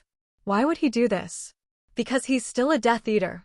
Peter's words were amazing, and he said thoughtfully, "And it seems that the goblins know about it, so if the goblins threaten him not to pay back the money soon, they will expose the secret." 35. So in order to pay back the money, Green set his sights on the magical animals in the Forbidden Forest. "But I happened to find it, so for insurance, he decided to kill me. You also know that the goblins only recognize gold and not people. As long as you pay back the money, the goblins don't care if you are a Death Eater or not. No one will know that he is a Death Eater by then." Hearing the reputation of the Death Eaters, the two fell silent, but the shock in their eyes was hard to hide, and Chris couldn't calm down for a long time. "I didn't expect that Professor Green, who is an Auror, is actually a Death Eater. This is too surprising. What the hell is going on here? Things are very complicated." In short, the Ministry of Magic will hold a public trial in a few days, and then I will go as a witness, and then the result will be determined. Peter shook his head without further explanation. The next day, as Alan had said, word spread throughout the school. Peter York had discovered the identity of Professor Green's Dark Wizard and had defeated him. In the end, it was passed around and turned into various versions. Most of them are in positive form, defeating the Dark Wizard Green. But another part has become a grudge between Peter and Green. Make anime-style wallpaper 16:9 MC playing his chest with Nif dropping, but his face showing no emotion MC is a motionless cold face and full-body background horror-like. "Okay, the minister has already told me last night, then I will take you there now." Peter got up and prepared to take them to the Forbidden Forest. "Dad, why are you here?" Cedric hurried over, gasping for surprise. Amos Diggory looked at his son and patted Cedric on the shoulder happily. "I have grown taller and stronger. I have work to do in the department today, so I can't talk to you anymore. I remember it at night. Write to us." 35. Then he turned to Peter and said, "Come on, Mr. York, we've got our broomsticks and we'll be there as fast as we can." "Dad, what are you doing with Peter?" Cedric said in surprise when he saw Peter in the crowd. "Cedric, you know Peter York?" asked Mr. Diggory in surprise.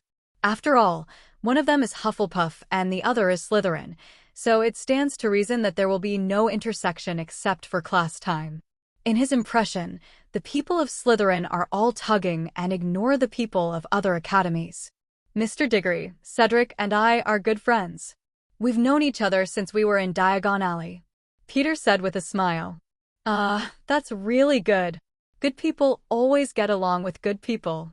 My son Cedric has learned several spells before he started school," Mr. Diggory said happily, very proud of his son. "Dad, stop talking." Cedric blushed, embarrassed to be boasted by his father in front of his friends. Especially in front of a friend who is more powerful than him, it made him want to drill into the ground even more. "Of course, Cedric is really good," Peter said with a smile. After listening to Peter's words, Mr. Diggory became even more proud and boasted. Cedric once turned a snake that climbed under his feet into a stick when he was 5 years old. I'm sure there is no any a child can do this. Of course you are also excellent, Mr. York. Don't say it, Dad. Peter has already finished his first-year courses and joined Professor Flitwick's Charms Club, Cedric said in shame, interrupting his father quickly. Then again, he didn't have the face to stay with Peter anymore. Mr. Diggory of Hyun Air's behavior got stuck in an instant, which is really incomparable. He had to change the subject embarrassingly.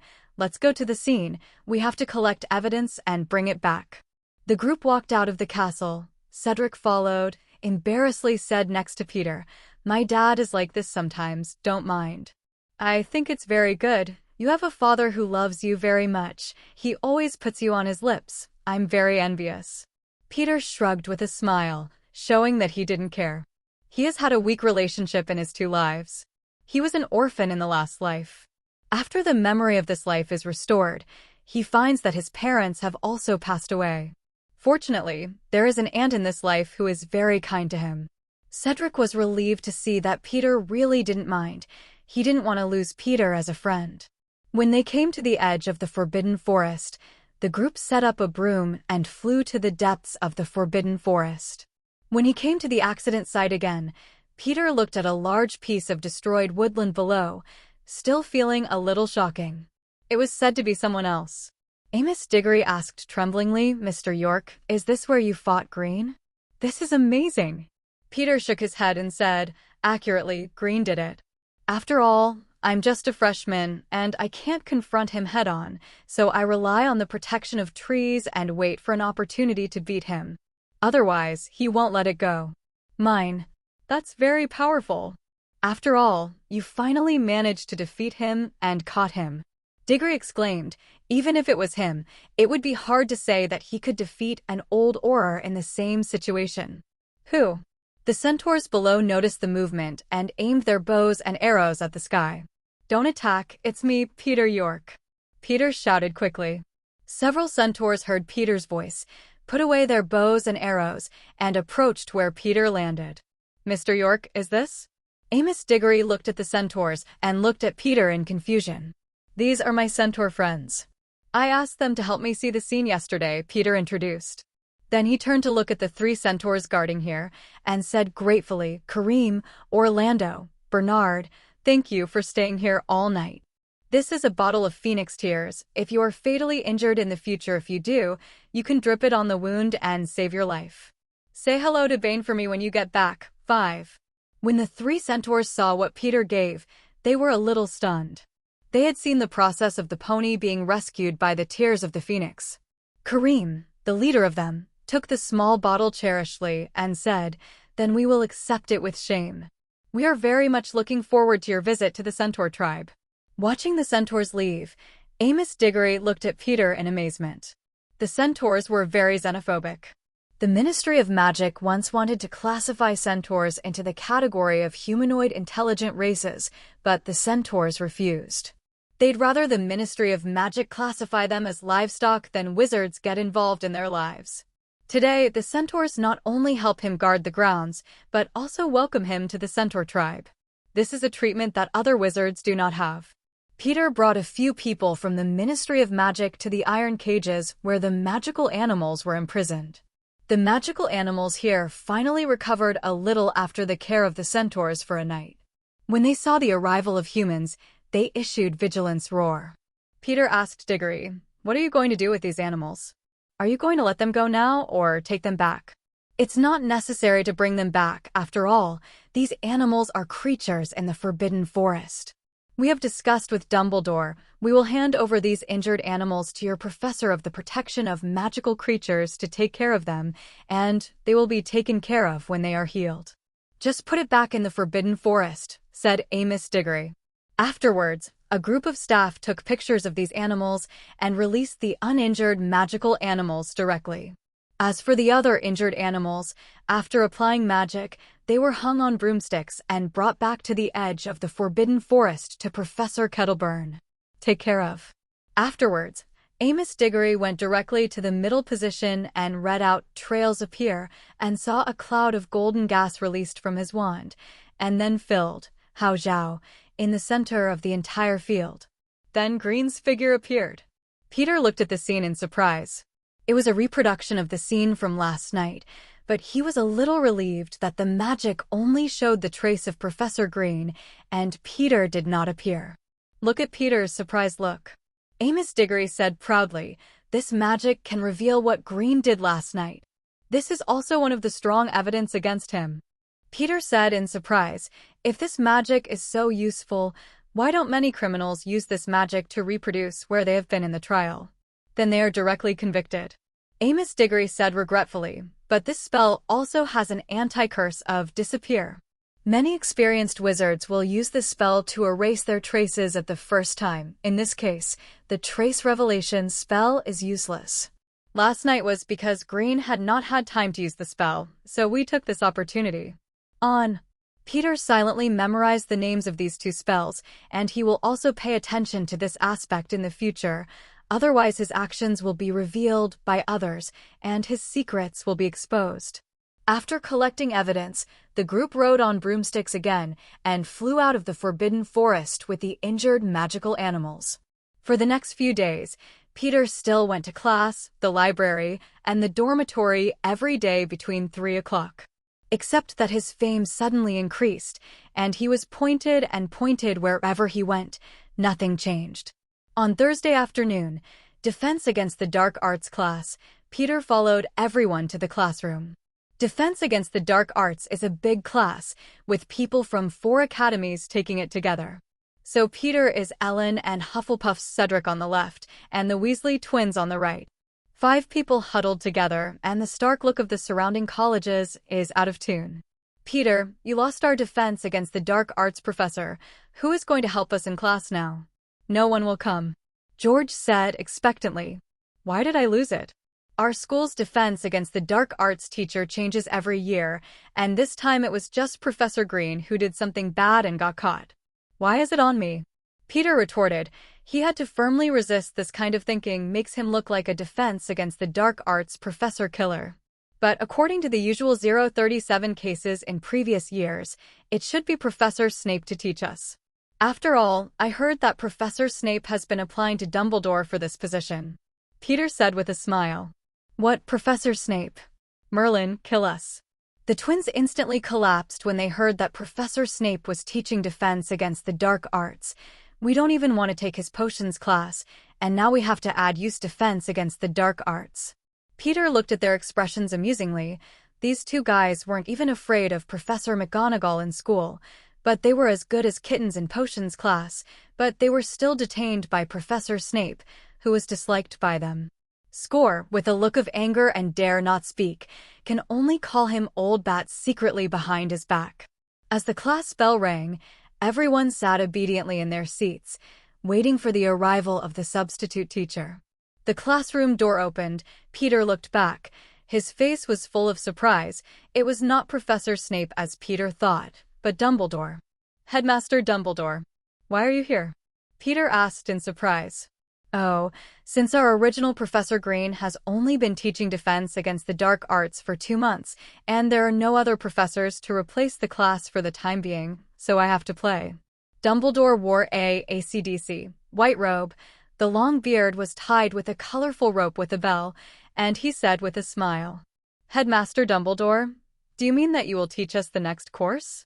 Peter asked in surprise. If that was the case, it would be the benefit of their current class of students. Dumbledore shook his head and said, "I'm just here to replace the get-out-of-class temporarily until I find a suitable professor. You have to be considerate of my old bones." There was a burst of disappointment in the classroom. Everyone knew that Dumbledore was the most powerful great wizard, and if he could become their defense against the dark arts professor, he would definitely be better than everyone. Seeing the disappointed expressions of the students, Dumbledore said happily, "I'm glad you look forward to my class so much, but I'll find the best professor for you in the future, not a bad old man like me." "Headmaster Dumbledore, you are the best professor," Fred said excitedly. "Oh, thank you, Mr. Weasley, for your compliment. But in teaching, I still think that there are specialties in the arts, and there are many professors who are better than me," Dumbledore said, waving his wand, and all the textbooks in front of the students were closed. "We no need for textbooks today." "Yeah." The students liked to hear this sentence the most, and they cheered happily one by one. Dumbledore looked at the students with a smile, then opened the classroom door and said, "We went to the vegetable garden today, and a group of goblins just moved in there, and now they are destroying our vegetable garden. Everyone's task today is to use the magic you have learned to find a way to drive these little guys away. Remember not to hurt their lives. Let's go." As soon as they heard the task, everyone left the classroom happily.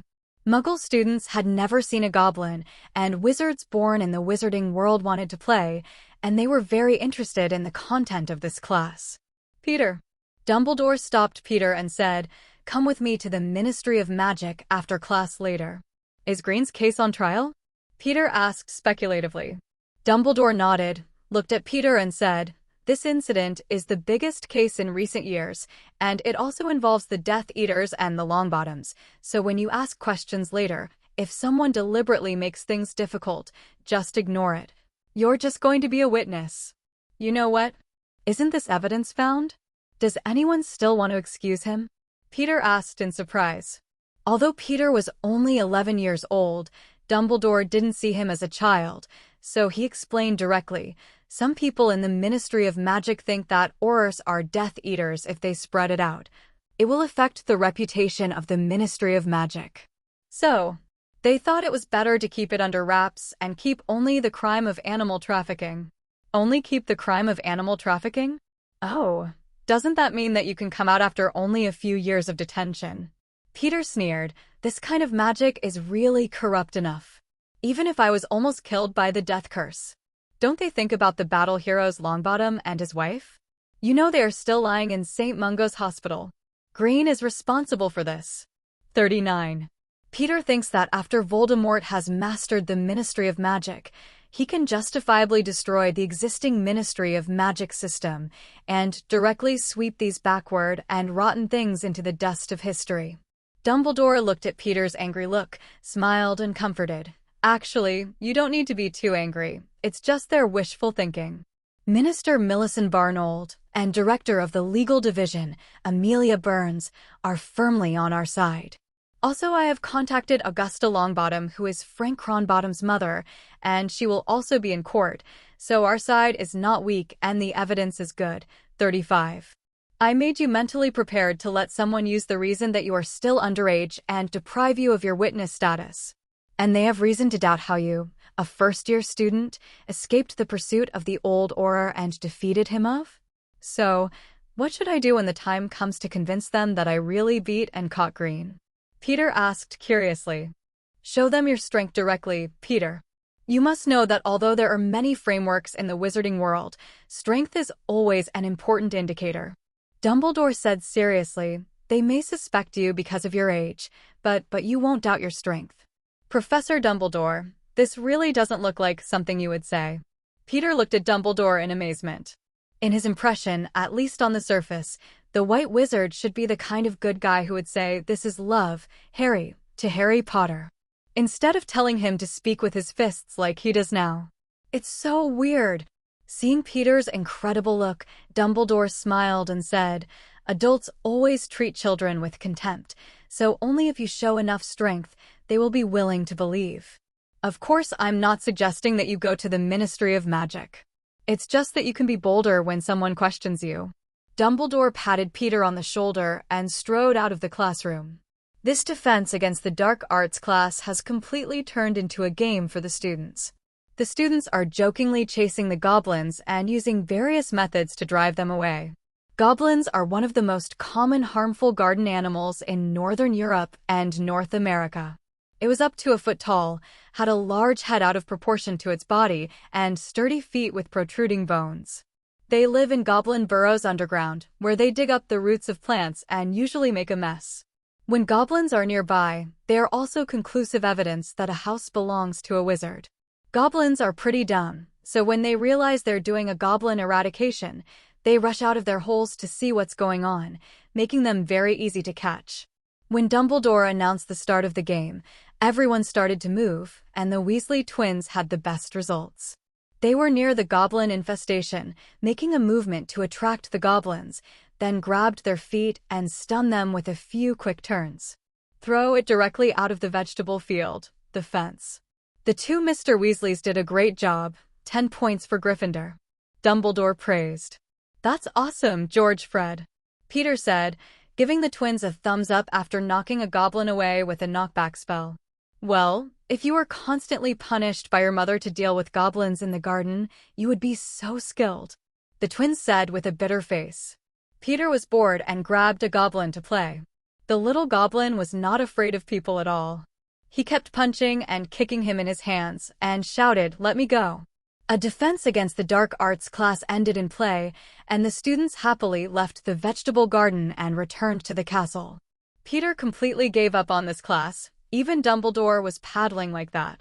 No wonder the defense against the dark arts teacher, either the animal trafficker or the stammering Quirrell, or the liar Lockhart, the werewolf Lupin, the Death Eater Crouch, none of them are ordinary people. After class, Peter said goodbye to his companions and followed Dumbledore to the grass outside the castle. "Grab my arm, Peter," Dumbledore said. "We're going to the Ministry of Magic." "Can you use your fireplace to go to the Ministry of Magic?" Peter said with a look of resistance. To be honest, he didn't want to use apparition. "I heard that this thing is like stuffing people into the sewer, which is very uncomfortable. Or did you summon your phoenix to send us a section?" The phoenix teleportation is very safe and comfortable. The fireplace is an emergency access channel, and it's out of service. Dumbledore smiled and shook his head, and Fox has been mad at me these days and has gone on strike. "Okay, hurry up. The trial will be held at 6 o'clock in the afternoon. It's 5:30. We have to get there. We can't be late." Well, Peter reluctantly grabbed Dumbledore's arm, and the two of them disappeared with a snap.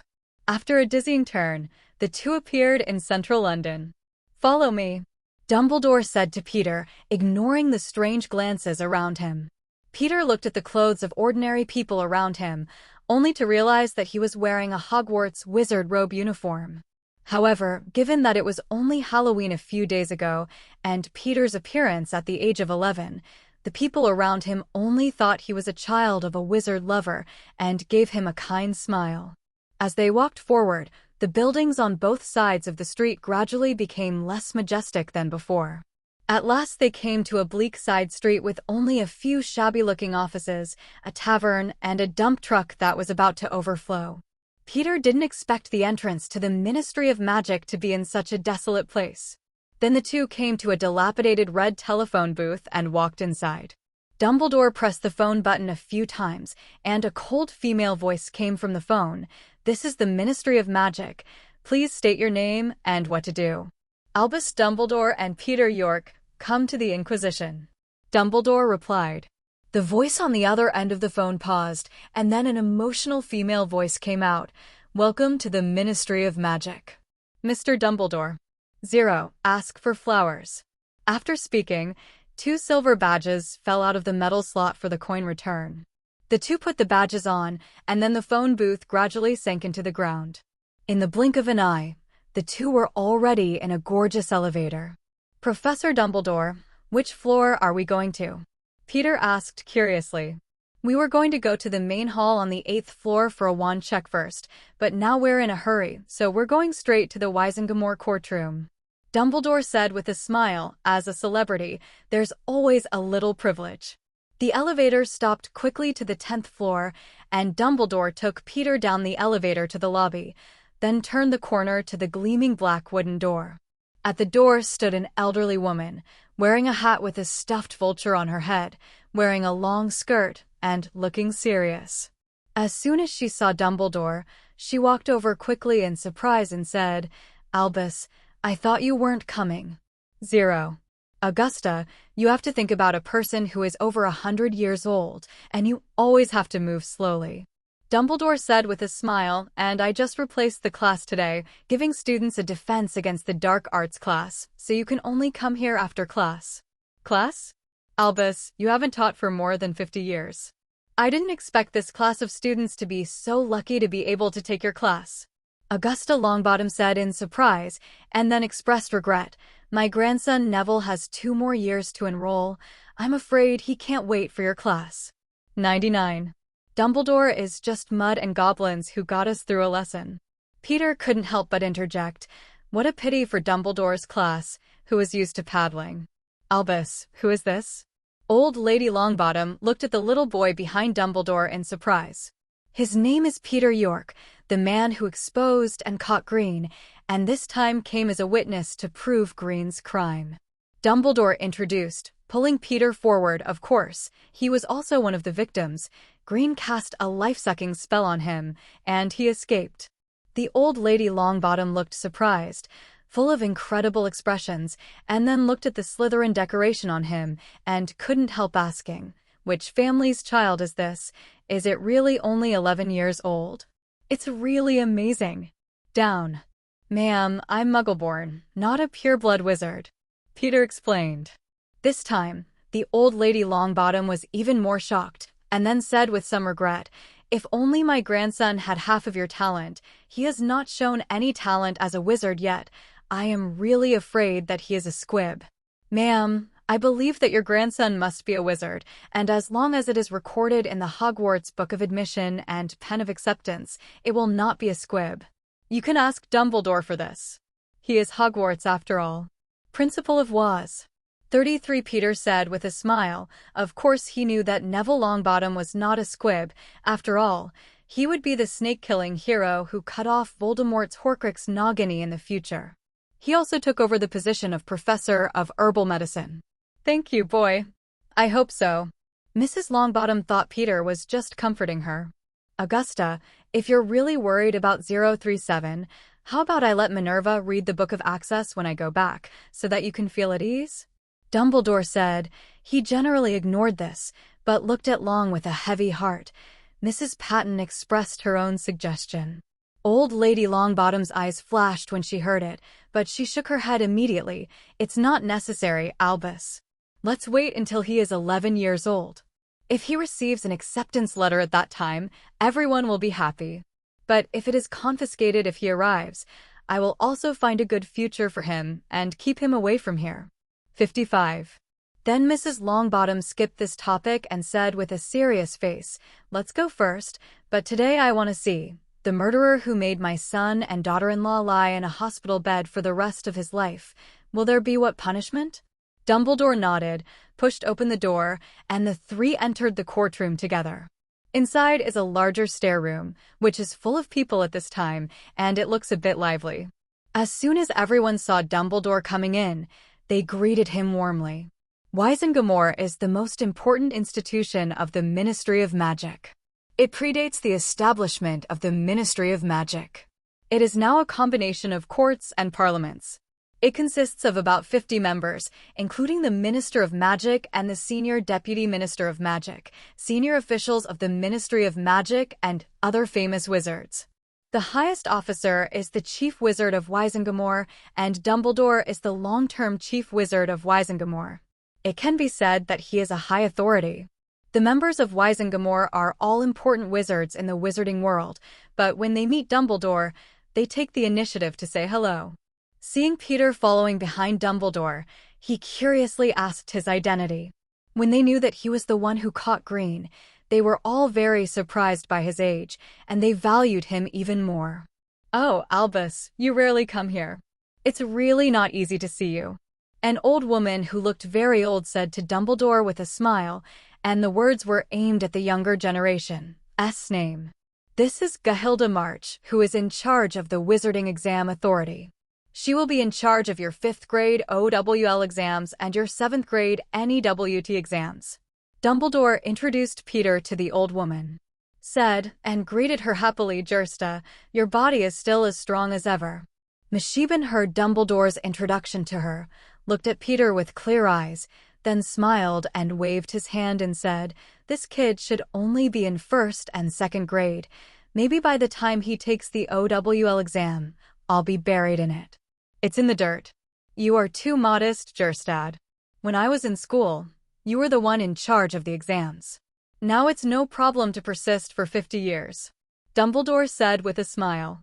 Peter listened to the conversation between the two and looked at the old woman in front of him in surprise. Dumbledore was in charge of exams when he was in school. How old must he be? People in the wizarding world really live a long life. Not to mention that there is Nicole May, who lived by the Philosopher's Stone for more than 600 years. This Lady Marchbann, who is even older than Dumbledore, has presided over the Ministry of Magic exams for more than 100 years. Dumbledore has been over 100 years old. Many years old, still alive and well. It seems that it will not be a problem to live for decades. Hello, Miss Marchbann. I'm Peter York, a first-year student at Hogwarts. You can call me Peter. Peter took the initiative to greet him, and he naturally had a sense of respect for this living fossil-like existence. What a handsome guy. I heard that you caught Green, right? He's so powerful at such a young age. I think he's much better than Dumbledore. Ms. Marchbann looked at him and said with a smile. Her eyes were kind, and she looked like a character good. When Dumbledore was your age, he was just a mischievous child, but not as powerful as you are. Peter smiled cleverly and didn't speak. I'm afraid only this Ms. Marchbann can say such a thing. Peter is indeed much better than me. Flitwick showed off to me that this kid beat the 7th graders head-on in the duel he organized. Dumbledore said with a smile, not minding Madge at all. Ms. Bann's words showed an expression of approval. Really? That's a genius. It looks like another genius has appeared, and I'll have to live a few more years to see what he can achieve in the future, said Ms. Marchbann in surprise. She thought Peter it was luck to be able to catch Green, but according to Dumbledore, it wasn't what she had imagined. While chatting with Ms. Marchbann, the time quickly came to 6 o'clock. With the whole body bound, Green was brought into the courtroom. The trial meeting officially began. The trial is conducted in the form of questions from the interrogators. The clerk is responsible for the record, and the final decision is made by a show of hands of all members. The moderator was Minister Millicent Barnold, and the interrogator was Legal Secretary Amelia Burns. Green was taken to the chair in the middle of the trial court, and his hands were bound by the shackles on the arm of the chair, his eyes full of fear and despair. Peter was brought to the accuser's seat and acted as a witness against Green's crimes. Because of this trial, the evidence is solid, so we will show the evidence to everyone first, then ask the question to the trial, and finally let everyone vote. Minister Millicent Barnold said to everyone, "What do you have 3.2 doubt?" Most of the members shook their heads and said there was no problem. But one of the members raised his hand and said disapprovingly, "Ms. Minister, I don't think this is in line with the usual case of the trial. If we looked at the so-called evidence first, it would affect everyone's subjective judgment. This is not in line with fair act by the Ministry of Magic." Cobain Yaxley, what advice do you have? Minister Millicent asked with a frown. Unexpectedly, someone jumped out to object in the first session. Yaxley adjusted his tie and said, "It's still the old practice, and I'm now taking issue with the current trial. Why put a child in the accuser's seat?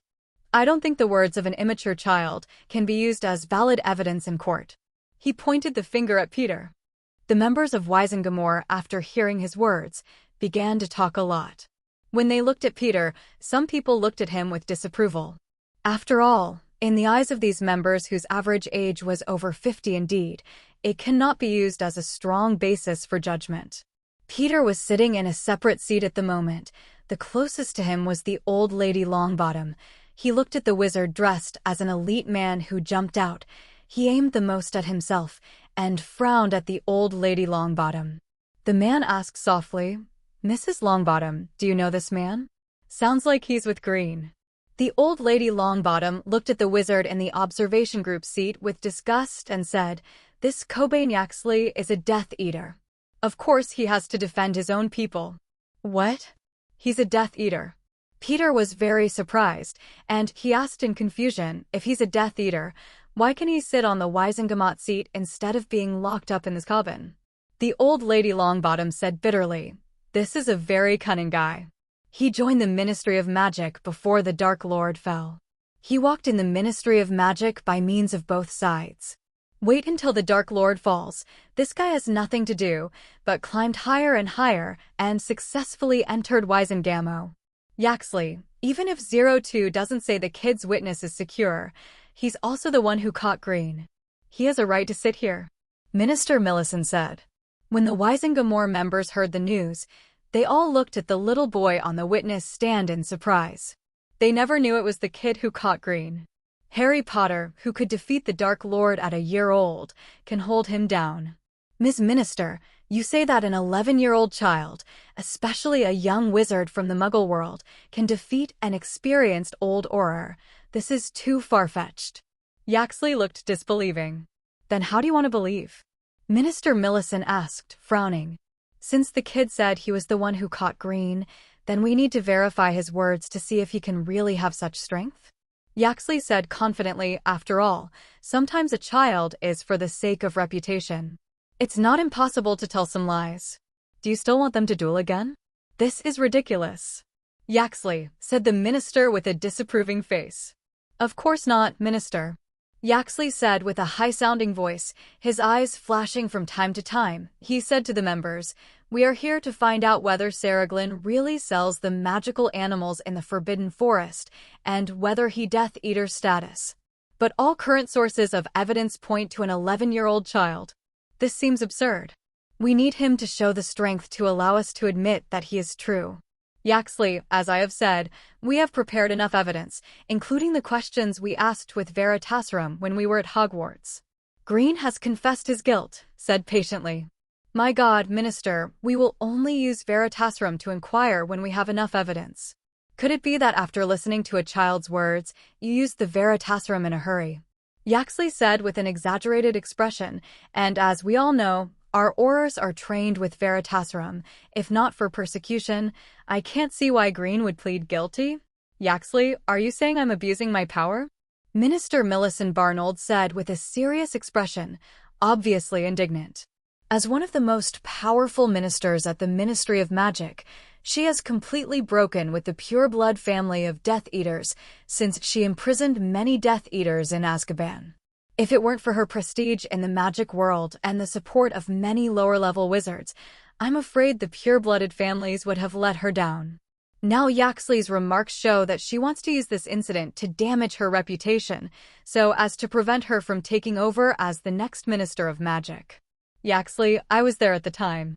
And the Veritasirum that Green was taking at the time was a powerful Veritasirum made by Professor Snape, and even an Auror who had been trained in Veritasirum couldn't resist it."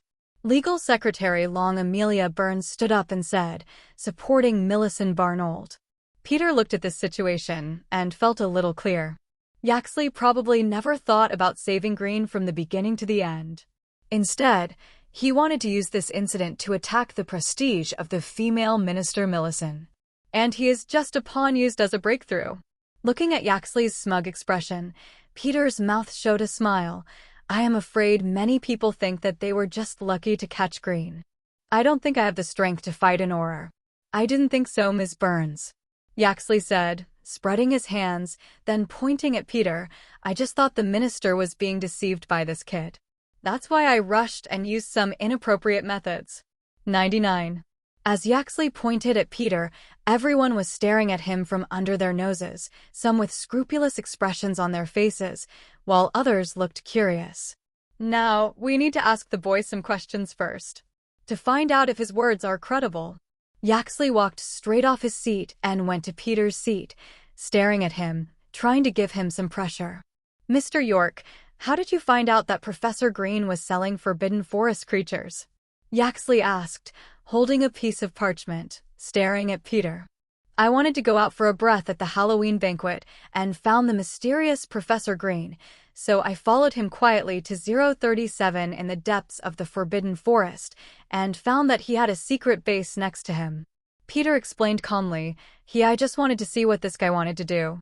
Wait, you mean you followed a professor to the Forbidden Forest? Yaxley interrupted him directly and asked. Yes, but Hogwarts was ordering the students to be banned from the Forbidden Forest, right? Why would you go against the ban? Yes, that's because. Have you had a conflict with Professor Green before? Why did you risk your life to follow him to determine that he was an animal trafficker? There is no contradiction. I said I was watching him sneakily so. In other words, you know that the school prohibits students from entering the Forbidden Forest, but you still did not obey the teacher's words, entered the Forbidden Forest, and followed a professor, right? Yes, Peter said, but that's because 35. Then you said Grimm fired the death curse at you after he found you. So how did you make sure it was a death-killing spell and not some other spell? Have you ever been exposed to this type of magic before? I mean black magic. Yaxley interrupted Peter at a rapid pace. After being interrupted one after another, Peter was directly annoyed, took out his wand and put it on his neck, casting a silent, sound-loud spell. Then he cranked up the volume and said, Can you please let me finish? 35. The loud sound directly shook the ceiling around the interrogation room, and dust fell. All the wizards covered their ears, afraid of being deafened. And I'm not a prisoner. You don't need to question like this. And who do you think you are?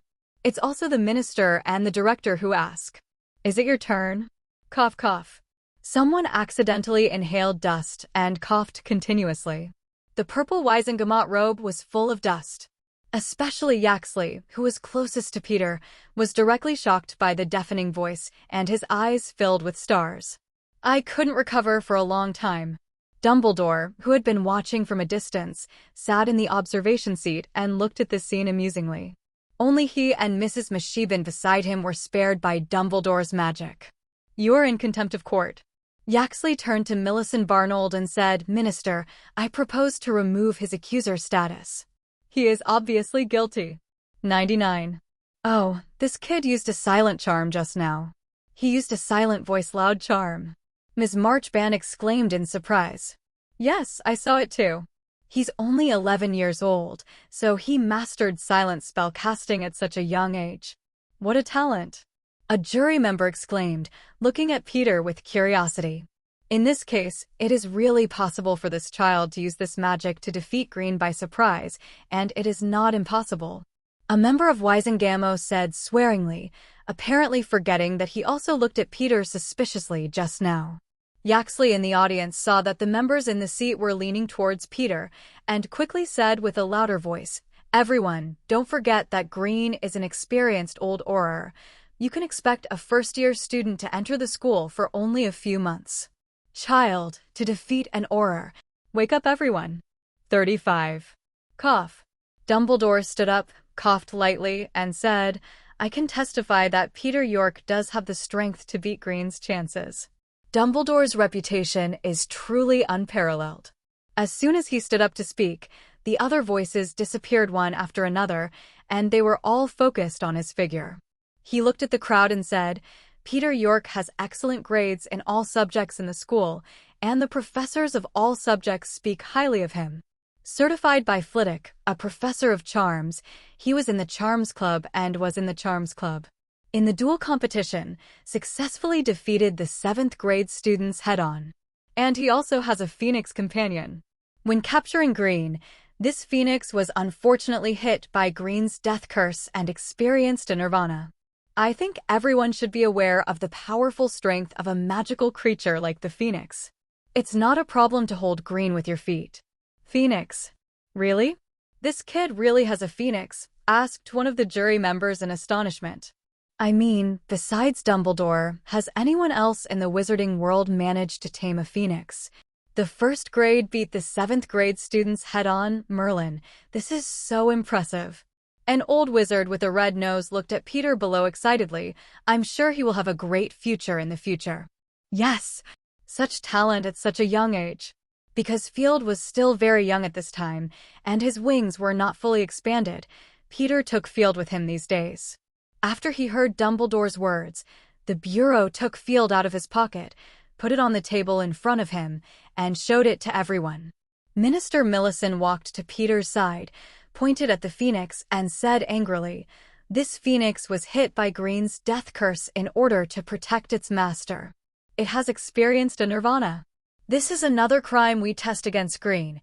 He'd actually cast the unforgivable curse on a child in a frenzy. And the evidence is these two wands." Millicent Barnold took out two dark and shiny wands and directly used the flashback spell in public. In the dimly lit courtroom, both wands recreated the last few spells used, the most frightening of which was the evil green light that exuded death, unsettling everyone on the jury. Shaking his body, trying to stay away from this terrifying spell that is just a phantom. I think everyone should know what this means. Millicent Barnold took two wands and picked out the darker one. We've already contacted Ollivander for this one. He confirmed that this is the wand Green bought from him. The Ministry of Magic has banned the use of black magic, let alone the 3 unforgivable spells. Once found to be used, they will be locked in Azkaban immediately. Minister Millicent looked at everyone very seriously. On this one, Salo Green should be in Azkaban. 35. And now there are people who are evasive, chasing a child and questioning whether it is possible to defeat an Auror. Minister Millicent looked deeply at Yaxley. If you all believe that a 1-year-old Harry Potter can defeat the Dark Lord, why can't you believe an 11-year-old beat a grown-up wizard? Yaxley was a little embarrassed by the minister's eyes, and he said in an embarrassed voice, "This is to ensure the fairness of the Ministry of Magic's trial. After all, no one wants to wrong a good person, right?" 39. But we held this trial on the premise of sufficient evidence. Minister Millicent looked at him oppressively. "We have prepared for this for a few days and collected enough evidence. But for some people's reasons, these evidences are regarded as non-existent. Just because it is only a child who caught the culprit. Then why don't you wonder if Harry Potter defeated the Dark Lord?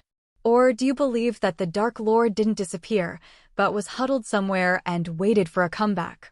Millicent asked Yaxley again. Haha, the minister's joke is not funny. Yaxley laughed dryly before replying. Peter on the side raised his eyebrows when he heard the minister's words. Could it be that the minister still has the blood of a prophet and he had guessed it correctly? Voldemort is indeed still huddled in the Albanian forest. Yaxley returned to his position sullenly, with a gloomy expression on his face. Okay, does anyone still have any objection to this now? The director of the Legal Enforcement Department looked at the courtroom, which was quiet again, and asked again, "If not, we will leave according to the original plan, good Zhao." This time everyone didn't speak, and looked down at Green, who had been ignored for a while, with a meticulous expression. Then we have a formal trial this time. The record hearing on November 4th, Secretary Millicent Barnold said in a loud voice, "We'll hear Salo Green's allegations of trafficking in Forbidden Forest fantastic beasts, the use of the unforgivable curse, and 3 counts of betraying Frank Cronbarton and Emily Longbottom 8 years ago, causing them to be tortured by Death Eater Lestrange with the Cruciatus. Peter York, accusing Saraglin of casting the unforgivable curse on him, Augusta Longbottom, accusing Saraglin of betraying his colleagues Longbottom and his wife, causing them to suffer inhumane torture and lose their minds. Plaintiff, Albus Dumbledore, accuses Salo Green of selling the Forbidden Forest magical beasts." The last sentence made the people at the scene into the discussion. They did not expect Dumbledore to participate. "Go." Dumbledore stood up and said with a smile, "The Forbidden Forest is the territory of Hogwarts after all. Green privately captures magical animals from the Forbidden Forest and sells them, which violates the interests of the school, so I, the principal, are the accusers of this crime." Then he walked across the room with a smile. came directly to Peter and Mrs. Longbottom and sat on the plaintiff's seat under the surprised eyes of everyone. As if with Dumbledore, the reassurance, the trial process was completely different from before, and even Yaxley died completely. Minister Millicent Barnold, after listing several of Green's crimes, asked Wisingamore to use a potent Veritaserum on Green, and more than 2/3 of them agreed.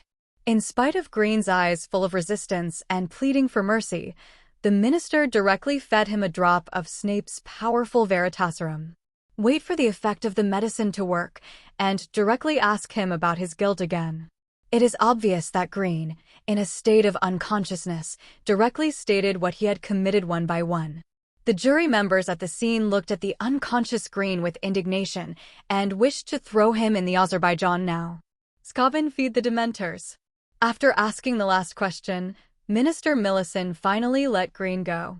He looked at the members of the Wisingamore and announced loudly, "The result is now very clear. According to the Ministry of Magic's law enforcement regulations, Green, the crime of trafficking and smuggling magical animals was established. Azkaban was sentenced to be imprisoned for 10,370 years. 5. Convicted of using unforgivable curse on student and attempting to kill Peter York. Sentenced to life in Azkaban. Betrayed the Ministry of Magic, sent messages to the Dark Lord, and betrayed colleagues Frank Clone and Emily Longbottom, causing them to suffer and lose their minds. Guilty convicted. Sentenced to life in Azkaban. Several crimes are punished together, and Sarah Glynn is sentenced to break his wand immediately, and the Kiss of the Dementor is sentenced. Now to the Wisingamore jury for a show of hands," said Amelia Burns, director of the Legal Enforcement Division. "If more than 2/3 of the people show their hands and agree, the crime will be convicted and the sentence will be executed immediately." Except for a few people, including Yaxley, who did not raise their hands, all the others raised their hands. More than 2/3 agree to enforce it. It is sentenced that Salaglin immediately destroys the wand. And 3 days later, the Dementor's kiss will be publicly performed. The director of the Legal Enforcement Department solemnly announced. At the end of the trial, the atmosphere in the courtroom relaxed a little, and the members of Wisingamore, who had not seen each other for a long time, greeted each other. A group of people gathered around Dumbledore, all complimenting him. Looking at Peter was secretly surprised. Apparently Dumbledore, although only the headmaster of Hogwarts, didn't seem to be as famous as the Minister of Magic. But in fact he is not only known as the greatest wizard, but also the chief wizard of Wisingamot, no less than the Minister of Magic. The old lady Longbottom, who had been standing beside Peter, looked at Peter staring at Dumbledore, thinking that he was envious of Dumbledore, and said comfortingly, "You will also have such achievements in the future. Don't worry." Seeing her misunderstanding, Peter said, "Thank you, Mrs. Longbottom." The two Aurors approached to undo Green's shackles and wanted to take him away. Peter looked at Green, who was still ineffective at this time, and noticed Yaxley, who had been black-faced all the time. He rolled his eyes and asked Green aloud, "Green, do you know the hidden identity of Cobain Yaxley?" 35. Because Peter's words were suddenly loud again, everyone was startled, and there was no sound around. Immediately after, Green, who was unconscious, replied directly in the instantly quiet courtroom, "I know that Yaxley is one of the subordinates who trust the Dark Lord the most. Go back. I'm so envious that he was tagged by the Dark Lord. And I didn't." Green's unconscious answer under the Veritaserum made the suddenly quiet courtroom even quieter. Everyone looked at Green and the somewhat bewildered Yaxley in disbelief. Yaxley is a Death Eater. Everyone can't believe it. Then those closest to him moved away from him. At this time, Peter was also full of surprise. He originally just asked Green with a disgusting Yaxley idea, AC/DC. But I didn't think Green really knew Yaxley's Death Eater status. Peter chased after the victory and asked, "Then do you know where his dark mark is?" Most Death Eaters put the dark mark on their arms, but it is easy to expose here. As Voldemort's spy, Yaxley should not be able to be in such an easily exposed position. I know, I've heard others say that Yaxley carved the dark mark on the heart of his chest in order to show the Dark Lord's favor. Green replied again. This time, Yaxley, who originally wanted to argue, panicked and said with an innocent look, "He's lying. Don't believe him." But the members of the Wizengamot around were not 3-year-olds. They knew the power of Veritaserum, so they had already clenched their wands and were on guard. Looking at these people who were far away from him, Yaxley knew that he was exposed, and suddenly turned into a black fog-like state. After quickly launching a few spells at the people around him, he quickly fled towards the door. Just when everyone thought that he was about to escape successfully, Yaxley's apparition disfigured into the black mist, slammed into a wall of light that suddenly rose, and fell to the ground to regain his human form. Everyone couldn't help but look back, only to realize that it was Dumbledore who made the magic and successfully prevented Yaxley from escaping. When everyone saw Dumbledore, they instantly had the backbone and quickly moved towards him. Dumbledore. Yaxley got up from the ground in embarrassment, watching Dumbledore completely doomed to escape. He knew how terrifying Dumbledore, who could rival his master Voldemort, was. "Yaxley, it looks like you haven't escaped Voldemort's spell," Dumbledore said with a tone of disappointment. Dumbledore said Voldemort's name directly, which made the people around him tremble. His terror was already rooted in the memories of these people, and he was afraid that he would suddenly appear one day. "You don't have to be hypocritical, Dumbledore. My master will be back. That's when you will die," Yaxley said viciously. Then he saw the kid behind Dumbledore who exposed him, and he gritted his teeth instantly. "Peter York, you filthy mudblood, I was exposed by you. You better hope I don't come out, or I will let you taste the taste of life rather than death." "Hey, people who aren't even members of the Death Eater's periphery know your identity. I can only say that your secret mission is too bad," Peter said gloatingly, without looking worried at all. "I just thought I'm so sick of you. I didn't expect Green to actually know your identity. You guys are really troubled today." "Go ahead, Yaxley," Minister Millicent said in a complicated way. She did not expect that Yaxley was also a Death Eater. It has been more than 10 years since he came to the Ministry of Magic, and he has already climbed to Wizengamot. On the seat, "I didn't expect to be ruined in one day." A disarming charm immediately disarmed Yaxley's wand, then motioned for the 2 Aurors to shackle their hands. While waiting for the 2 Aurors to approach, Yaxley jumped up and grabbed one of the Aurors. At the same time, a wand popped out of his hand, put it on the Auror's head, and shouted loudly, "Don't move, especially Dumbledore. Step aside if you don't want innocent people to die. And remove the magic barrier if I can't get out. I'll let this Auror be buried with me." "Holy crap," Peter directly complained. "Are all these Death Eaters wholesale wands? They all need a spare wand. How vigilant." Everyone, including Dumbledore, did not expect such a result. After all, wizards rarely use wands other than destiny wands. "I didn't expect to teach them a lesson today.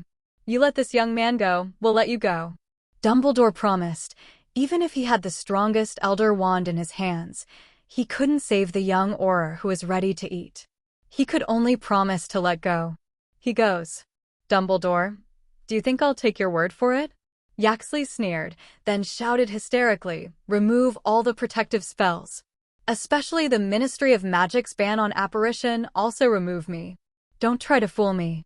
I have been working here for more than 10 years, and I am very familiar with this place. If you don't do it, you will die together." Dumbledore sighed and waved his wand, and the wall of light at the door disappeared directly. Minister Millicent looked at the Auror held by Yaxley, frowned, and told his staff, "Go and close the anti-apparition ban, and let others not have any obstacles." The subordinates persuaded nervously, "Minister, we may find another way or delay for a while, so that he cannot escape from the Ministry of Magic. Otherwise, the reputation of the Ministry of Magic will be damaged. Our first priority is the safety of our staff, not the reputation of the Ministry of Magic. No amount of reputation can be exchanged for the life of a wizard," Minister Millicent Barnold said solemnly. Little action. Yaxley has worked at the Ministry of Magic for more than 10 years, and is still a Death Eater spy. He is very familiar with this place, and if he finds it, the young Auror in his hands is in danger. with Dumbledore and the Ministry of Magic remove the magic so that Yaxley can escape smoothly. Yaxley was still holding the aura cautiously and slowly backed away because he was most afraid of Dumbledore, the great magician. Seeing that Yaxley was about to run away, Peter, who was standing in the crowd, hesitated because he had just received a notification from the system that he had an optional mission. That is, if he caught him, the system would reward him with 30 points. You must know that he is only 15 points away now, and he will be able to collect 100 points and exchange for the opportunity of gene fusion again. After hesitating for a while, Peter gritted his teeth and stared to death for the timid. I did this task today. He watched everyone around him staring at Yaxley, who was slowly retreating outside the interrogation room door, and quietly backed away. Then he hid directly in a corner where no one saw him, cast an illusion spell on himself, and quickly shrank his body until he became a little man the size of a little finger. He drilled through the crack of the door along the corner and ran to the outdoor hall. Soon he saw Yaxley, still cautiously holding the aura hostage, and saw him retreating into the elevator. Yaxley could actually apparate away in the lobby, but he considered that Dumbledore was still here, so to be safe, he took the aura into the elevator and prepared to wait for the elevator to leave this floor before apparating directly.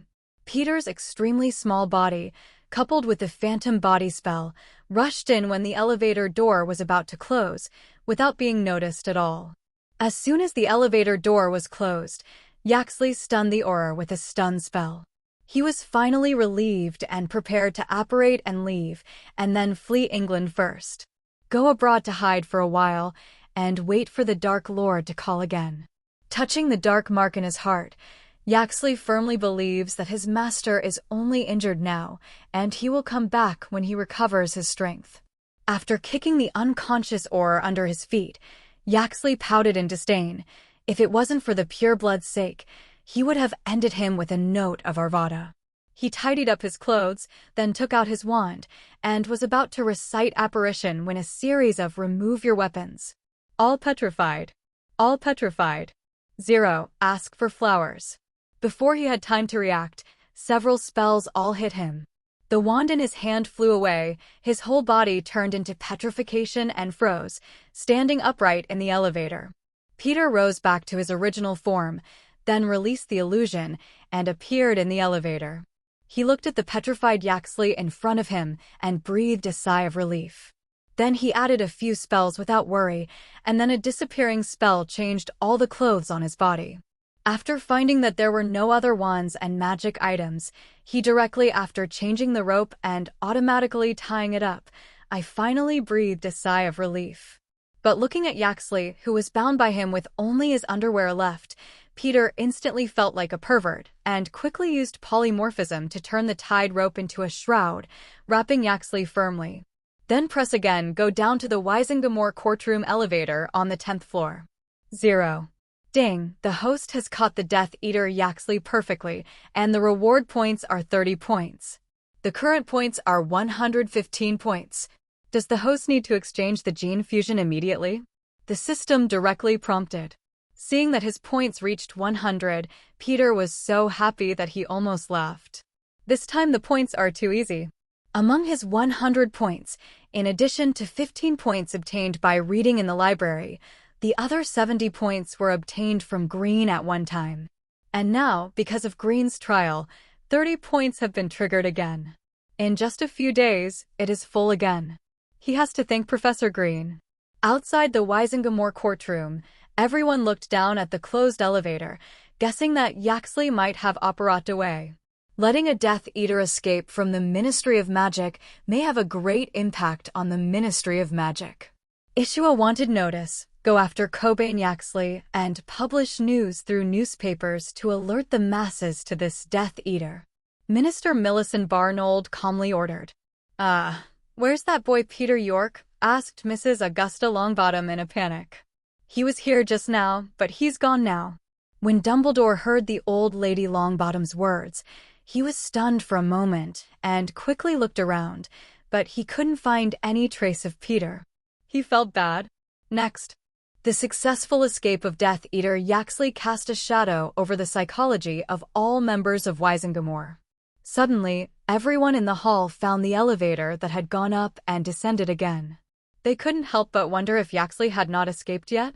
Attention!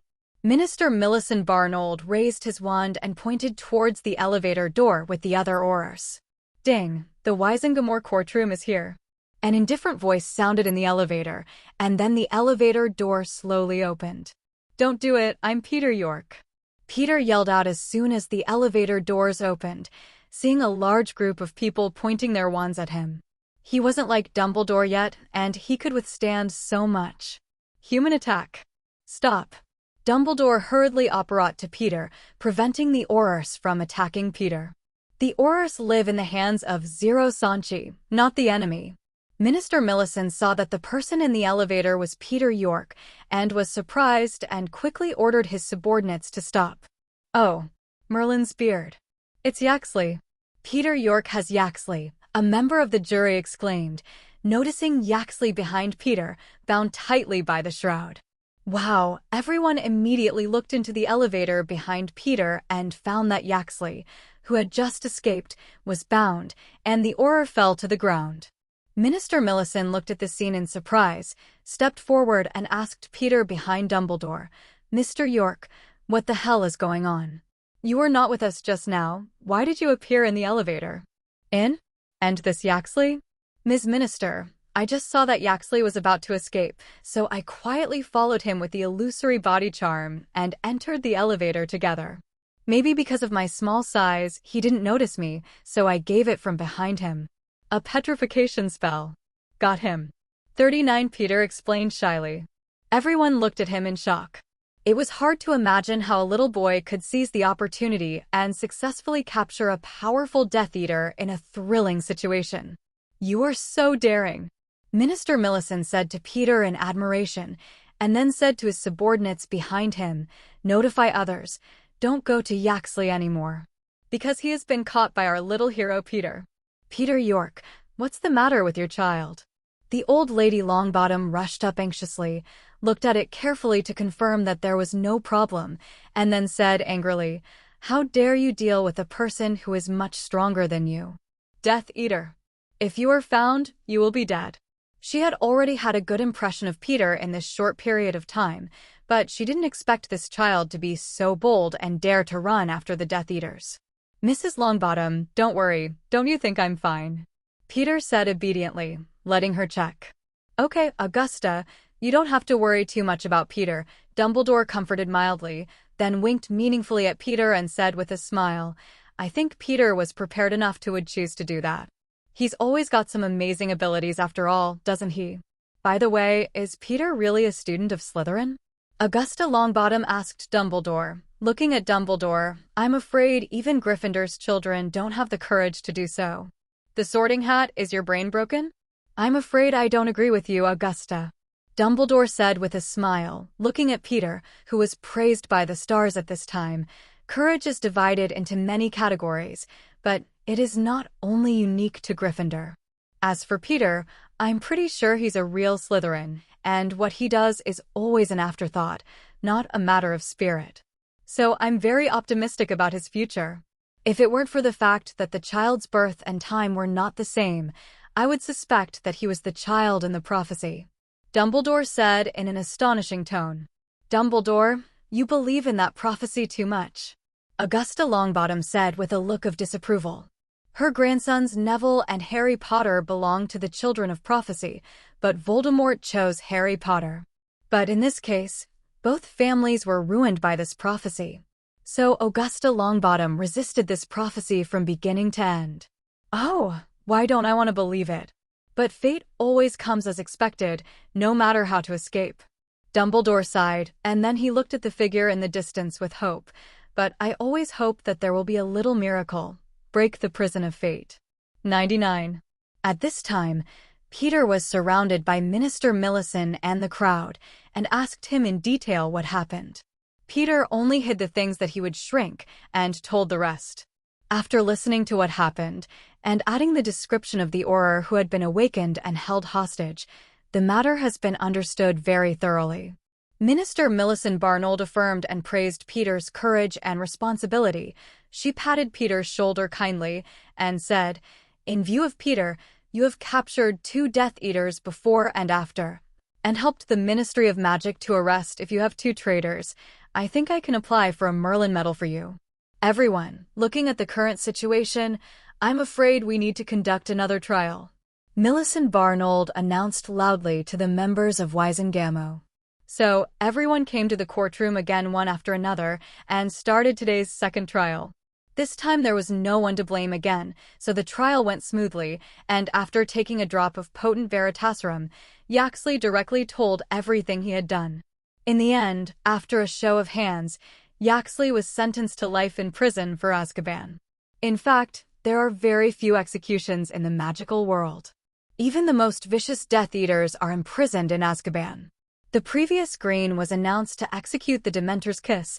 The main reason, besides the Dumbledore platform, there were many reasons that contributed to this situation. After the Yaxley trial, Minister Millicent directly proposed, in view of Peter York's outstanding contribution in both trials. I 3.2 Minister for Magic Millicent Barnold, Director of Magical Law Enforcement Amelia Burns and Wysengamo Chief Sorcerer Albus Dumbledore, jointly proposed to Wysengamo that Peter York should be awarded the Order of Merlin Second Class. Now for a show of hands. Minister, is the second-level medal a bit too high? After all, he is just a child. Is such an honor appropriate? A Wysengamo member questioned. I'm afraid I don't think so, Mr. Cornelius Fudge. According to the Merlin medal grading standards, this kid has captured 2 Death Eaters before and after, and has made a great contribution, even a first-class medal. Millicent Barnold said, but after our consideration, we feel that the second-level medal is more secure. We are also looking forward to and encouraging him to make greater contributions in the future, so as to obtain a real first-level medal. Peter sat in a trance. In fact, he didn't expect much from the so-called Merlin medal. As far as he knew, those who were favored by the Ministry of Magic seemed to be able to receive the Order of Merlin, especially those of the upper class, who received many more medals than one might expect. Arcturus Black was awarded an Order of Merlin First Class, which is believed to be due to the large amount of gold lent to the Ministry of Magic.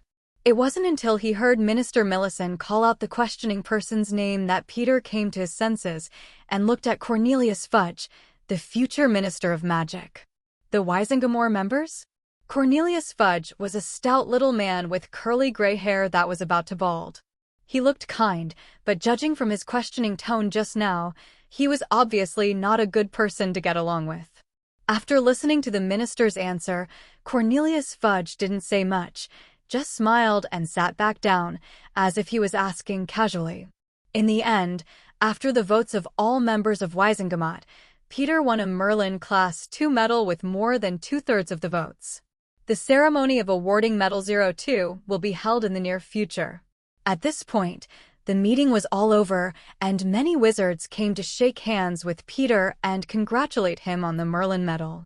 Peter also thanked them one by one and exchanged the contact information of owls with these people so that they can contact each other in the future.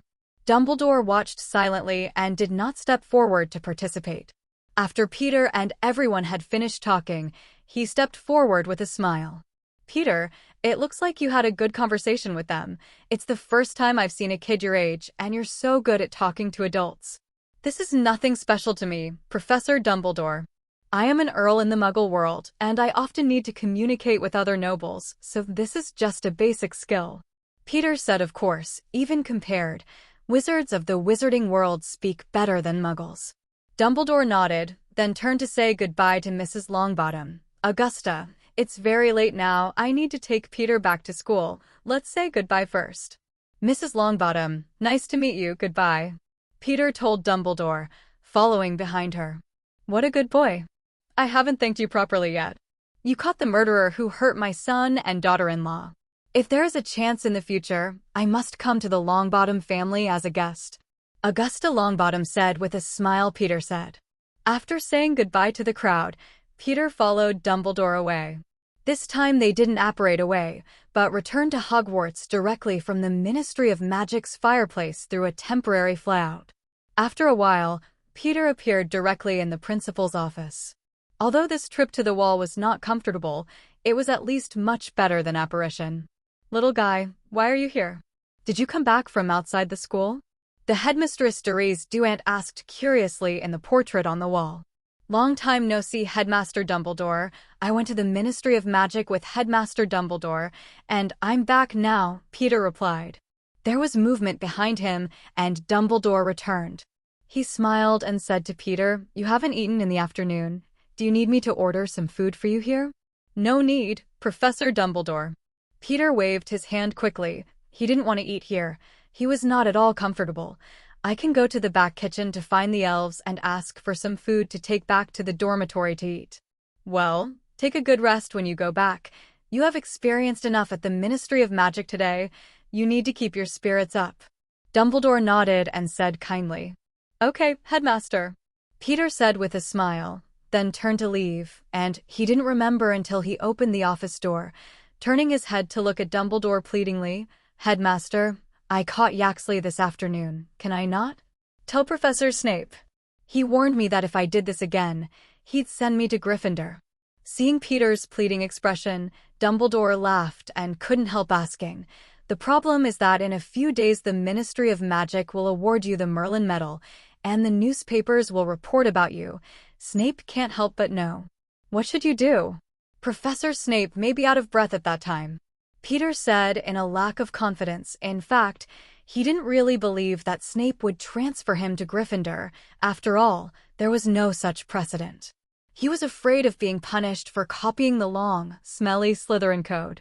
In the end, Dumbledore smiled and agreed to Peter's request, watching him hesitantly leave the office. "Sounds like you've been through something extraordinary today at the Ministry of Magic," said one of the headmasters in the portrait on the wall. "It's really unusual." Peter revealed the identity of a Wisengamore member as a Death Eater today, and caught him. Directly added another prisoner to the courtroom. Dumbledore explained amusingly, and, at the age of 11, he was awarded the Merlin's second-class medal, which can be said to be unprecedented. "I'll just say that kid is extraordinary, otherwise Slytherin would never accept a wizard of pure Muggle blood," Headmaster Black in the portrait vowed. "Come on, you have been despising his bloodline in front of you, saying that the Sorting Hat was wrongly assigned." Principal Therese Duant, who was on the side, directly pierced his lie.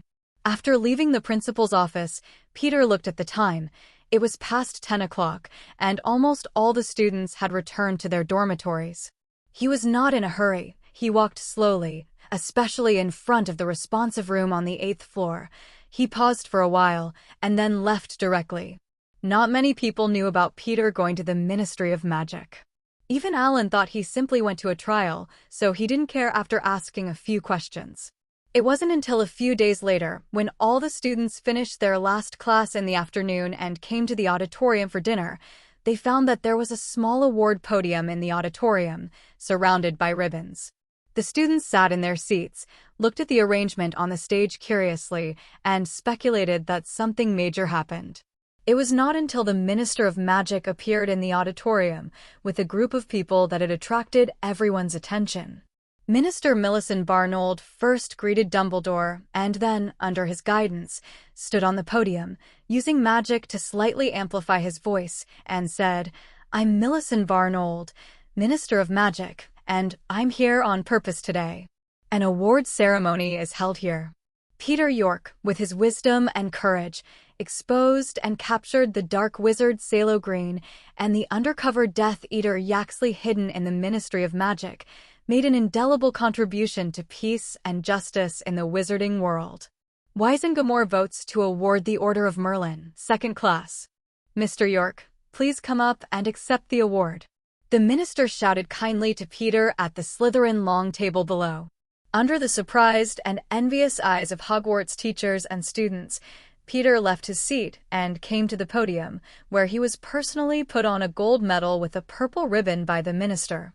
Dumbledore, who was beside him, clapped first with a smile on his face, and then everyone followed suit, all looking at the 11-year-old boy on the stage. Among them, Derek, the Weasley twins, and roommate Alan and other close classmates applauded the most with surprised expressions, especially when the twins whistled directly and fired fireworks from their wands to celebrate. Peter, who received the medal, returned to his seat under everyone's attention and listened to the minister's speech for dozens of minutes before finally eating. Merlin. Peter, you are the youngest recipient of the Merlin Medal in the history of magic. It's incredible.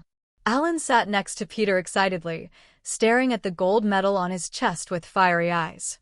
There was also a circle of curious classmates around, and everyone looked at Peter and the Merlin medal with admiration. Seeing his roommate's expression of wanting to approach but not daring to approach, Peter took off the medal and stuffed it into Alan's hand. Said, "If you want to see it, just take it and see it. It's just a medal, and it's not a valuable thing." 39. But it's very meaningful. This is the Merlin medal, and it's a second-class medal. How many wizards dream of getting it? Alan held the gold medal carefully, as if it would shatter. Peter shook his head and went straight to eat. "York, can I have a chat with you?" A sweet voice came from behind Peter. A woman wearing a pair of jeweled glasses, curly wavy blonde hair, bared teeth, and a self-confessed smile, squeezed in from the students and asked Peter, "Are you?" Peter asked suspiciously. "Oh, charming little guy. I'm Rita Skeeter, a professional reporter for the Daily Prophet." The woman opened her bloody red lips, said with interest, and stretched out her fat fingers, "Want to tease Peter?" Peter dodged her red nails, which were at least 2 inches long, and said politely, "Hello, Miss Skeeter, but I wasn't notified that I was speaking to a reporter." Haha.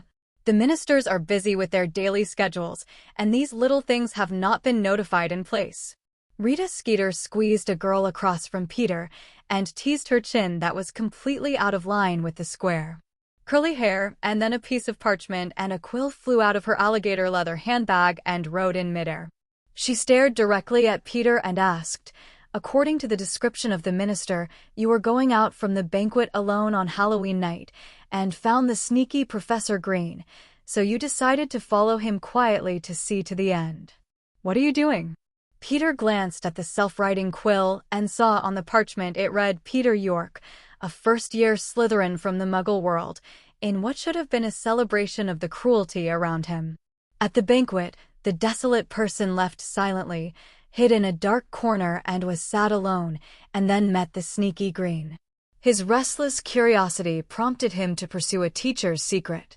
"Miss Skeeter, I've never experienced any cruel treatment in school, no sadness alone, and no restless curiosity. Is this pen of yours broken?" "What a mess," Peter asked calmly, but kept his eyes on the reporter in front of him. Haha, it's just some artistic processing, don't care." Rita Skeeter waved her hand in a tone of indifference. "Let's start, but there are too many people here and it's noisy. Why don't we talk in another place?" "Sorry, Miss Skeeter, I'm only an 11-year-old, and I'm not very good at answering other people's questions." Peter refused with a reserved smile. "Or you go to interview the minister or Dumbledore. They know what happened. We'll definitely be able to answer your question." 99. Rita Skeeter choked directly. If she could interview them, would she need to come here to find a little brat? Especially Minister Millicent Barnold, who once commented on the articles she wrote in public, "There is no practical meaning except for entertainment," and she refused to accept her interview. And Dumbledore, the smiling tiger, in front of him, Rita Skeeter always felt that her mind was exposed and dared not wait any longer. But now it has hit a wall again with a child.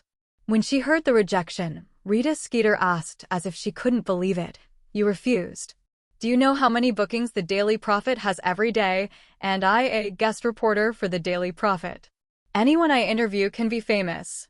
Don't you want to be more famous and make everyone look up to you?" Hearing her bewitching tone, Peter rolled his eyes, thinking he was a child. He said impatiently, "I'm sorry, Miss Skeeter. This is the Slytherin's long table, and you have disturbed our meal."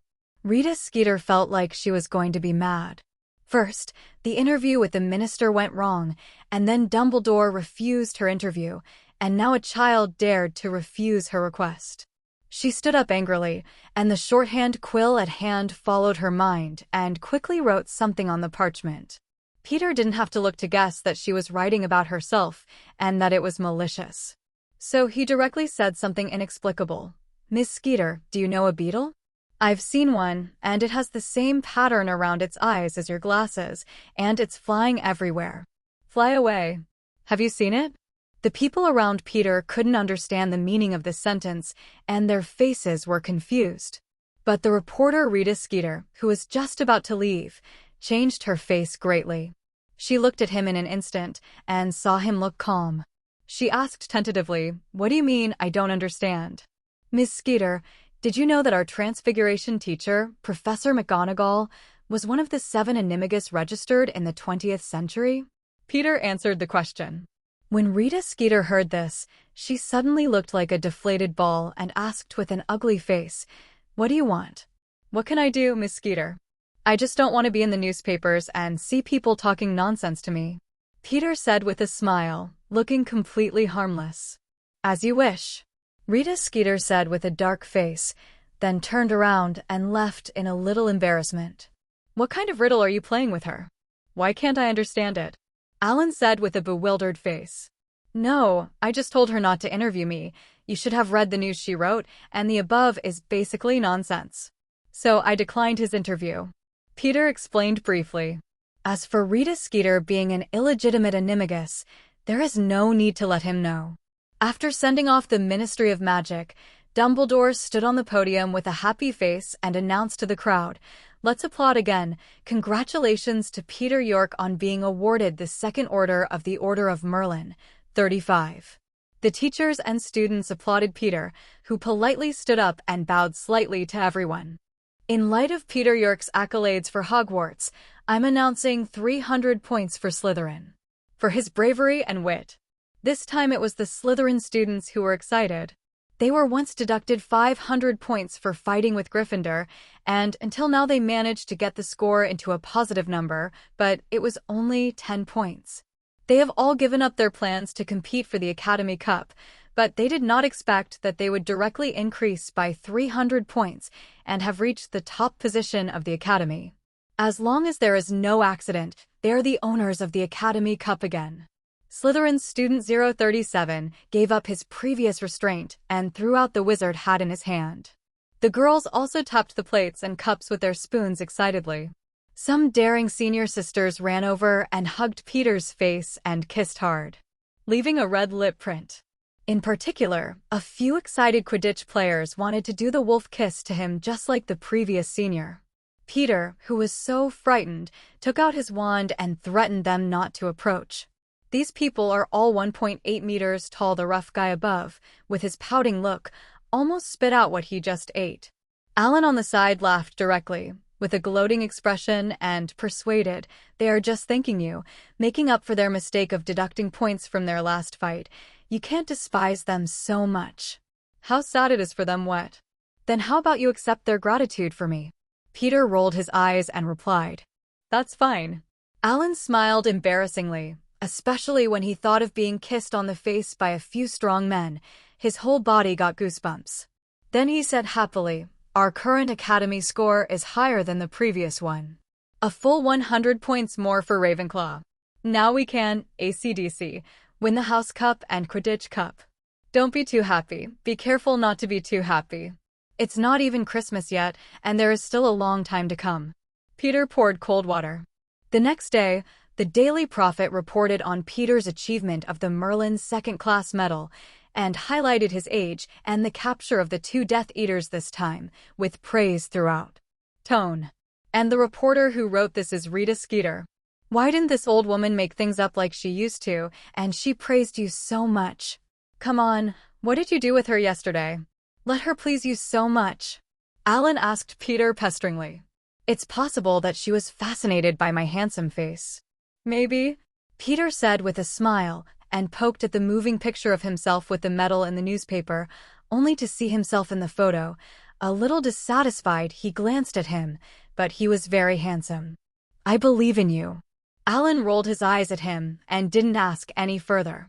Peter is interested in moving pictures. Now that Christmas is approaching, he wants to take some moving pictures and take them back to his aunt to see. I heard that the photo uses developer potion to make the people in it move.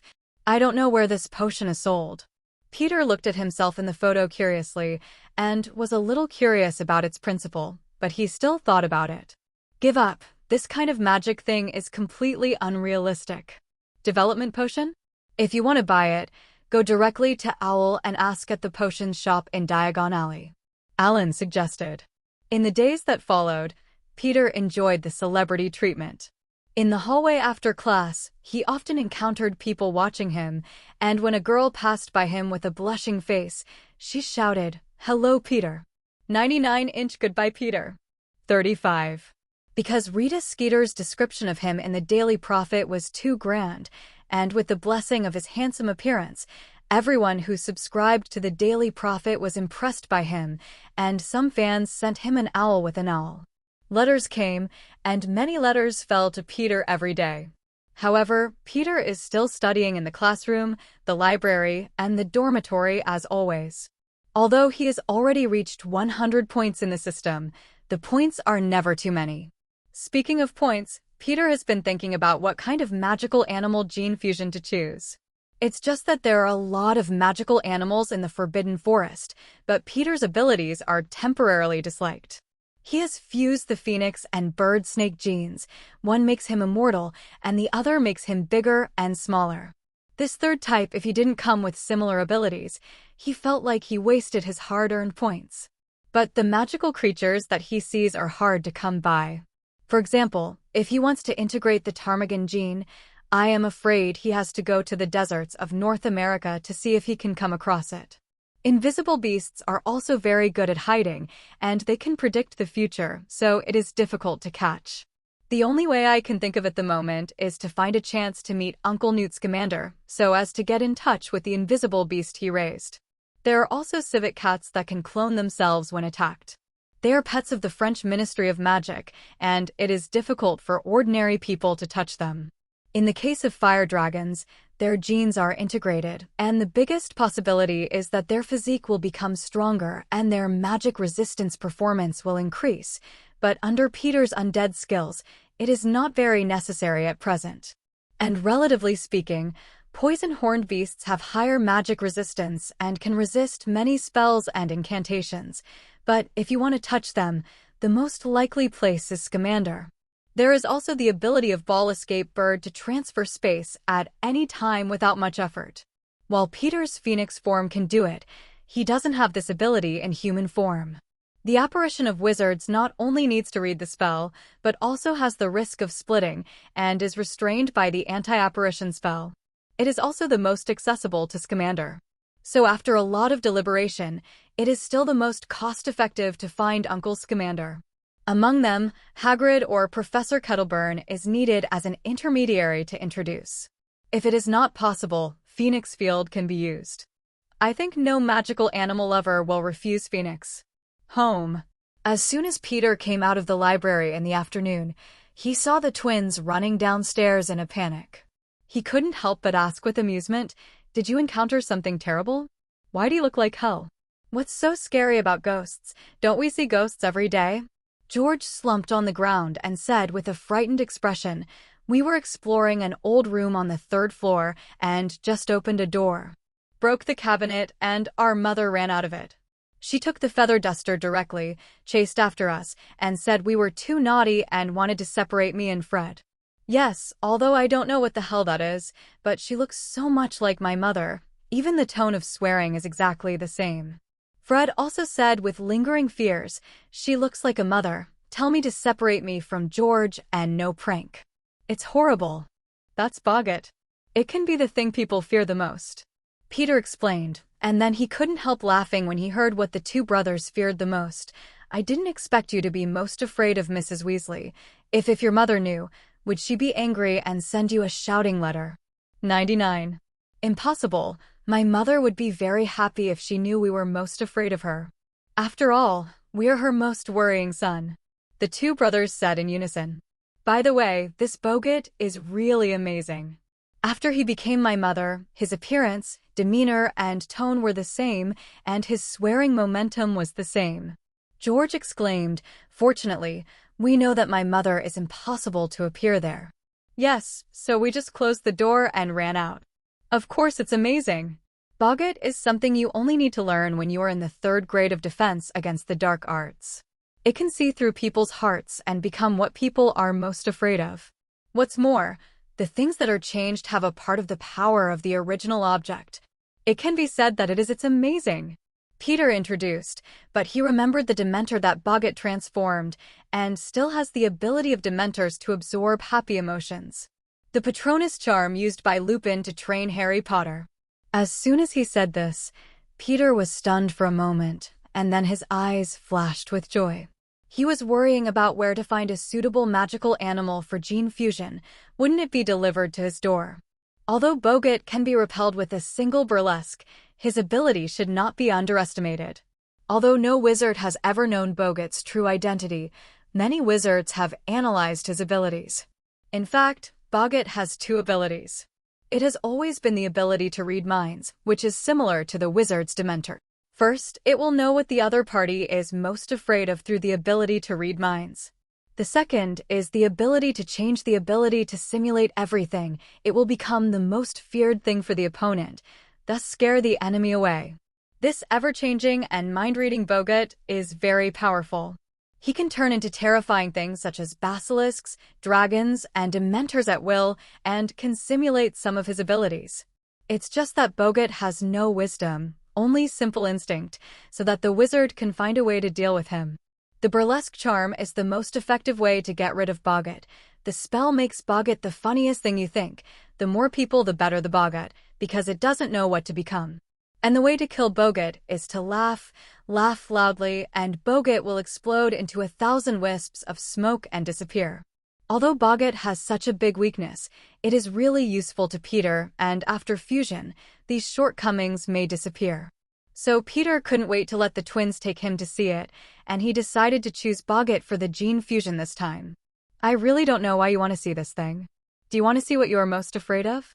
The 3 of them came to the door of the abandoned house on the 3rd floor. George complained. He didn't want to be Borg anymore. The mother of the special became chased after him. "Go in by yourself, Peter. We don't want to bump into that thing.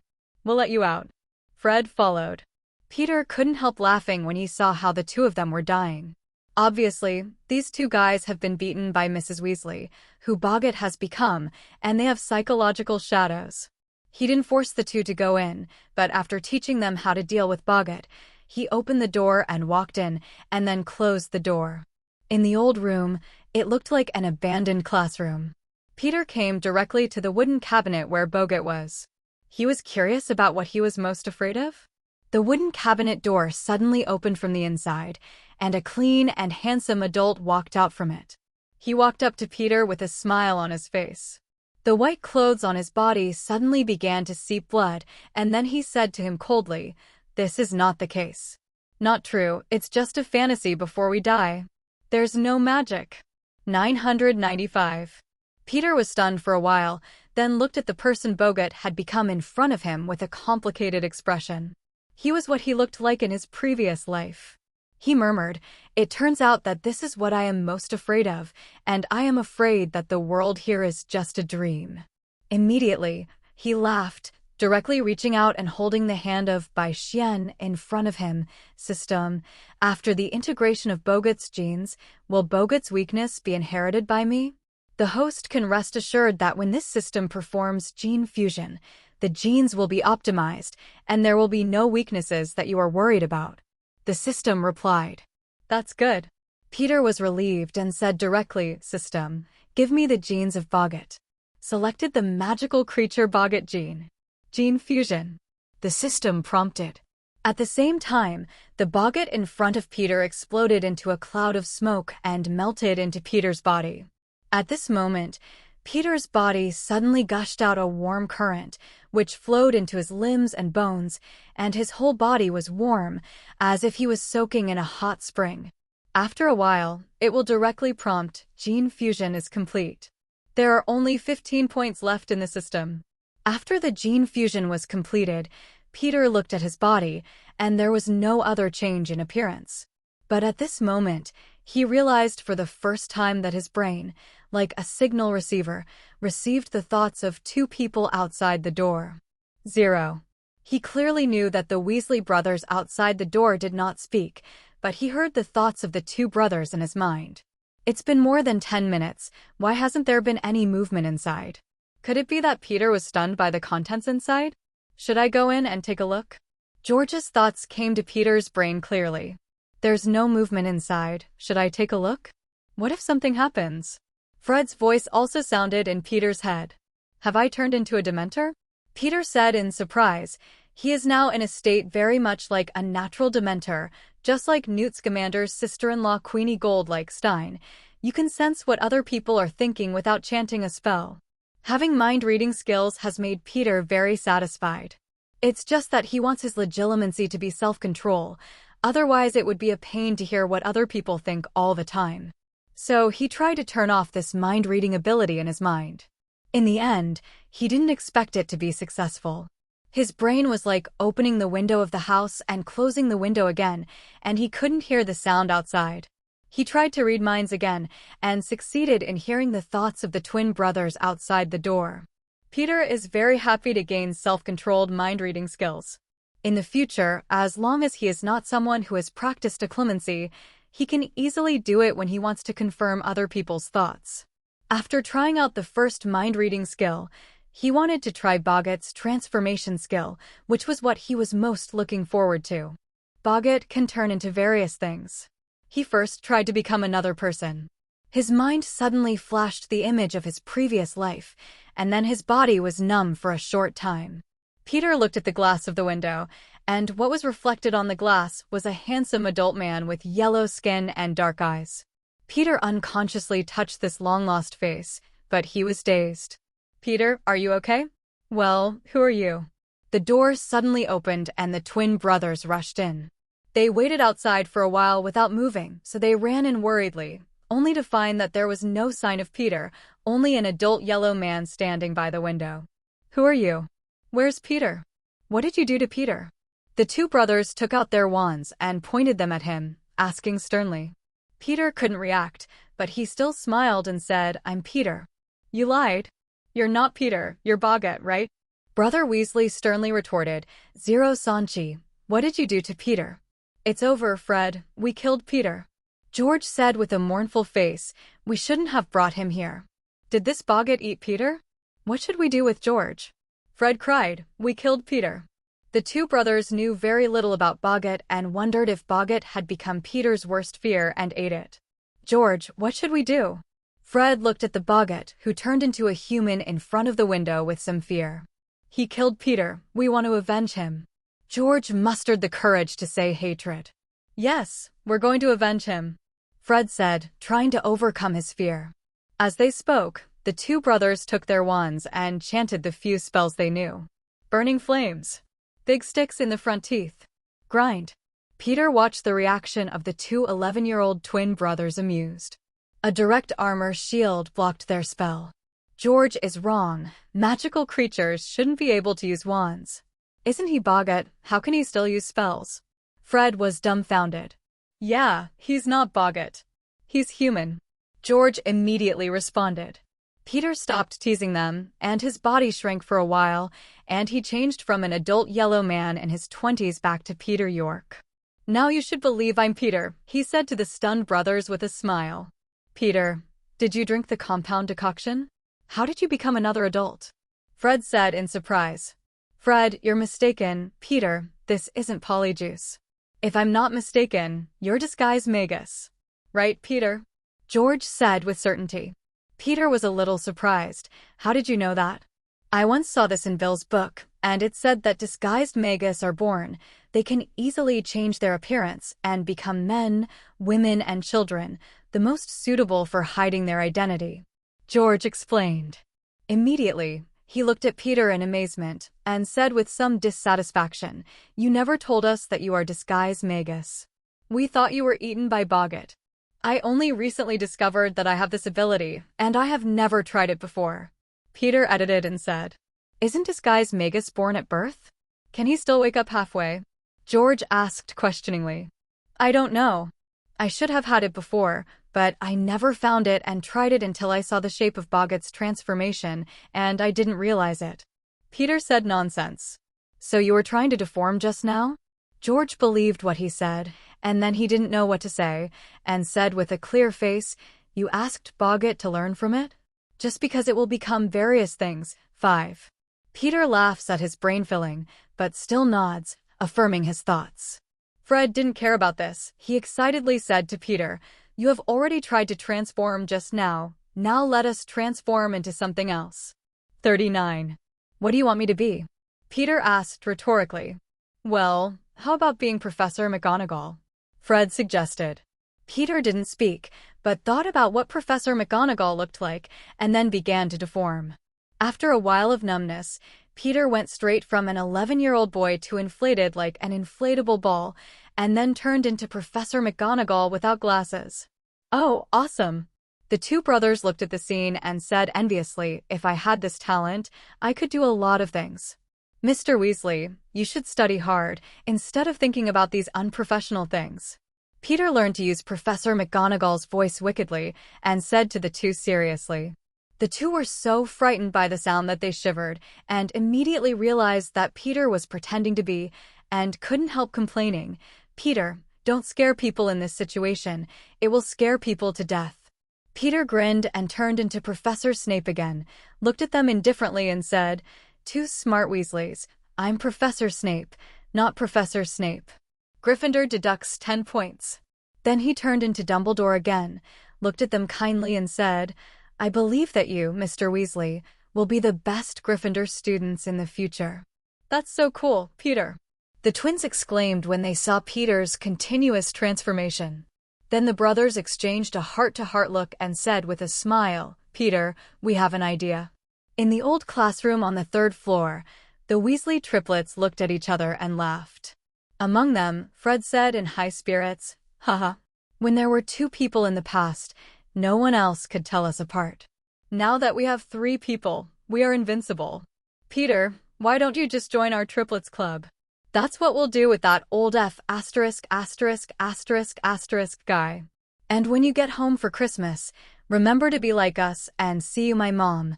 Be sure to scare her. Hee hee. Come on, I don't want to accompany you in trouble. Maybe it's me who is to blame. Peter gave them a blank look, changed back to himself, and then urged, Remember to keep it a secret for me. I don't want to make too much of it. People know I have this ability. The twins patted their chests for assurance, and the 3 left the old classroom. After separating from the 2, Peter returned to the dormitory alone, and his mood was still not calm at this time. Today, he accidentally chose Boggart's gene fusion, and the harvest exceeded his expectations. Not only does he have the mind-reading technique that he can control independently, but he also has another perverted human metamorphosis skill. He just showed off his human transforming skills in front of the Weasley brothers. But Boggart's deformation is ever-changing. But 3.2 is not limited to appearance deformation. At this time, there was no one in the dormitory. Peter looked at the snake-shaped relief on the wall and directly activated his transformation skills. In the blink of an eye, a large white snake over 6 meters long appeared on the bed. One more change, the white snake becomes an owl. Another change, it becomes a ball. In a short period of time, Peter was constantly changing from human form to living thing to dead thing, unconstrained and changed at will. Peter, getting more and more excited, his current human body transformation skills are directly full, which is many times higher than that of Animagus, who is known as the masterpiece of transformation. Of course, Peter didn't underestimate the transfiguration course because of this opportunity. After all, his transformation only acts on himself as a camouflage life-saving skill, and the actual attack power has not increased. And true masters of transfiguration, like Dumbledore, are very skilled in transfiguration, and their combat power is very fierce, not just for self-transformation. It's December, and Peter has been a figure in school during this period of time. After all, the 2 wizards he had captured before have achieved results. Not long ago, The Daily Prophet published that the Dark Wizard Green was officially held a Dementor's kiss, and now it is just an empty shell without a soul. When the news that the same senior official of the Ministry of Magic, Cobain Yaxley, was a member of the Death Eaters, was announced, it caused an uproar in the magical world. Even with Yaxley arrested and thrown into the Azkaban, the Ministry of Magic's reputation had not been restored. Due to the pressure from all parties, the female minister Millicent Barnold, who is known for her tough style, will officially step down at the end of December and will no longer hold the post of Minister of Magic. Afterwards, more than a dozen campaign personnel participated in the competition for the position of Minister of Magic, including the more famous Barty Crouch and Cornelius Fudge, whose advantage was not too great. Peter felt sorry for Millicent Barnold when he saw the news in the paper. The position of the Minister of the Magic World does not have a specific term like the Muggle World 02. Generally, if there is no mistake, it can serve for a long time. And Millicent Barnold has not served as Minister of Magic for 10 years, and he is not too old, but he can only step down under pressure from all parties. Peter, which of these people do you think will be able to successfully run for the ministerial position? Alan asked casually after seeing Peter's campaign information in the Daily Prophet, and then said with oath, "I'd say it must be Batik. Rauch has the biggest advantage, he's tough, and a lot of people like his style of doing things. I don't think it can be him. If he had succeeded in the election, he would have already succeeded." Flora on the side said disapprovingly, "He was the head of the law enforcement department, but since he sent his son to Aziz after Cabin, the public no longer trusted him, and he was transferred to the Department of International Magical Cooperation, so the possibility of his election success is very small." "Maybe it's Cornelius Fudge," Peter interjected, jokingly. But he actually knew that, if nothing else, the next Minister of Magic would be this Fudge. Impossible. Fugatar's reputation is not as great as others, and he has no political achievements. It's too mediocre. Alan shook his head and said, feeling that Peter was guessing. "The magic world now needs mediocrity like him," Peter said meaningfully. Then he saw that there was a betting section in the Daily Prophet which made corresponding odds for each candidate. Among them, Fudge's odds reached 5, which can be said to be the highest. It is hard to imagine that he is. How did you end up winning the election? Is this wonderful event for real? Will it be awarded later and won't be paid? Peter asked curiously. This is an event organized by the Daily Prophet and the Ministry of Magic. It has been held before, so the credibility is still high. Alan explained, and then looked at him in surprise. Why, do you want to play note? It looks very interesting. I want to put some money to try. Maybe I will win. Peter said casually. He is now lying in Gringotts with 100,000 gold galleons, but he is not short of money, but this kind of he doesn't mind making a little bit of money delivered to his door. Gambling is not a good habit, Peter. Flora Shacklebolt reminded him, frowning. I just put in a few hundred galleons to try, and if I lose, it's just a few days' worth of candy money, don't worry. Peter said with a smile. Damn rich people. The two swallowed their saliva in envy. Their pocket money can have 1 galleon a month, which is very good among all students. In the wizarding world, 1 gold galleon equals 17 silver sick, 1 sick equals 29 nat, that is, 1 galleon equals 493 nat. When Peter included all the snacks on the train when he was enrolled in school, he only spent about 1 galleon. And at the Three Broomsticks pub in Hogsmeade, butterbeer costs 2 silos a glass.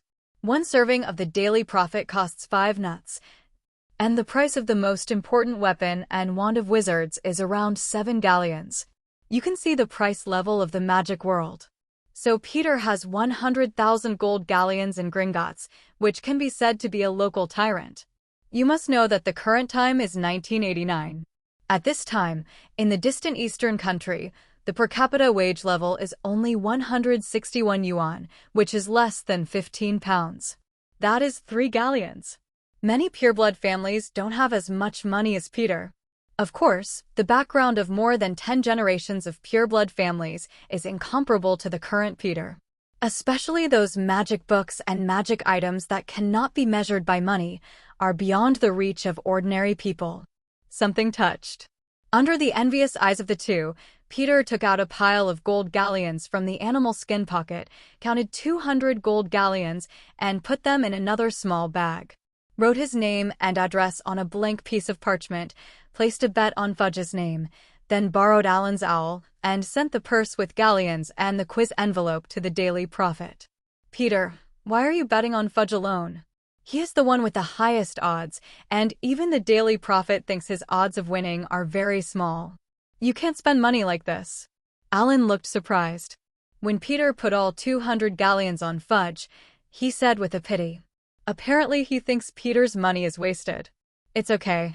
Maybe I can still win, but it will be 1,000 galleons.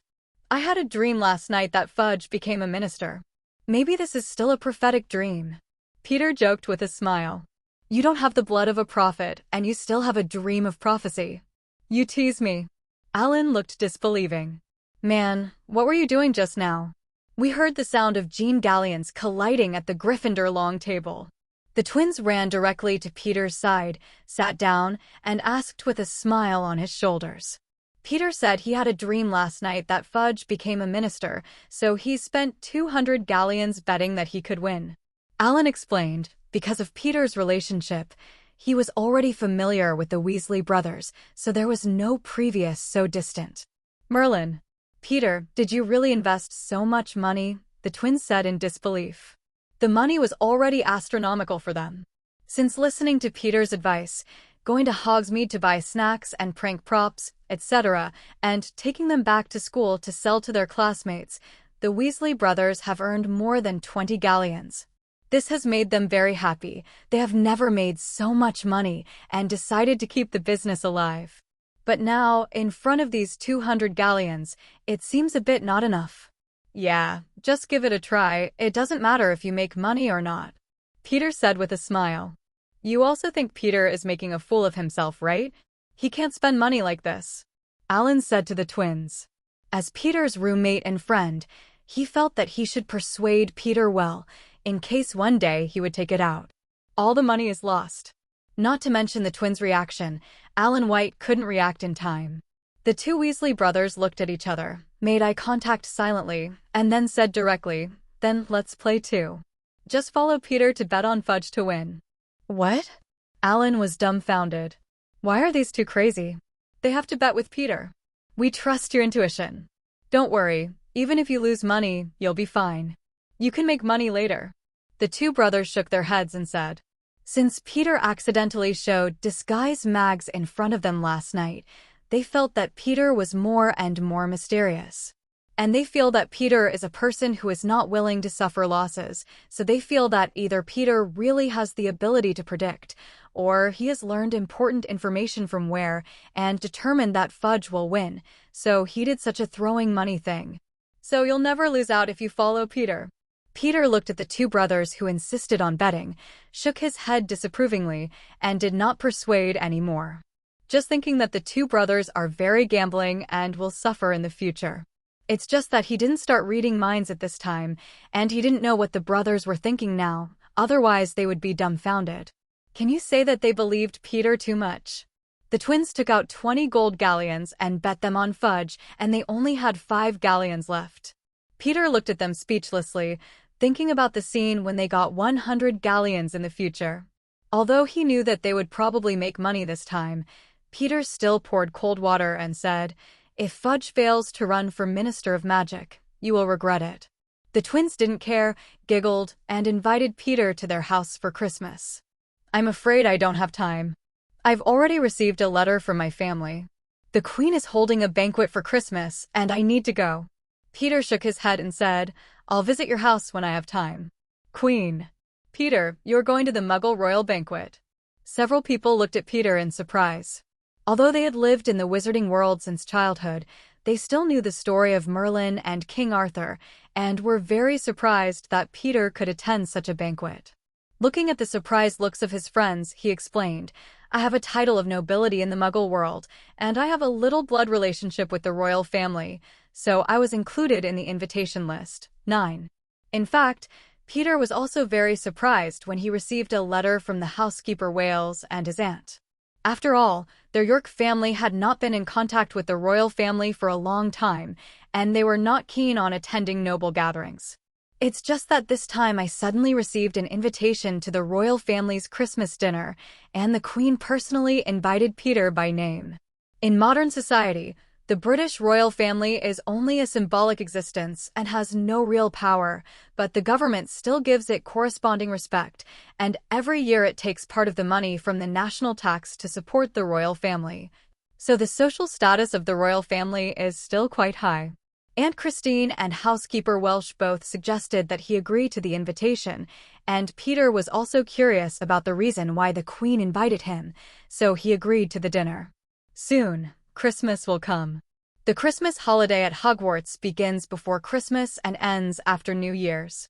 Students at the school can choose to stay at Hogwarts Castle or go home for the holidays.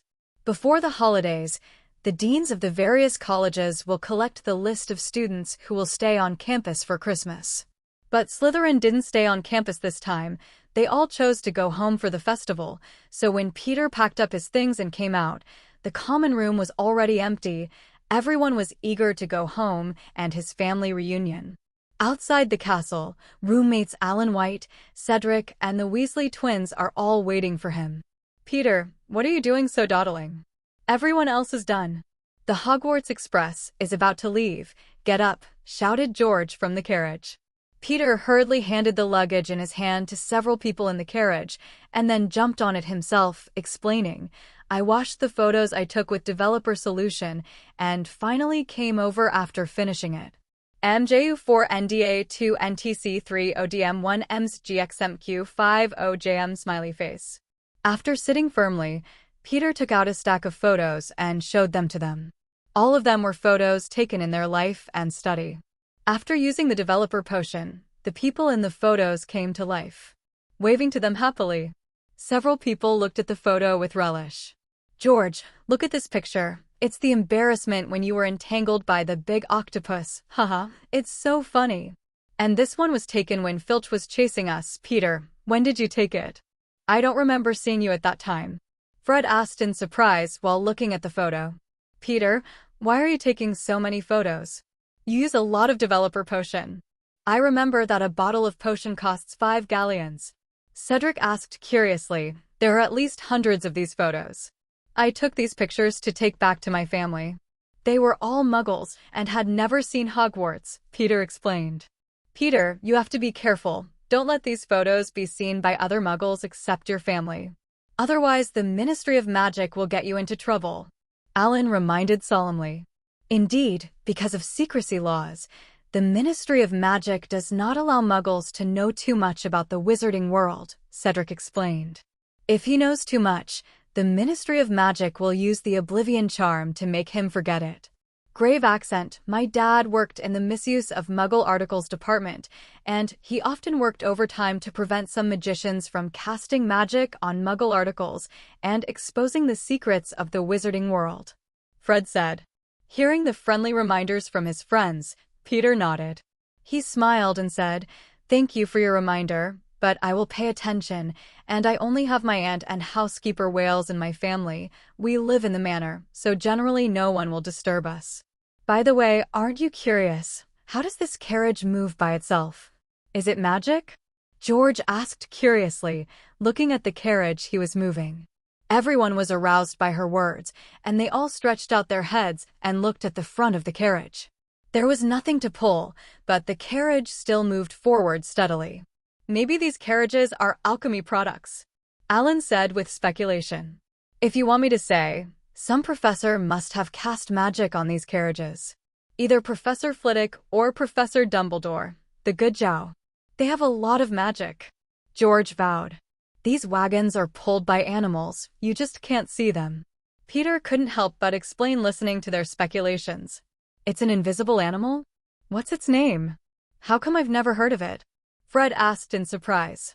"The name of this animal is Thestral, and only people who have seen death can see them. So, they're invisible to ordinary people," Peter explained. "I have heard of this animal. It is said that this animal is close to death and is an unknown species. How can the school let this animal come and pull us a cart?" Alan said in horror. And Lon. You said it too, it's a legend. Peter quickly reassured. Thestrals are actually a very docile animal. They have lived in Hogwarts for a long time and have not seen anything people have an accident, so don't worry. Peter, can you see Thestrals? What do they look like? George asked curiously as Peter kept looking forward. I can't see it either, after all, I haven't seen death. But from the description in the book, they have a dragon's head and a horse's body, but there is no flesh on their bodies. The black fur is tightly attached to the bones, and there are a pair of large and black bat wings. Peter shook his head, saying that he had never seen it before, and repeated the description in the book. Listening to Peter's description, several people hurriedly moved to the back seat of the car, trying to get away from this animal pulling the car. After all, the appearance sounded terrifying. The carriage hurriedly hurried, and finally arrived at the railway station. Several people jumped out of the carriage and quickly boarded the Hogwarts Express train that was already whistling. With the start of the train, the distant Hogwarts castle gradually disappeared from everyone's eyes. What are you going to do during Christmas? My parents are taking me on a trip to France. Alan asked first. My dad works in the Department of Magical Creatures at the Ministry of Magic, and he will probably work overtime except on Christmas Day when he can come back to accompany us. So he can only stay at home, Cedric said shyly. We can only stay at home. During Christmas, my dad's Muggle Products Abuse Department is often so busy that he can't come back at night, George said with disappointment. Immediately, everyone looked at Peter and said enviously, Peter, your Christmas holiday is the coolest in 050. It must be very interesting to go to the Queen's banquet. Actually, the banquet was very boring. Everyone greeted each other with their faces on their faces, smiling hypocritically, and couldn't show any pretense. If you were allowed to go, it would be very uncomfortable within a few minutes. Peter shook his head, puncturing it. Their fantasy. Children, do you have anything you want to buy? A middle-aged chubby lady pushed a snack cart and pushed aside the boxes to ask them. Miss Frum, please give me a portion of every snack. Forced to take out a gold galleon, he said to the woman with a smile. It's Mr. York, long time no see. Our honeyduke has a new candy. It's honey apple flavor, you can try it. The fat woman kindly said to Peter. She is the proprietress of the honeyduke shop, and she is very enthusiastic about Peter, a big customer. After Mrs. Frum left, the table was already full of piles of things. Peter said boldly, Everyone, you're welcome. Eat them all, I'll treat you. George swallowed and said, Peter, there are so many snacks that we can't finish them all. It's a waste. It's okay, I picked some and took them home and gave them to my aunt to taste. They have never been in contact with these things and are more curious about them. 35 Peter said that he picked out some more normal things. As for the bloody lollipops that smelled like blood and the prank candies that could burn through the tongue, he didn't dare to bring them back. Otherwise, they might think that the magical world is so terrifying, and they would suffer if they didn't let him go back to Hogwarts. With the help of snacks, everyone chatted about some embarrassing things about the students of their respective colleges while eating snacks and laughed from time to time. Among them is a candy that, when eaten, makes people make animal sounds. Everyone was interested in trying what kind of animal their candy would be. Among them, Peter was the first to try. And as a result, the sound he made was a cuckoo sound, and the cuckoo kept calling. It made everyone else laugh. Of course, the Weasley brothers did not let go of such an interesting candy. The two took out candy from the candy box at the same time, and then gave each other a dignified expression of generosity and death, and gave each other a glass of wine. Then George's voice was a baboon, and Fred's was a pig. The two were not ashamed but proud, and while the effect was still in place, they jumped up in a funny way and kept making baboons and pigs. The bark. Especially Fred's pig's bark. He made it sound like he was about to be killed. It was deafening. It made the students next door think they were killing pigs here. Although the twins are sometimes noisy, they are always full of talent for being funny, and they make everyone laugh. After Alan ate the candy, he let out a few roars, and then covered his mouth and didn't speak. Gryffindor roared as the twins laughed at him, a Slytherin student. AC/DC. When it was Cedric's turn, he was unlucky to win the grand prize. He was flushed with suffocation, and his ears kept spewing water vapor, making a whining sound, interacting with the moving Hogwarts Express. Echo. After playing for a long time, the train finally stopped slowly at platform 9 3/4, and the students got off one after another and said goodbye to each other. At this time, there was a large flow of wizard students, and the guards had to stop a swarm of wizards who wanted to go out to avoid being seen by the muggles outside the platform. Both Alan and Cedric's parents came to the platform to pick them up, so they just had to apparate with their parents and didn't need to go through the wall. After saying goodbye to the two friends, only Peter and the twins were left on the platform, waiting in a hard line to get out through the wall. "Hey brother, you promised us at the beginning, shouldn't you forget it?" The three of them were about to turn, and the twins suddenly took him to the corner and asked, What did I promise?" Peter didn't turn around for a while. He couldn't remember what he promised them. "Transformation. Your disguise Magus. Our Three Brothers Club." The two brothers solemnly reminded them with expressions like "how you forgot." Oh, Peter remembered. He had promised them, but he said hesitantly, "To tease Mrs. Weasley like this, will she not like me, or not? It's rude." "Oh, brother, don't worry if you don't. My mother won't be angry with you even if she is angry. You are a model student in my mother's eyes. When she wrote to us earlier, she wanted us to learn from you." "What?" 35 Fred said with a look that you don't have to worry about. "Then I can't do it. Otherwise Mrs. Weasley might think I've ruined you." Peter shook his head resolutely. "Woo, Peter, you promised us, but now you've gone back on it. It hurts our hearts." The twins complained loudly in a weird tone with the expression that "you failed me." Peter looked at the wizards who were looking around, and he wanted to disappear immediately. These two guys were really annoying. He said quickly, I promise. As soon as they heard Peter's promise, the two of them stopped howling, and a mean person took him by the shoulder and said, "If you promised earlier, you'll be fine. Hurry up, it's our turn to go out. Hurry up and become our look." Seeing the two brothers put on a posture that he is not allowed to go if he doesn't do it, he rolled his eyes at them helplessly, then took a deep breath, and then his body went numb, and in a blink of an eye he turned into a George or Fred. "Is that all right?" Peter's George asked angrily. "Perfect." The twins gave each other high fives with delight as they looked at what Peter had become. In the surprised eyes of the guards, Weasley triplets rushed towards the wall and came to London Railway Cross Station in a blink of an eye.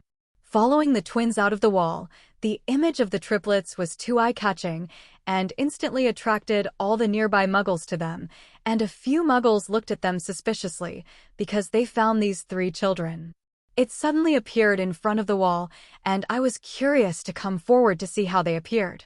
At this time, an ill-dressed Ministry of Magic personnel hurriedly cast an oblivion charm on several muggles to make them forget about it. "Look, it's Mom and the others. Ronald and Ginny are here." George pointed to the distance, and then said to Peter with a smile, "You'll follow us later to scare Ronald. I haven't seen you for so long, I'm all for thinking of him. I'm not used to seeing the way he was so frightened that his butt was urinating." 35. Peter directly rolled his eyes. "Ronald has your two brothers. He is down. Bad luck for 8 lifetimes." "Mom, they're there, Fred, and they're there." Ginny shouted at Mrs. Weasley in surprise, shaking her hands, trotting over, and was surprised to find 3 identical brothers. Then he quickly shouted behind him, "Mom, George, and Fred have become 3. They have become 3. Ronald also ran over, then looked at the 3 with a ghostly expression, and asked naively, "Fred, George, how did you become 3? Is it magic? Can you teach me? I'm afraid this won't work." Fred said with a wicked smile, pretending to be the aftermath of the disaster, "This is the aftermath of our entrance exam. When I was assigned to fight with trolls, I was unfortunately smashed into 2 pieces. Cut.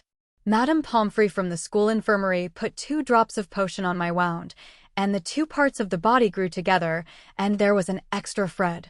So our little baby Ronnie, you have another brother in the future. Are you happy?" George said with a smile, "We Weasley twins will officially be renamed triplets in the future." Still 9-year-old Ronald foolishly believed it and asked with a look of horror, The entrance exam is so scary. Do I have to fight trolls when I enter school? Then he turned his head and shouted at Mrs. Weasley in horror. Said, "Mom, I won't go to Hogwarts in the future. It's horrible there." Peter looked at the twins quietly high-fives in celebration and shook his head speechlessly. How could he scare his own younger brother so much? "George, Fred, what good things have you done?" Mrs. Weasley came over with a headache. She had just asked Charlie and Percy to look at the car when she heard Ronald shouting in horror not to go to Hogwarts. Know how the mischievous dudes are making fun of Ronald.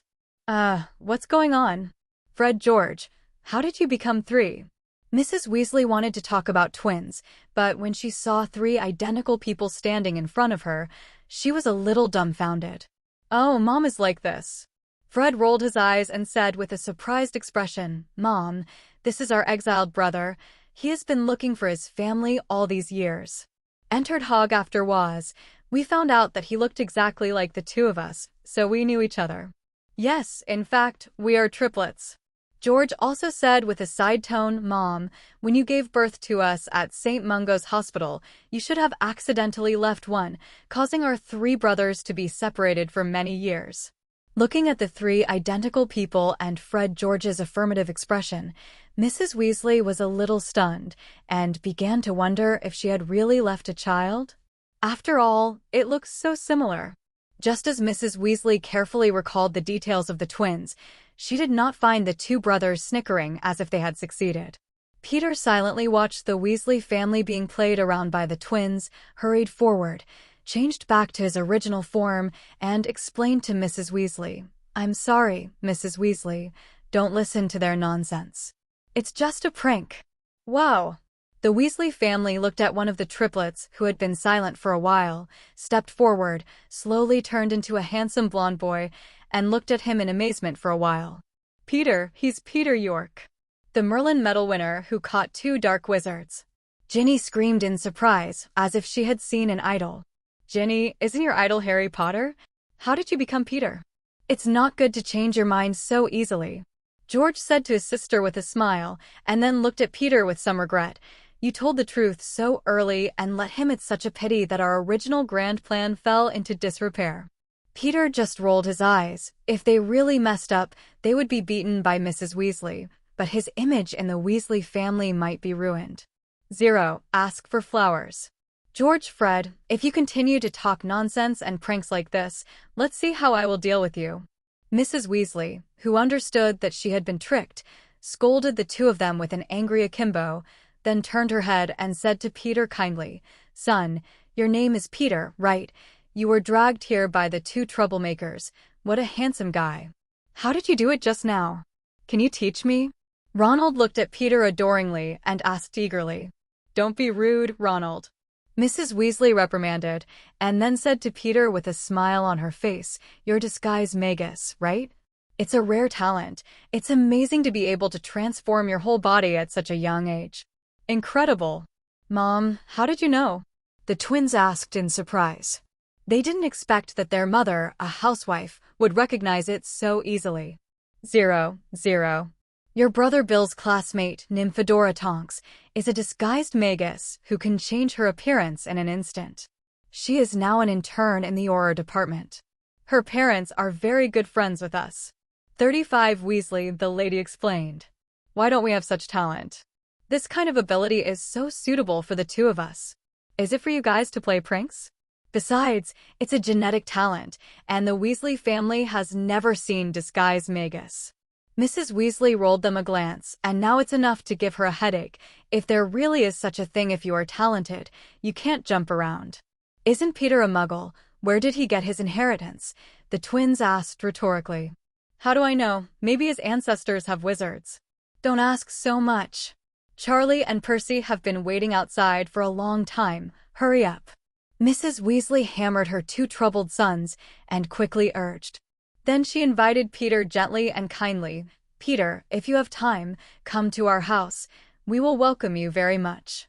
"Thank you, Mrs. Weasley. I will definitely come when I have time. After all, I have never been to a wizarding family," Peter said with a decent smile.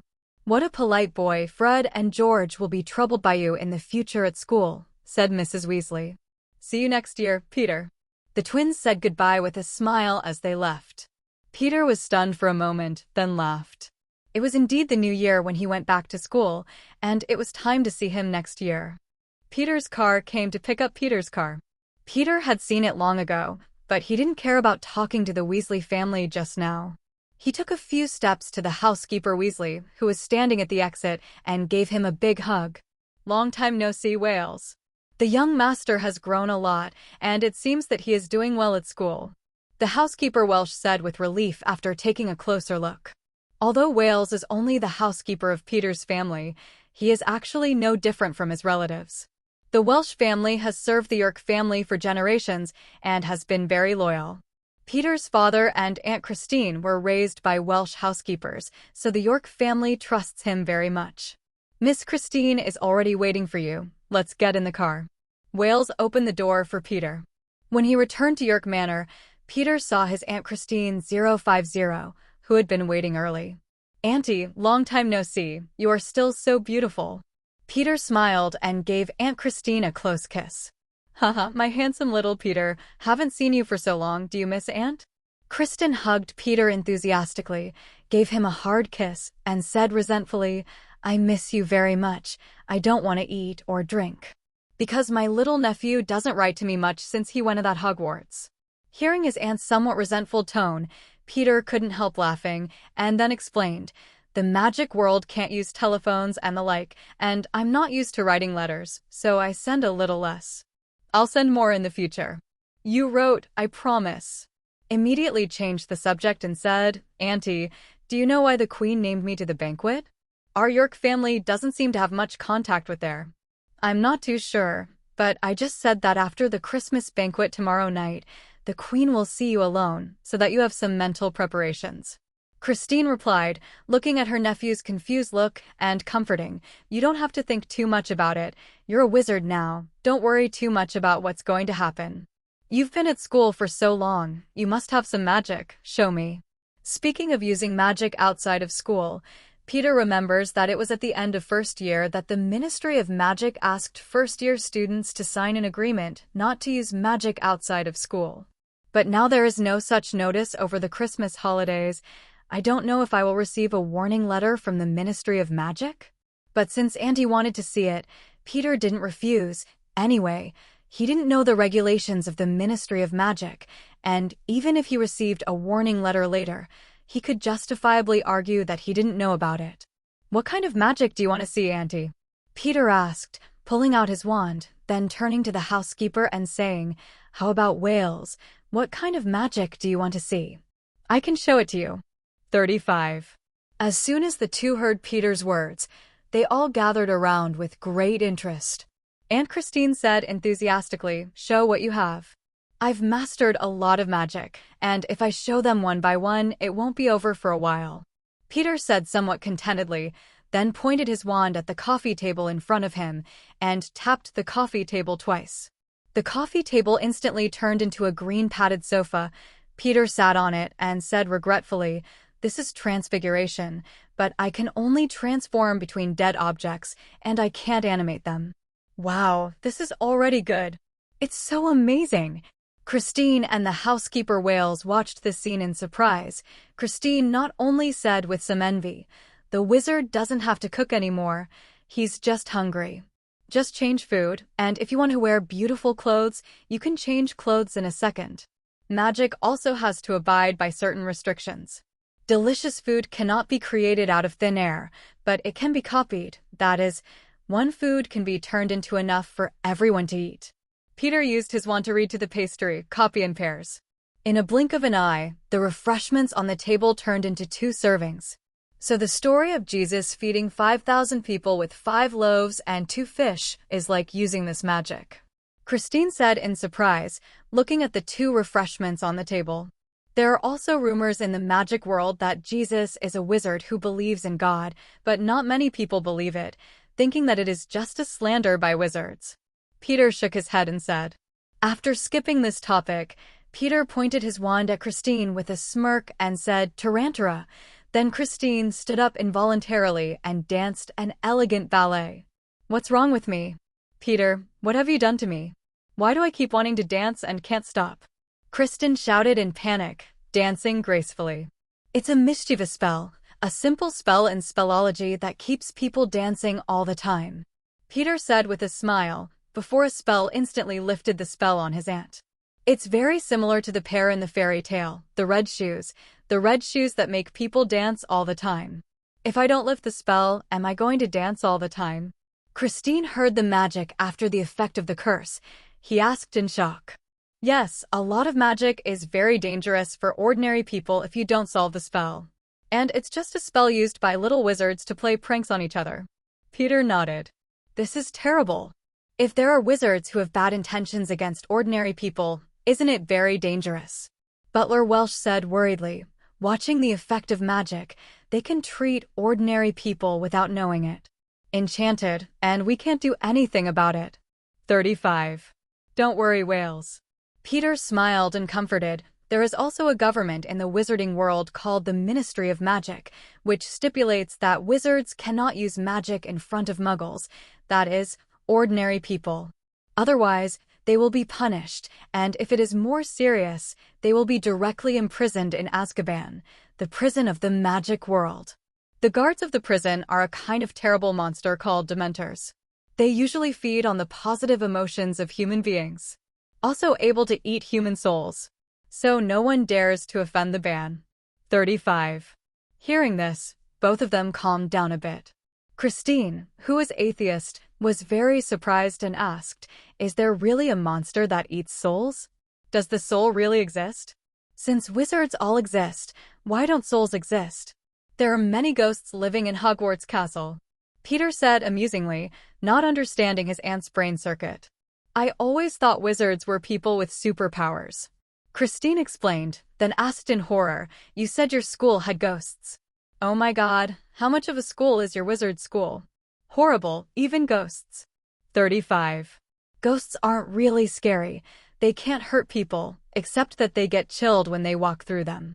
Peter explained, understanding ordinary people's fears of ghosts. At the same time, at the Ministry of Magic's Department for the Prohibition of Misuse of Magic, Lewis, the director at work, received a report from his subordinates that an underage wizard had used magic at Sloane Square in Chelsea County. Just give him a warning, Lewis said impatiently, asking him about such trivial matters.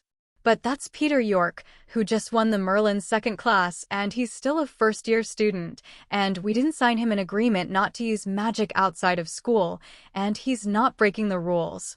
There's no way to give him a warning letter. Employee Hawk said with a wry smile. Hasn't this happened before? How did you deal with it before? Lewis asked curiously. This Peter is a genius. The students from the Muggle world learned at most a floating spell at this time, but he used more than a dozen magics just now. No wonder he was a little hero who was able to catch 2 dark wizards alone. Hawk said in amazement. Lewis had some headaches. Some laws set by the Ministry of Magic were always full of loopholes. If it was other students, he would have just sent 02 warning letters and it would be fine. But now that he is a Merlin medal winner in the limelight, it is not easy to do. He asked, so did Peter York use magic in front of Muggles? He uses magic in his manor, where there are only 2 of his relatives, Muggles, and no one else is there, Hawk replied. Then don't worry about him. Since he is in his own manor, and we didn't sign an agreement for him to prohibit the use of magic outside the school in advance, it's our fault.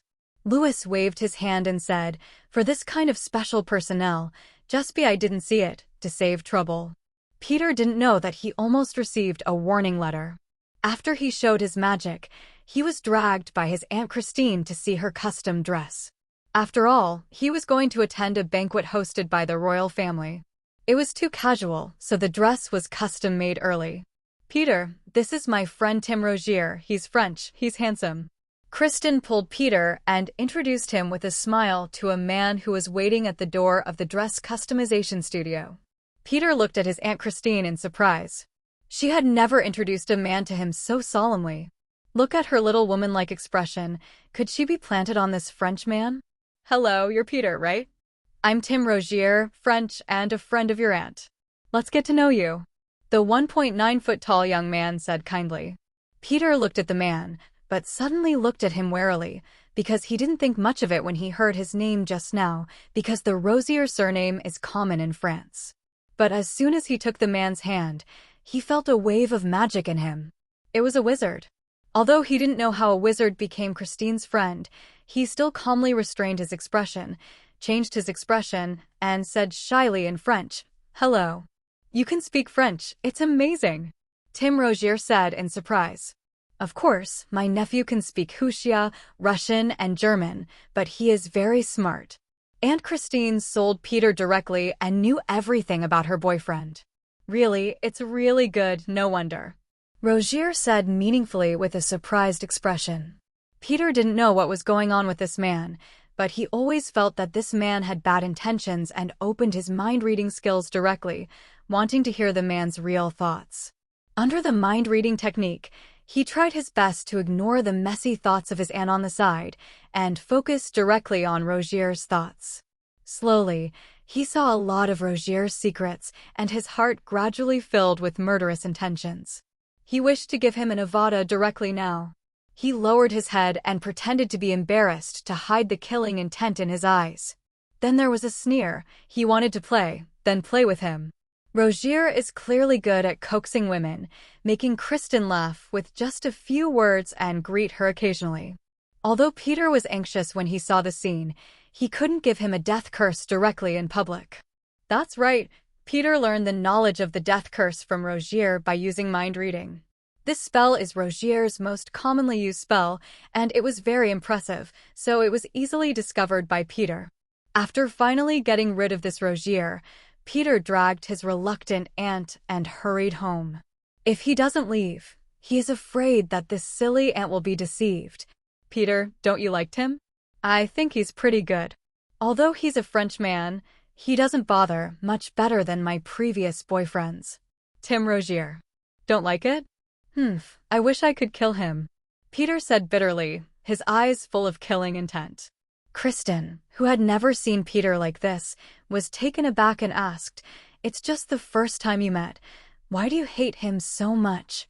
"It's the first time we've met, but a bloody feud," Peter said through gritted teeth, then looked up at his Aunt Christine and said, "You must never touch him again. He's a wizard. His target for approaching you is me. Exactly, it's my phoenix. He's a wizard." "Why do you 050 know this?" Christine asked in disbelief. "Because I can read minds. I found out that he was a wizard the first time I contacted him, so I used mind reading to listen to his inner thoughts and discovered his evil thoughts," Peter said with hatred.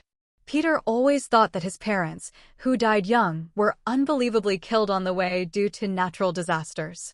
But he saw in Rogier's mind the picture of when his parents were killed. He was there at the time, and he was one of the murderers of his parents. Just because their target was the phoenix egg that Peter's parents had sent back to Dacia. When they found out that their target had been taken by two muggles, they killed Peter's mother in anger, and then left Peter's father. Peter's father knew that if they found out that the phoenix egg had been sent back to York Manor, both Peter and Christine would die, so they endured the most painful torture and did not say a word until they were killed. Information. And the reason why they are chasing the Phoenix Order urgently is because they found a magic that can be perfectly resurrected from an ancient magic book. It is used to resurrect the weak Voldemort hidden in the Albanian forest. In the 10 years before Harry Potter entered school, Voldemort didn't do nothing, but prepared various ways to resurrect. One of the most perfect resurrection methods is the potion alchemy using the blood of the phoenix as the main material, so the resurrected body has the most powerful magic power. However, phoenixes are also very rare in the magic world, and they are difficult to capture until they find out that there are traces of phoenixes in the Amazon forest of South America, and after rushing over, they find that they have taken the phoenix eggs first, and they're a muggle couple. Let these pureblood wizards go wild and finally brutally kill the couple. With the whereabouts of the phoenix eggs unknown, these wizards could only die, trying to find other ways to resurrect their masters, but they still did not give up their pursuit of the phoenix. Knowing that they saw Peter York's information in the Daily Prophet earlier, and noticed that Peter had a phoenix and guessed that he was the son of the couple they killed in the first place. They want to catch Peter and Phoenix as soon as possible to sacrifice for Voldemort's resurrection, but they both live in Hogwarts Castle with Dumbledore and can't get close. So their goal is on Peter's relatives, especially Peter's Aunt Christine, just to be able to get close to Peter York and find a chance to bring him and Phoenix to Voldemort. Peter didn't hide what he saw from Rogier's mind and told his Aunt Christine that he didn't want her to fall into Rogier's gentle trap. You have the ability to read minds. Your parents were killed by Rogier and the others? This is impossible. Kristin was full of disbelief. In her eyes, how could Rogier, who was very gentle and considerate in her eyes, be a murderer? You speak out what's in my head now. I believe you. Otherwise, I wouldn't believe such absurd things. What you're thinking about now is whether to believe me or not. You're thinking maybe I just don't like Tim, so I choose to talk like this. Peter said directly, looking at Christine. No, this is too simple. It's easy to guess. Christine shook her head and still didn't want to believe it, then thought for a while. Then she sank and thought for a moment before asking, "Do you hear what I'm thinking now?" You're not thinking about anything. Instead, there's a lullaby looping in your head. That's the lullaby you used to hum to me. Peter said without hesitation. My God, what the hell did I do? I almost fell in love with the murderer who killed my brother and sister-in-law. Kristin finally believed it and broke down and covered her face with shame and said. Peter got up and walked over to his aunt and comforted him. You did nothing wrong, Christine. He was originally good at this, and his rhetoric is magical. You can't resist it. Fortunately, you didn't get drunk by him. Otherwise, you will fall in love with him madly and forget who you are. 99. Peter promised me that he wouldn't let them go easily. Kristin raised his head and said through gritted teeth, They killed my brother and sister-in-law. I want them to pay their debts with blood. It's just a pity that I'm just an ordinary person. If I also have magic power, I'll return all the means they used to my brother and sister-in-law back to them. Christine said with regret, but her eyes were still full of hatred. Don't worry, I'll let them pay with blood. Peter assured, and then said to Christine, This is a duel between wizards. Auntie, you should go abroad for a while and wait for the matter here to be resolved. Come back again. 35. It's impossible, Peter. Even if you're a wizard, you're only an 11-year-old. How could I leave you and run away? Kristin shook her head, then ran upstairs directly, carrying it on her shoulders. After a while, a sniper rifle came down, and he said domineeringly, This is your father's favorite collection. I will use this gun to play with them. See if these wizards can stop the power of bullets. If it's a sneak attack, as long as they don't have time to recite the spell, it can hurt them. After all, they are also flesh and blood. Peter said affirmatively. Then let the York family officially declare war on these people. Christine said aggressively, and the aunt and nephew smiled at each other, ready for their arrival. From what Rogier read in his head, these people will raid York Manor tonight, take Peter and Christine, and then threaten Christine's life, summon his phoenix, and get the phoenix's blood. But now that he knows, Peter certainly can't wait to die. He is going to invite you into the urn tonight and use modern weapons and magic to entertain these uninvited guests. Then he will go to Buckingham Palace for a banquet tomorrow. Since the two aunts and nephews decided to fight against these dark wizards, they had to prepare in advance, so everyone in the manor was given leave in advance. As for Butler Welsh, after hearing about this, he took out a shotgun from the warehouse without saying a word and vowed to stand with them and avenge the young master. As night approached, Peter took out his wand and kept reciting all protection to the sky, super armor and body protection. They hid their house as well as their Aunt Christine, who was hiding in the dark, and the housekeeper Welsh protect. Looking at the protective shield with a faint white light around the manor, Peter nodded with satisfaction. This protective spell that cost half of his magic power, even if 10 people attacked together, it would take at least half an hour to break through. And Peter's current magic power, after the blessing of the Phoenix bloodline, the bird and snake bloodline, and the boggart, the total magic power has far exceeded that of adult wizards, even if not comparable to Dumbledore, but more than most wizards. This cost him half the protective spell of magical power is difficult for ordinary people to break. At this point, Peter is very grateful to Professor Flitwick for his help. Since joining the Charms Club, Peter has asked Professor Flitwick about the spells in the notebook whenever he has the opportunity. And Professor Flitwick has never kept secrets, and as long as he knows, he will tell him. It made Ravenclaw students jealous, and they followed one by one, trying to grab all the time and not let him ask. So during this time, Professor Flitwick was in pain and joy.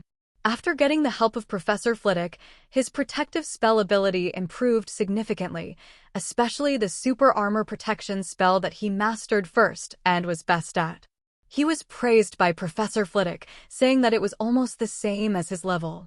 The members of the former club were not convinced and felt that Professor Flitwick was exaggerating, so they tried to attack Peter's protective spell with their most powerful spells, but they were easily blocked, even if all the members attacked together in the end. They failed. Break open the tortoise shell-like cover. At the same time, Hawk, a staff member of the Ministry of Magic's Department of Prohibition of Abuse of Magic, also received the content displayed on the magic detection device and was so frightened that he lost sleep. Run to the boss's office quickly. Lewis, who was still in the office, was about to go home when the door was suddenly opened, and Hawk rushed in, panting, and said, "Mr. Lewis, where Peter York is, detection shows that he just used a lot of advanced protective magic." Curse. What? Advanced protection charm. Lewis said in surprise, "Are you sure? It's so late. Why did he use so many protection charms? Could it be that Peter York was attacked by something? He cast so many protective spells." Hawk guessed carefully. After all, most people don't use so many spells. It's like an emergency. Wait, for now, only the protective spell is displayed, and there are no other spells. I can't be sure if it is an attack. Maybe he is practicing spells, Lewis said. But he still followed Hawk to the detection room and watched the alchemy detection instrument. Before long, when both of them felt that there should be no problem, the instrument began to issue a warning. Hawk looked at the spell displayed on the instrument in horror and said to his boss with trembling, "Mr. Lewis, the detector just showed that at the same time where Peter York was, a dozen spells were released, and most of them were released. It's all black magic. It is impossible for one person to release more than a dozen different black magics at the same time. This means that there are more than a dozen wizards fighting near Peter York. Are these people crazy, and they use magic without any scruples in the Muggle community?" Lewis also looked at the incantations that kept flashing on the instrument in panic. Almost a lot of it is black magic banned by the Ministry of Magic. "Mr. Lewis, what should we do? Are we going to report it to someone else? But it's already off-duty time, and there aren't many people in the department." Hawk was at a loss. He had never encountered such an emergency before happening. "Nonsense. You should go to the Auror department to inform the on-duty staff first, and let them go to the scene to see what's going on," Lewis quickly arranged. "Then, I will go to the minister immediately. I hope there is still time." At the same time, the Battle of York Manor also started. Voldemort's minions, who were not considered Death Eaters, including Rogier, came to 12 people, with hoods and cloaks, and entered York Manor at night. Inside, it's just that they obviously didn't expect the manor's master to be ready. One of the fastest dark wizards was burned to ashes by the protective spell, AC/DC. Not even a scream. It scared the other members to stop. Footsteps. A middle-aged wizard at the head saw the situation and found that the house in the manor was protected by a light protective cover. Immediately angrily asked Rogier, who led the way, "Is this what you said is foolproof? They have already prepared. Our plan has been exposed." Seeing that the dark wizards had lost one, Peter smiled with satisfaction. The protection spell is not only for protection. If anyone dares to try to break through the protection boundary, then wait to be burned to ashes like the dark wizard just now. "Boss, what do we do? We can't get in now," one of the dark wizards asked. "What else can we do? Attack? We must catch that little mudblood as soon as possible and then retreat. This kid has traces of the Ministry of Magic on his body. Now someone should have discovered the situation here, and they must retreat as soon as possible, otherwise it will not be long. The Aurors will come." The head of the Dark Wizard was obviously a clear-headed person, and he anticipated all the situations. Then these wizards began to attack the shield continuously, but after a while, there was no sign of the shield being breached, and some wizards complained helplessly, "How is this protective spell arranged? How is it so strong?" Be careful, this little mudblood is only a first year, but he has a lot of tricks. He has already caught both Green and Yaxley, so he cannot be underestimated. The Dark Wizard reminded him. Peter watched them keep attacking the shield, carefully cast a disillusionment spell, shrinking his body to the size of his little finger, and then went directly behind them, directly becoming one of the Dark Wizards. Then he strode behind them and hit one of the Dark Wizards with a knockback spell directly towards the shield, and the Black Wizard turned to ashes on the shield. "Phaedrus, what did you do?" The head of the Dark Wizard asked angrily. He didn't expect Phaedrus to attack his own people. Phaedrus smiled strangely at them and said, "Guess," and then hit the head of the Dark Wizard with another spell, and then jumped away and disappeared into the jungle on the side. "Boss, Phaedrus betrayed us and escaped?" The other Dark Wizards were dumbfounded, and then asked in disbelief. "Didn't you see it?" The Dark Wizard said angrily. "Boss." The real Phaedrus walked out of the grass in a daze. He seemed to have been attacked and passed out just now. Just as he was about to speak, he was greeted directly by the Dark Wizard boss, Avada Sua. "Bah, betray us and still be so arrogant." The Dark Wizard boss added another black magic in frustration, causing the dead Fedro to break into pieces again. Peter, who caused all this, was now turning into a beetle, standing on a branch beside him, watching this scene amusingly. This time, 2 more Dark Wizards were killed, and now there are only 9 people left. Just as he was about to move on, he heard a bang of gunshots, shot by the butler, Wales. Then a Dark Wizard made a scream. His body was hit by bullets, and the lungs were hit, and he kept coughing up blood and screaming. "Damn it, it's a muggle gun. Be careful." The Dark Wizard boss knew so much. He recognized it at once, and took out his wand to save him with a quick healing charm. "Boss, I'll come." A young Dark Wizard suddenly walked out from behind and said actively, "Okay, Marcel will be handed over to you. I'm responsible for continuing the attack, and I must catch that mudblood and that damn muggle and torture them." The house protected by the hood said. "Then I'm afraid you won't be able to realize this wish." The young Dark Wizard suddenly said faintly, and then threw the Dark Wizard who was hit by the snatch, a wand on the protective cover, and instantly turned into fly ash. Another unsuspecting Dark Wizard. "Hottie, are you crazy too? Why did you betray us?" The Dark Wizard boss couldn't believe what happened today, how all of them betrayed them temporarily and attacked them. "Hey, guess what?" Hottie smiled strangely, dodging the curse of the Dark Wizard boss, turning over a boulder and disappearing. At this time, the real Hardy was lying quietly in the grass not far away, tied tightly by the ropes that the grass turned into, unable to move. After some tossing by Peter, the Dark Wizards changed from the original 12 to the current 8, and one of them was caught by Peter and tied tightly. The other one was hit by Peter's fragmentation charm, and the flesh was ripped open, lying on the ground dripping with blood, screaming constantly. So there are still 6 Dark Wizards left at the scene. But they're already panicking, and in just a little while, their number has been reduced by half. "Boss, let's retreat. It's too weird here," a Dark Wizard said in horror. "No, we have already promised the Dark Lord, and this time we will succeed in getting the blood of the Phoenix." The Dark Wizard boss gritted his teeth and said, "When the Dark Lord is resurrected, that will be our glorious era. Think about it. We pure-blood the family will stand on the top of the world." The words of the Dark Wizard boss still worked. The attack power of these people is a bit stronger, and the protective spell has been shaking a little. Obviously, it can't hold it. After all, this is only a spell cast by Peter alone.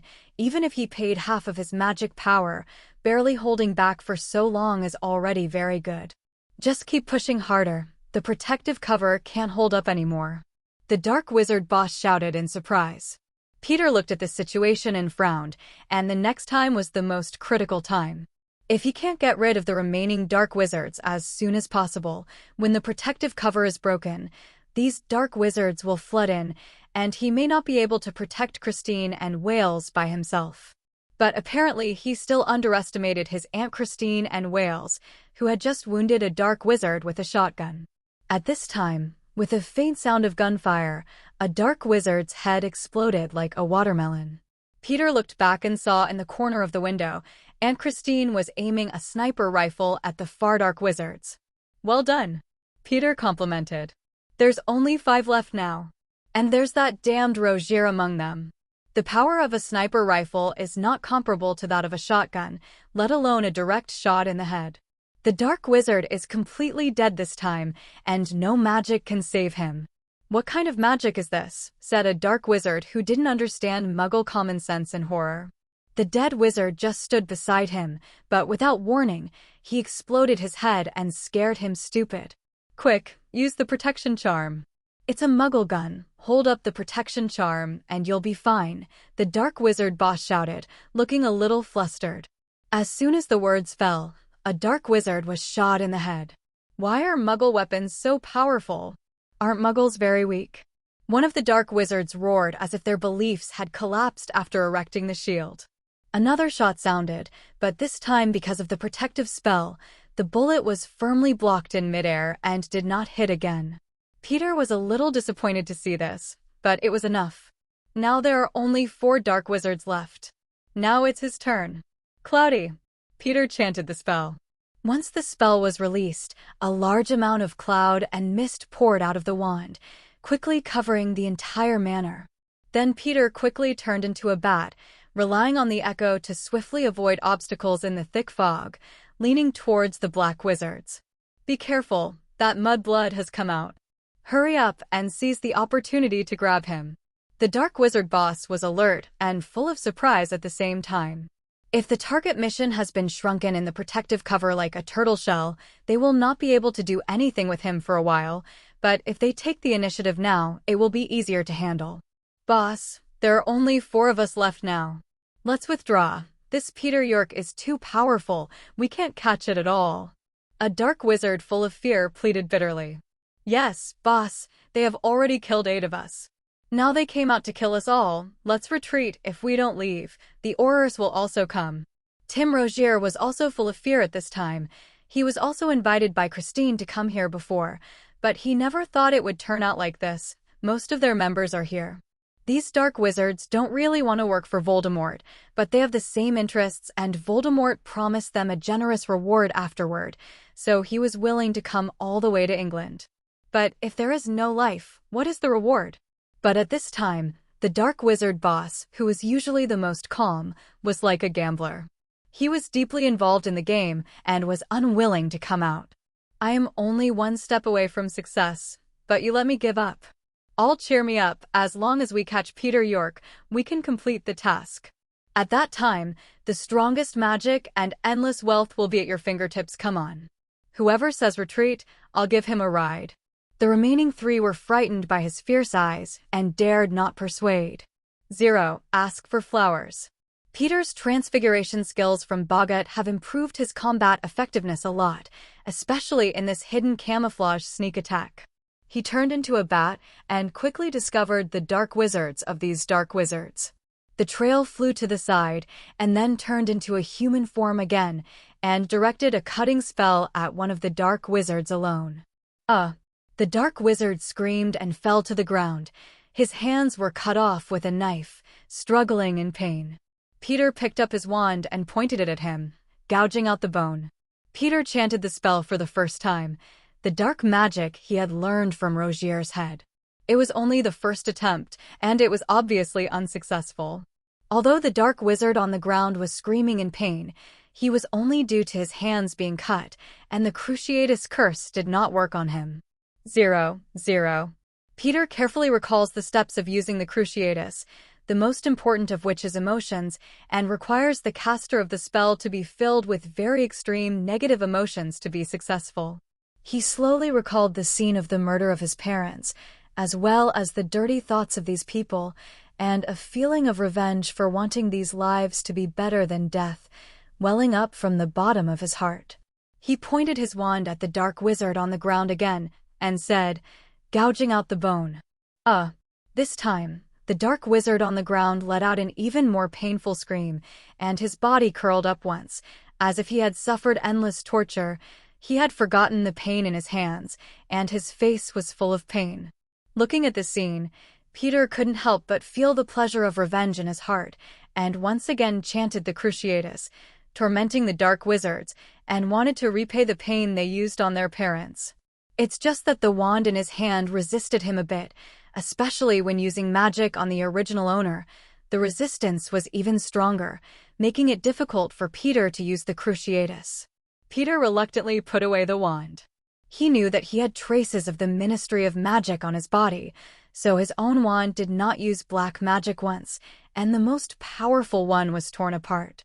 Common magic forbidden. He is now using the wands of other dark wizards to release black magic. At that time, it can be avoided that the dark wizards did it. After all, the Ministry of Magic can only detect the types of magic that appear near the trace wire, but it is not certain whether it is used by himself. Even if he uses a flashback spell to detect it, his wand will only show that he is not using black magic. Down. Since this wand doesn't work, Peter is going to find another wand. Looking at the weak dark wizard on the ground and hearing footsteps, Peter did not directly end him. He once again struck a cutting spell, directly cutting off both of his legs, and ran away, and then retreated again into the thick fog. Hearing the news, the other 3 people rushed to see their accomplices who had their limbs amputated on the ground and let out a weak and painful gasp. The dark wizard boss didn't bother to look at his accomplices on the ground and said irritably, "Get together, don't go away. He wants to destroy us one by one. And quickly get this damn thick fog away. Otherwise, what will we do? Can't see." The other 2 dark wizards looked at each other. They only knew some powerful attack magic, and the others had long since forgotten. Rogier remembered a spell. He quickly waved his wand 050, and a tornado appeared directly, rolling up the surrounding fog, but the movement was a bit loud, and the violent wind made everyone unable to open their eyes. "Damn it, Rogier, you be ********D. Did you create this tornado to kill us? Stop it." During the hurricane, the dark wizard boss narrowed his eyes and cursed loudly. Peter turned into a sea swallow at this moment, dancing with the wind, and then looking at the scene below where he couldn't open his eyes. He flew down at the right moment and instantly changed into the image of another person. Rogier managed to stop the tornado with great difficulty, and when the wind was calm and his eyes opened, the 3 dark wizards were startled, quickly moved away from their boss, and pointed their wands at him. Because at this time 2 dark wizards appeared. "Boss, which one of you is the real boss?" a dark wizard asked stupidly, obviously frightened by the situation. "Idiot, I'm your boss. This is fake," the 2 dark wizard bosses said in unison, with the same vicious expressions. The 3 dark wizards were a little dumbfounded. Among them, Rogier was both surprised and wary. He reminded his comrades, "This is disguised Magus. Peter York is a disguised Magus. He has become the appearance of the boss. Let us can't tell. It's easy. We just need to ask questions and we'll know who is our boss," said one of the dark wizards confidently. Then he asked directly, "Who of you knows how many people I killed when I killed Muggles for the first time?" "Only me and the boss know about this." 6. "You killed a family. I was the one who put the finishing touches on you." The 2 dark wizard bosses answered at the same time. The dark wizard who asked the question was dumbfounded. Only he and the eldest knew about this matter. How could another person know about it now? Peter, disguised as the dark wizard boss, didn't sneer. His mind-reading skills were always open, and the minds of the people at the scene should not try to deceive him. The method of asking questions and guessing people is completely unworkable for him. Rogier, who was on the side, looked at the scene, understood it instantly, and exclaimed that Peter York is a Dementor. He can hear what other people think. What kind of monster is he? How can he have so many abilities? A dark wizard felt that he was going crazy, and the magic wand in his hand pointed at the 2 dark wizard bosses. One of the dark wizards looked at this indistinguishable situation with a ruthless expression on his face and suggested, "If you can't tell the difference, then kill them all. Otherwise, we will die." When the other 2 heard the words, Their faces showed moving expressions, the wand in their hands no longer shook, and they could shoot a life-threatening spell at any time. Pedro, you dare to kill me. You damn the **********************************************************************************************************************************************************************************************************************************************************************************************************Peter took advantage of this distraction to cast a spell on the Dark Wizard who asked the question. Although this spell is a household magic used to mince meat, its power cannot be underestimated. In the final battle, Mrs. Weasley used this magic to kill Bellatrix Lestrange, Voldemort's best go-getter. Peter's attack this time didn't miss. The Dark Wizard hit by the magic spell shattered into countless pieces like porcelain shattered, burp. However, he also ushered in the most severe attack, and the other three directly attacked him with the strongest magic spell. Peter could only hurriedly erect a few iron armor spells, barely resisting their attacks. Peter York, you're doomed today, the Dark Wizard boss said excitedly and kept attacking him with spells. Since you can take the soul, you already know our purpose, the Dark Wizard boss said with a sneer, and said in a negotiating tone, if you give us the Phoenix, we will let you and you go. How's your family? Break to pieces. Peter directly replied with a spell, and then said with hatred, let us go? I'm afraid the first thing you do after you succeed is to kill us. When you killed my parents 6 years ago, there was no point in it. Kindness. Kill your parents? Oh, I almost forgot if you didn't say it, the Dark Wizard boss said with a suddenly remembered expression. I've killed too many muggles. What are you talking about? That couple in the Amazon forest, right? We have to thank them for finding the whereabouts of the Phoenix eggs for us, but they didn't know each other, so they sent them away. You shouldn't want to follow in their footsteps. You are so talented. Even though you're just a mudblood, I think Lord Dark Lord will definitely reuse you, and then you can get anything you want. Vice for your good expression 0. Avada kill. Peter took out another captured wand and chanted a spell full of killing intent, only to see a pale green light shot from the wand, rushing towards the Dark Wizard boss. The speed of light is never something that the human brain can respond to. The killing curse quickly penetrated the protective spell before the Dark Wizard could react, and directly submerged into his body. The Dark Wizard boss fell straight down, with a grinning expression on his face, and was already dead. He just never thought that an 11-year-old child would use the death-slaying charm, and it was so powerful. At this time, the scene was silent, and the remaining 2 Dark Wizards looked at the children in front of them with horror. You actually know the life-threatening curse, Rogier uttered a trembling voice. Thank you for this. I have learned a lot from you. Do you want to taste these spells? Peter said with a smile, but his eyes were full of murderous intent. Rosier, don't worry about this. Use the killing curse against him, another Dark Wizard shouted hysterically. In order to ensure the blood of the Phoenix, one of them restrained and did not use the killing curse against Peter, but now only the 2 of them are left, and if they don't use it, they will be the ones who will die. Avada Kedavra. Avada Sua. 35. Peter knew that there was no magic spell that could block the life-suppressing spell, so he turned into a cat and jumped into the grass in advance, dodged the attack of the 2 life-suppressing spells, and then quickly became smaller and disappeared in the eyes of the 2. Is he Merlin reincarnated? The 2 Dark Wizards felt like they were going crazy when they saw Peter's transformation into a cat. Since the beginning of their attack, they had found out that he was a natural Dementor and a natural disguise magus. Now it's Animagus again. This can't be described as a freak anymore. Go, let's go. Can't stay any longer, Rogier shouted to another Dark Wizard. He felt that if he stayed any longer, he would both die.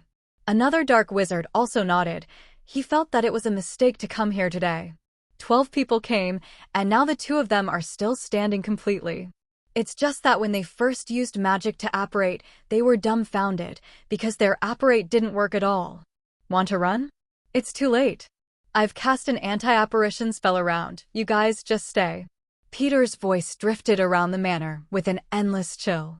Since the Yaxley incident at the Ministry of Magic, Peter has been very concerned about the anti-apparition spell, and even had a good discussion with Professor Flitwick. After all, it is an effective magic that can restrain the apparition of wizards. And this magic is not very difficult to learn. As soon as the two dark wizards heard Peter's words, they were like a battle between beasts. They frantically launched death curses around them, and then tried to escape the range of the anti-apparition curse. Peter 02 watched the actions of the two of them quietly, took out a walkie-talkie and said, "Auntie, it's time to start. Rogier will leave it to you." Received. Christine's voice came through the intercom. On the balcony of the highest floor of the manor, Christine took a sniper rifle and aimed at Rogier among the two who were trying to run to the gate of the manor not far below, and then pulled the trigger. With a bang, Rogier in the distance let out a scream and fell to the ground. I saw that his shoulder was directly torn by the bullet and blood flowed. Another dark wizard was startled. He quickly erected an iron armor spell to protect himself and then looked at Rogier, who was weak on the ground, ignored him, and ran away quickly. A bat flew down from the night sky and landed next to the injured Rogier. Peter changed back to human form, disarmed Rogier's wand directly, and then held his palm at him. "Please don't kill me. I'm from the Rogier family. I have a lot of gold galleons, and I can give them to you as long as you don't kill me." Rogier, who was lying on the ground, begged with wide eyes road. "Gouging out the bone. Gouging out the bone." Peter tried Cruciatus a few times with Rogier's wand to see if the wand would work for him. Spare me." Rogier screamed, with blue veins bursting out, his face full of pain, as if every nerve was being tortured endlessly. Soon he couldn't even make a scream, he could only moaning and twitching from time to time, dying. Peter looked at Rogier's wand with satisfaction, not as resistant to his use as the wands he had captured earlier, and even if it was used on his original owner, the power was not weakened in the slightest. Dragon Heartstring Wand? No wonder. This wand has always surrendered to a strong master. I disarmed its master, and now I submit to me. Peter muttered to himself when he heard Rogier's thoughts. After finding the right wand, Peter looked at the useless man on the ground, and in his terrified eyes, he said directly to the walkie-talkie, "Auntie, give him a treat. The Aurors may be coming soon. We can't stay." Live. Christine on the opposite side of the walkie-talkie did not speak, but accompanied by a gunshot, Tim Rogier on the side responded that his head was pierced by a bullet, ending his sinful life. Looking at the person lying on the ground in the distance, the person who was hit by Peter's fragmentation charm has not died. Peter kindly used Rogier's wand and gave him an Avada. After all this is over, only the last wizard who has fled and is approaching the gate of the manor is left. Peter didn't want to let the tiger go back to the mountain. He said directly to the walkie-talkie, "Auntie, the location at the gate is still within the firing range of your sniper rifle. When I fight him later, you will point your gun at his head open." Let these self-proclaimed noble pureblood wizards feel the power of modern firearms. Don't worry, your aunt and I are the champion of the Chelsea County shooting competition. As long as there isn't that weird shield, I can send him to hell. Christine's confident voice came from the walkie-talkie. Apparently she had recovered. Air. Hearing her answer, Peter turned into a phoenix, instantly disappeared in place, reappeared at the gate of the manor, and fell back to a human form. "Where are you going?" "I've been preparing for an afternoon to entertain you. You'll make me very angry if you don't give face like this. Avada Kedavra." The dark wizard directly shot a life-threatening spell, and now he just wants to escape from here as soon as possible. Avada Sudden. Peter also directly replied with a life-threatening spell. The two spells collided with each other, making a sizzling sound like molten iron melted, leaving both of them with no time to care about others, so they could only pour their magic power desperately to make their life-suppressing spell more powerful. Peter's magic power is not much left, and the dark wizard is eager to escape, and the killing heart is not strong, so the magic spells connected by the two are in an evenly matched situation. "Peter York, how do you let me go? I'm just an insignificant person. As long as you let me go, I won't show up in front of you again. I believe you will be stronger than the Dark Lord." The dark wizard couldn't break free for a while, bound by the curse, he said in a begging tone. "Hee, when you killed my parents, you should have thought of this outcome." Peter looked at him coldly and said, 050. "Don't force me. Otherwise, we will perish together." The dark wizard said with a threatening expression. His expression was full of tension. He was really afraid of this strange child. When Peter York in the form of a phoenix appeared in front of him, he had already given up on the enemy. Everyone in the wizarding world knows that a Nimigus can't be turned into a magical creature. Those who have tried end up turning into new magical creatures like the Pentapede and lose their minds. There is no other way change back. No one has dared to attempt this transfiguration since then. But now he has seen Peter York who can become a phoenix. This made him unable to resist. He thought that only the legendary Merlin could have such an ability. "You can die," Peter said fiercely, and then increased the magic power output, gradually gaining the upper hand on the offensive. "You forced me." The dark wizard gritted his teeth and continued to input magic power, and then he was going to do something. Just with a bang, the black wizard's head was directly blown by the bullets flying from a distance and fell to the ground with a look of disbelief. At this point, all the dark wizards who come to commit the crime have been eliminated. "Aunt Welsh, it's coming down soon.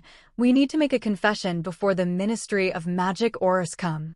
Forced into the walkie-talkie. It is said that the police in the movies are always late, and the Aurors of the Ministry of Magic are no less so. The Aurors arrived only half an hour after Peter had finished fighting. Seeing the chaos in the manor swept by a hurricane, and the signs of being attacked by magic spells everywhere, these Aurors cautiously held their wands and walked into the manor. "Merlin, what's going on?" An Auror looked in surprise at several corpses that were clearly wizards along the way. Some had broken arms, some were obviously hit by a death curse, some were hit by something, and their flesh was blurred. Rufus Scrimgeour, the head of the Aurors office, also followed this time, mainly because things were too big. The detection device of the Department of Prohibition of Magic Abuse showed that a first-year freshman used more than a dozen spells at the same time. And there is a lot of black magic and even the death curse. This has attracted the attention of the Ministry of Magic and hastened to send someone over to see what was going on. The manor was quiet, and the Aurors held their breaths and walked inward cautiously, until a young voice stopped them. "Are you Aurors? Please don't cross the red line in front of you. I have set all the protection spells and super armor protection spells here. You can't get in." Peter stood in the protective circle and asked he reminded the Auror outside. When the Aurors heard the voice and looked up, they saw a little boy standing not far away. "Looking at the red line mentioned by the little boy, I found that there is a protective cover here that is hardly noticed." Scrimgeour stepped forward and looked at Peter only through the shield, scrutinizing the calm-faced boy. Seriously asked, "I'm Rufus Scrimgeour, the head of the Aurors office. The Ministry of Magic Prohibition of Misuse of Magic just now shows that you have used dozens of very dangerous black magic and the unforgivable curse. What the hell is going on here? And why are there so many dead bodies?" Peter raised his eyebrows when he heard his name. He remembered the hapless man murdered by Death Eaters the year after Fudge had stepped down as Minister for Magic. Peter waved his wand and lifted the shield. Walking in front of Scrimgeour, he pretended to be surprised and said, "Fortunately you are here. These dark wizards attacked my manor at night just now. And keep firing black magic at me, I'm freaking out." Then he said in defense, "It's those dark wizards who use black magic and death curses. How could my 11-year-old be able to use such a spell? If you don't believe me, you can check my wand with a flashback charm." Scrimgeour looked suspicious, looking at the boy who was too calm. His expression didn't seem to be frightened. He asked again, "Are these corpses what you call the dark wizards? Why did they die here? Do you have any help?" "A total of 12 dark wizards came here. 3 of the unlucky ones hit my protective spell themselves and were burned to ashes. 1 was hit by my bone shatter spell and turned into pieces. 1 bleeds to death after being hit by my fragmenting charm.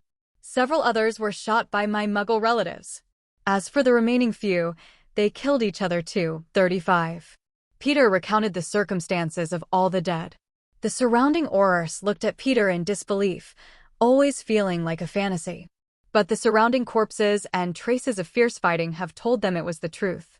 Suddenly one of the Aurors came up with a bruised face, a big missing nose, and a strong old man with a bright blue fake eyeball. One of his legs was missing, replaced by a prosthetic leg made of wood. He limped forward, staring at Peter with fake blue eyes. grab Peter's last sentence and ask, cannibalism? Why are they killing each other? Who are you? Peter looked at his image and guessed his identity. Alastair Moody, former Auror clerk, the strong old man asked, rolling his eerie fake eyes, answer my question. Why are they killing each other? Because of this, Peter said and turned into Moody. In Moody's hoarse voice, I knew I couldn't beat them, so I found the right time to be one of them. Then attack them with a spell, make them fight each other, and fight each other. Oh Merlin, it's disguise magus. The surrounding Aurors looked at each other in amazement, turning into Peter who looked like Moody. He couldn't help but sigh.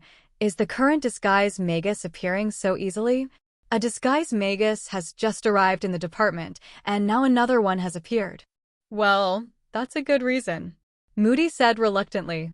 After checking the situation, the Auror staff walked over to the Auror director Scrimgeour and said, the examination has been completed, and there are 12 dead people. Except for those who turned into fly ash, some of them are still wanted. Dark Wizard. There is also a special identity, named Tim Rozier. He is a branch of the Rozier family in France.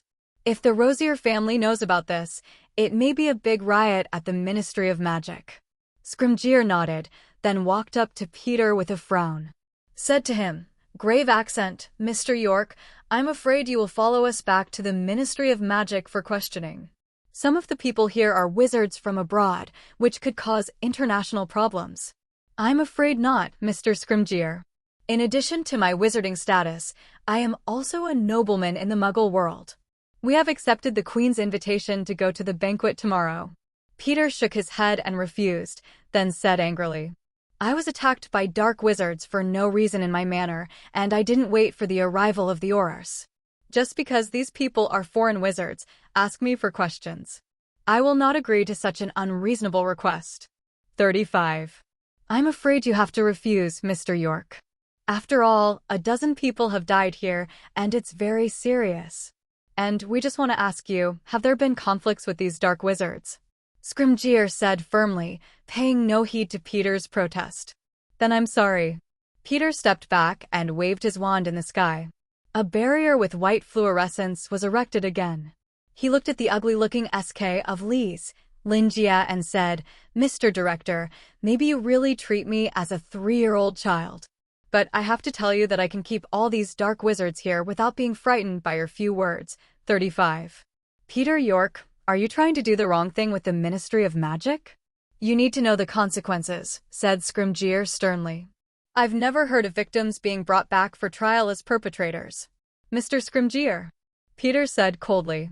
I said, I just want you to take you back to ask some questions, not to treat you as a criminal. And it is also to protect you. After all, there may be dark wizards attacking later.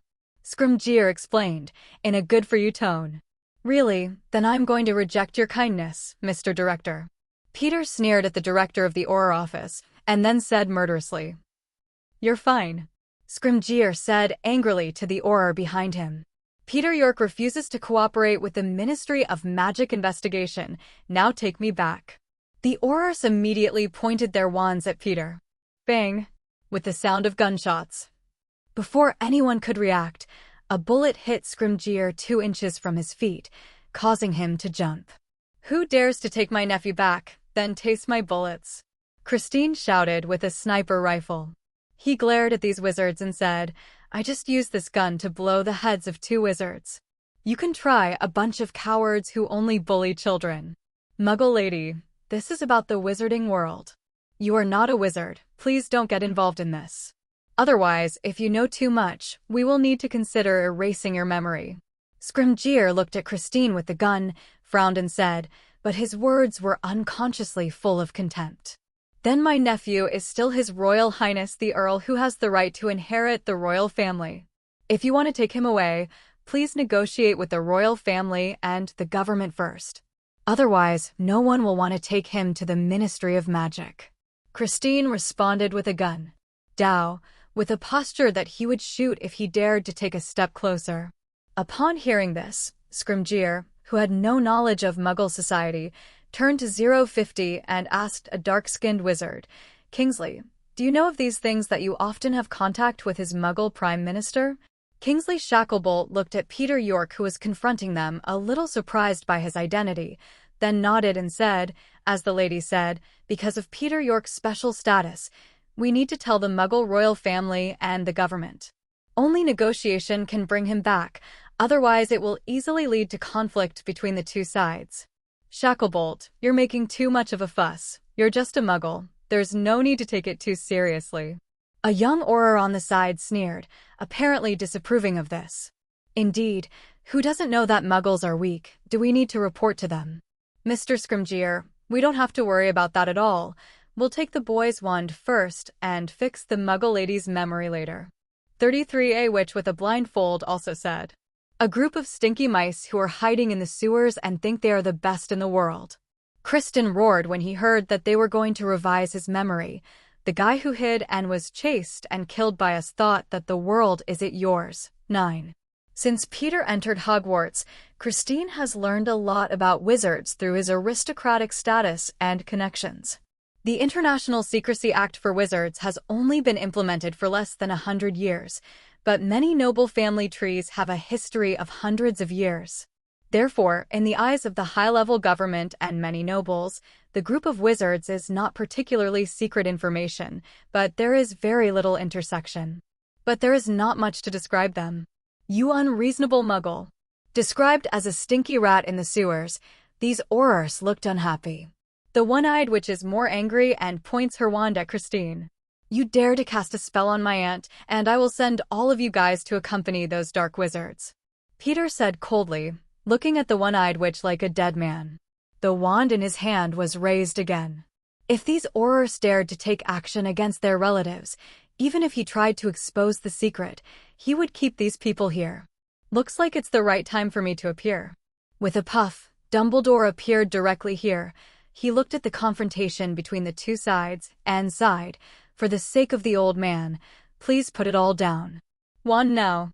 Seeing Dumbledore appear, Peter put down his raised wand and told Aunt Christine to put down the gun too. The Ministry of Magic apparently took Dumbledore very seriously and put down his wand obediently. Only Scrimgeour looked unhappy, but he put down his wand and said to Dumbledore, Headmaster Dumbledore, you better persuade some of your students. He firmly refuses to go back to the Ministry for questioning with us. 99. Interrogation? Did I hear it wrong, Mr. Scrimgeour? Dumbledore looked surprised, as if he had heard something incredible. My students were attacked by dark wizards in their own homes and fought back bravely. Shouldn't they be rewarded, AC/DC? Why should they be questioned like prisoners? But the problem is that this has already caused the deaths of 12 wizards. This is the biggest death since the Dark Lord disappeared. We have to give a reasonable explanation to the public. Screen under Dumbledore's piercing gaze, Jay coughed uneasily and said, Alastair told me what happened when he called me just now. Dumbledore interrupted. He glanced around, and then looked at Scrimgeour sharply. These dark wizards use a lot of deadly black magic, such as the life-sucking charm. Even the Aurors can't deal with this situation. Peter York's killing them all was a bit too much, but it's not a reason why you can interrogate him at will. 99. Dumbledore defended him so much, which moved Peter a little. Although this old fox was sometimes paranoid and eccentric, at least he was a qualified headmaster. He said directly to Dumbledore, Headmaster, these wizards were following me 6 years ago. They killed my parents just to find the blood of the Phoenix. They have found the weak Voldemort in Albania and want to resurrect him whole again through a magical resurrection ritual. When Dumbledore heard Peter's words, he stopped for a moment, then looked at him with a serious look and asked him solemnly, Peter, are you sure? How did you know the news? That's impossible. The Dark Lord is long gone. This kid is lying, Dumbledore. Don't take his word for it. Scrimgeour was horrified, refused to believe the news, pointed to Peter emotionally and said, He just wanted to divert our attention. The Phoenix blood and resurrection magic were all made up by him.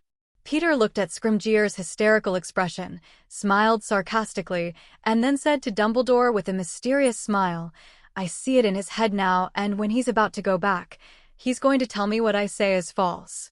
And I was thinking of finding a newspaper in the Daily Prophet, describing me as a lunatic who gradually became arrogant after receiving the Merlin Medal, and killed the surrendered Dark Wizard. 99. Dumbledore understood what he meant as soon as he heard it, looked at Peter in surprise and said, "I didn't expect you to have such a talent. It is indeed a very useful skill. It's a very painful thing just to be in touch with other people's thoughts every moment. I once met a woman who had the same talent. Only this can make her very painful and even make her very sensitive, and she almost did something that she regretted. Are you prepared for this?" "Headmaster, you're talking about Queenie Goldstein, wife and sister of that Newt Scamander," Peter said with a smile, and then he said with a relaxed expression, "I'm a little different from her. My ability is controllable, and I can choose when I want to hear it and when I don't want to hear it." "Then you are indeed very lucky," Dumbledore said in surprise. Scrimgeour heard Peter say what he was thinking, and exclaimed with a look of alertness, "You are a Dementor. The Ministry of Magic prohibits wizards from using this spell, and you are violating this prohibition." Peter was too lazy to deal with this idiot. No wonder he was a short-lived minister who was killed by Death Eaters not long after he came to power. He still looked at Dumbledore and asked, "Headmaster, will Hogwarts fire me for killing 12 dark wizards today? If so, then I'll be early. Get ready." As for the Ministry of Magic, if it wants to get in trouble, I would consider seeking help from the Muggle government and the royal family. You didn't make any mistakes today. Just remember, Peter, don't let yourself fall into hatred and killing. It will slowly corrode your heart and make you no longer like yourself. Dumbledore looked at this gently. Only the little boy who reached his waist said meaningfully, "Do you know why many wise great magicians are reluctant to be in constant contact with black magic, especially the unforgivable curse? It is because these spells require extreme negative emotions to use. When a person is in negative emotions all year round, his personality will change, become irritable, have no feelings for life, and eventually lose people's emotions. This is very scary. You are no longer you then. So even those who study black magic will be very careful to avoid falling into such emotions for a long time, which is also the source of the unforgivable curse." Peter was a little surprised when he heard this theory, but at the same time he also realized that Dumbledore was reminding himself that he had found himself using the unforgivable charm. When he used the Death Curse and the Cruciatus Curse, he needed to be in a state of extreme hatred and revenge at all times in order to be able to exert the greatest power of these two spells, otherwise it would only make people bleed at most. But he had only used the Death-Sucking Charm and the Cruciatus Charm a few times, and he clearly sensed the desire for destruction in his heart, and it quietly increased a lot. Especially in the confrontation with the Aurors just now, according to his past personality, he is more likely to find various means to avoid conflicts, rather than being directly rigid like just now. Obviously, it is the sequelae of the use of black magic. No wonder those Death Eaters and Voldemort looked gloomy and grumpy. These Death Eaters are best at black magic. They have been in the negative emotions of black magic for a long time, and it is difficult to change. "Peter, would you like to give me your wand?" Dumbledore said gently to Peter, "We'll use the flashback charm to go back to the magic you used before, so we can prove whether you used black magic." "Of course, please use it." Peter smiled and handed him the wand. Dumbledore turned to Scrimgeour and said, "Mr. Chief, please come here and the Aurors as witnesses. Let's go back to the magic of Peter York on the spot, so we can prove that he didn't break the laws of the Ministry of Magic." When the crowd gathered, Dumbledore held Peter's wand high and cast a flashback spell. For a while, cutting spells, bone-crushing spells, and a lot of advanced protection spells were traced back from the wand. There is no black magic. Seeing this situation, Scrimgeour instinctively asked, "The spells you use are all household magic cutting spells and bone-shattering spells, so how did you defeat those dark wizards?" "Household magic is pretty good too. At least I've cut off quite a few dark wizards' arms with a cutting spell, so they can't get their wands. Didn't you see that the corpses of those dark wizards were all broken arms and legs? That was the result of the cutting spell. There is also the body-shattering, bone-shattering curse. Those of you who only found pieces of the black wizard with the forehead were the result of hitting them with this magic spell, and the effect is quite good."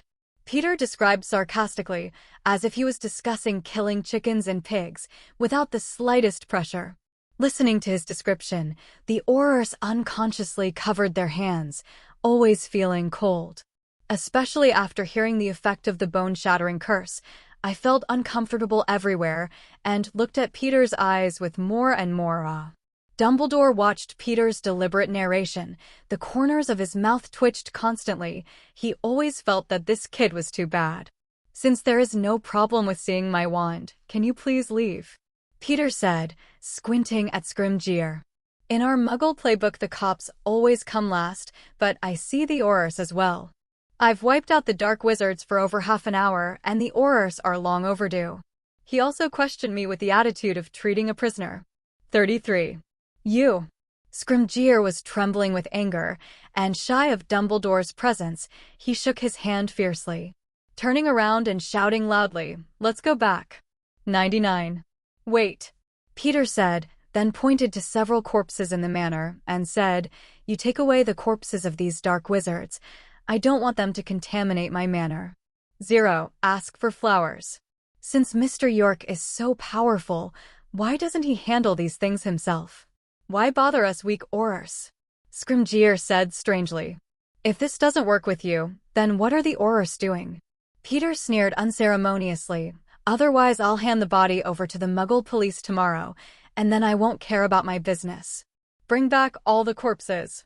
Scrimgeour ordered to his subordinates, holding back his anger.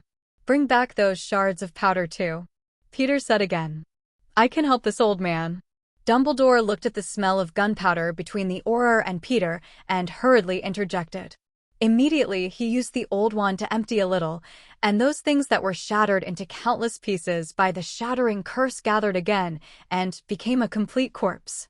As for those that were burned into fly ashes, the fly ashes were also brought together. 0. Looking at the scene, Peter was amazed at Dumbledore's fine control of magic and the power of the Elder Wand.